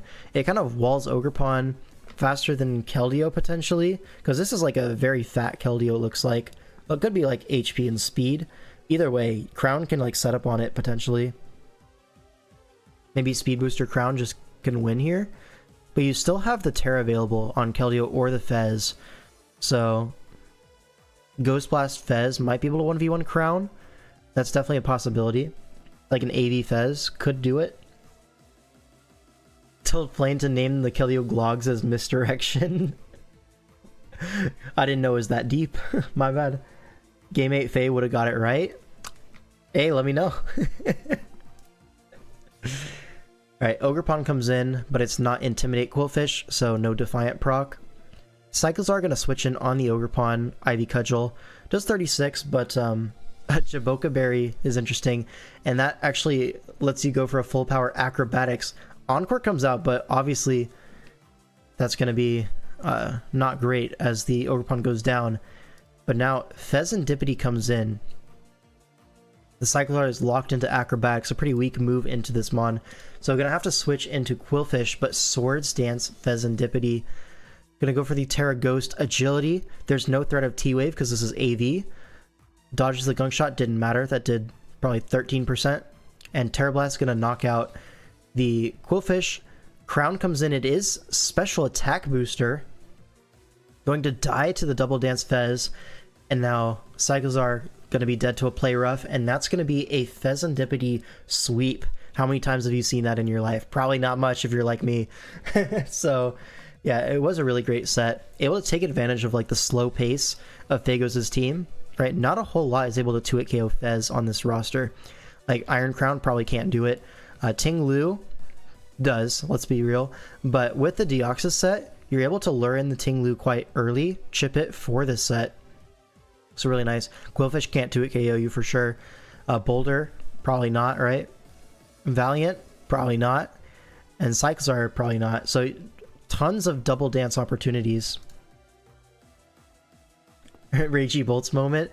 Definitely there was multiple options to build around, but this was one of them, and it was more unexpected. Like obviously Phagos was not prepping for double dance Ghost Fez, and yeah, he paid the ultimate price for it. And with that, the Ragey Bolts win the week. But there's still one more game to be played. And it is... who is this? Hellam versus Undead. Alright, so this is the last game of the stream. Let's make sure it's a good one. It's a Torn Petulant Corviknight Mirror. This game is cinema. Yeah, I think I remember parts of it, but not the whole thing. About to get cinema. Yeah, so this is kind of the new Torn structure people are spamming, where you still get the Petulant, but instead of Ting Lu, you go for like a Poverty Ground, and instead the round 2 is going to be Corviknight. So you have reliable defog.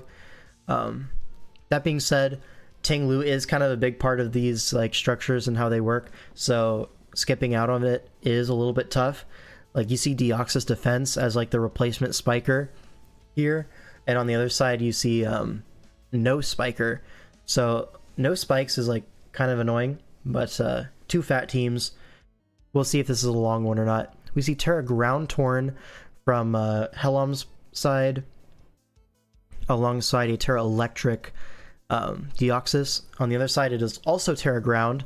Makes sense in a pretty mirror matchup that you want the Terra to hit Fez, or not Fez, Petulant on both sides. And the second Terra, I believe, is the Infernape. At least that's what I would run if I were him. Can you afford that? I can just look a little bit to my right and see. Yeah, it is Terra Infernape. I will say I don't know why people are sniping the Ting Lu. People are using it on the Valiant teams because in theory Spikes plus Valiant is like pretty strong. But the problem is we've never really seen that work super well. The last time you saw a Valiant Ting Lu team pop off, it had a Terra Latios on there. So like, doesn't really count, you know? The Gliscor is not working. Yeah. That's tough, buddy. But let's get into the game. Torn lead into Blissey lead. So Blissey probably going to be rocks here. Gets taunted but has mental herb, but seismic tosses anyways out of respect. So what's the purpose of mental herb? I don't get it. Takes a U-turn here from life orb Torn, so offensive Torn. Makes a lot of sense here. Another seismic toss into Corv. And again, no rocks. Like, what's the point of the Blissey then? Light screen goes up, which is interesting. U-turn to Torn, but the slower Corviknight is able to roost up. Nasty Plot comes out. What is our plan into Nasty Plot Torn? I don't see a great option. Light screen up, Deoxys can probably T-Wave this, but it's Terra Ground. Like, what's... We just switch out of respect? I don't know what the Deoxys was necessarily scaring you out with. You could at least, like, test the waters, get some chip. But okay, Ogerpon able to Swords Dance on the switch to Petch. This should be a KO. Never mind. Malignant just crits through screen. That's a little bit rough, man. Is because Slither's so good no other Pokemon is doing anything? Yeah, that's probably it, right? Right. Dark Shifu comes in on the Petrant. Able to, like, force some big damage here. I don't know what really wants to come in on this. We switch for some reason? I feel like we just got our breaker in and we swapped for fun. You saw that Thanos Slither replay until I choked? Yeah, I did. It would be so much better if you won the game though, right? Alright, slower Corviknight again, able to, you know, stay in on the U-turn, get the double screens up, and now it goes for a U-turn of its own, most likely, right? Yeah, of course. Now with double screens up, you can kind of... I was gonna say go Torn and Nasty Plot. I guess it's not Nasty Plot, it's Taunt Life Orb U-turn. So that's strange. But bulk up at Urshifu freaking dies through light screen to Specs Terrifier Infernape. Yo, I've low-key been saying Infernape is kind of heat here. I mean, he had no other option. Like, this is the only path out of the Urshifu and managed to get it. So that was cool. Deoxys comes in, Infernape forced out. Nape stocks up, they might be. But Calm Mind Deoxys, it's not over. Right, this guy could be Thanos. U-turn is kind of wild. If that was weakness policy, you might just be cooked. But yeah, kind of have to stall out reflect turns here and then get Crook in. Terra Electric immediately trying to block T-Wave. Ends up not being necessary, but now the problem is you're always revenged by Crook EQ. And so Ice Beam, Terra Electric. The last could be Thunderbolt or it could be Stored Power. Given that we're going for this like play into Blissey, I would probably expect Stored Power. We'll see though. Yeah, it's definitely Stored Power. Back up to full. And we don't actually get +6, which would have killed, but I don't think it matters at all. Ice Beam knocks out the Blissey, but again, Crook always revenges this. You just go for an Earthquake. If Corv comes in, you say, awesome, cool, love that. Now you can potentially knock, but it's either Scarf Rocks or just didn't want to knock there. Instead, favoring the Nasty Plot Torn angle. Gets a unit, and what's checking this? Like, Deoxys comes in again. It's Terra Electric, but this is... Oh, you already used your Terra. You can't Terra Blast ground anymore. So we get +6 on the Torn, but I don't think this breaks the Deoxys at all. It does a lot, but I guess that's the last recover. So now the Deoxys is working with finite HP. Oh, Encore into Mental Herb, but it lives. Still though, Petrant gonna be sacked off. Freeze is crazy, but I don't think it matters at all. You probably have to go back to Crook to force this out. Oh, we go Infernape instead. We're just sacking our Infernape just to do it. I don't know why that was the play. Could have just gone Crook and Earthquaked, but... Alright. Cool. Corv now going to come in.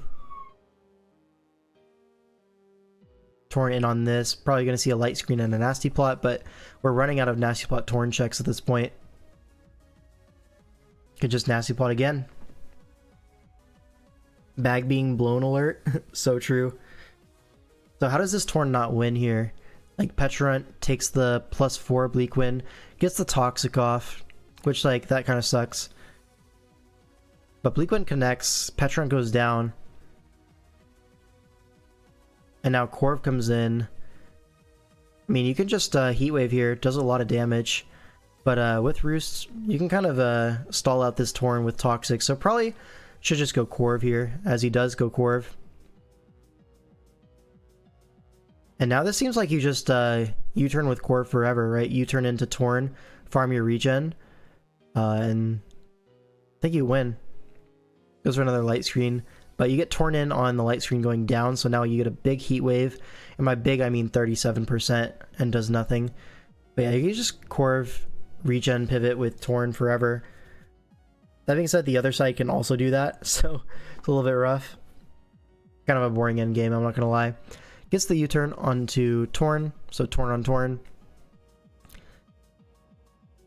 We sack Crook, I guess,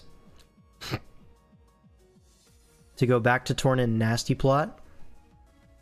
Faster than the taunt, which is cool. But there's still 3 turns of light screen, which means Corv can come in, take 37 from another Heat Wave. We don't even click Heat Wave, but that crit's kind of tough. But I think you live the Heat Wave anyways. Light screen's gonna go down, but Toxic is racking up. Misses Heat Wave, that's kind of tough. Now you just need to reset the thing. Just go Corv, get your regen off. Chooses not to, and now we're fucked, because this dies to Toxic. Oh no. Probably choked from Undead, if I'm being real. The bag has been blown. Yeah, now Corv is just walled by Corv. Corv plus regen. Defogging away your own rocks is kind of crazy. No? Like... But like, either way, like, this Corv turbo PP stalls, I think. Or does it? Because your Brave Birds are... There's only 1 Roost left. Why are we not Brave Birding here? Oh, wait. Brave Bird! I guess it probably doesn't matter with Torn in the back. But like, surely... Yeah, double crit that swung the game hella early, so double miss is what it is. Yeah, the crit on Ogrepon is like really massive. I don't think he got any other crits though that mattered. Like, what was the other crit? And yeah, Helm's gonna take the game. Brings the score to 6-2 in favor of Ragey Bolts, taking the series over Trick of Eye. I think that's tied for first seed at this point, so well played from them. Yeah, what was the second crit? I know the Ogrepon was crit by Malig. Without the U-turn crit on Shifu, we tank the Nape Specs hit. Let's see. Here, that crit. Are you sure you take that? This is like Specs Terrifier Overheat, and Shifu does not have natural SpDef stat.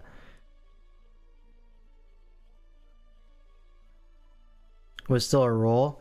I believe that it's a roll, but I don't think you guarantee live by any shot. You have a lot of SpDef. I don't know, man. Unlucky, I guess. I mean, you got the luck back anyways, so who cares? Alright, that's gonna be it for me. Thanks everyone for watching. I'll see you next week for week 2. And yeah. Peace.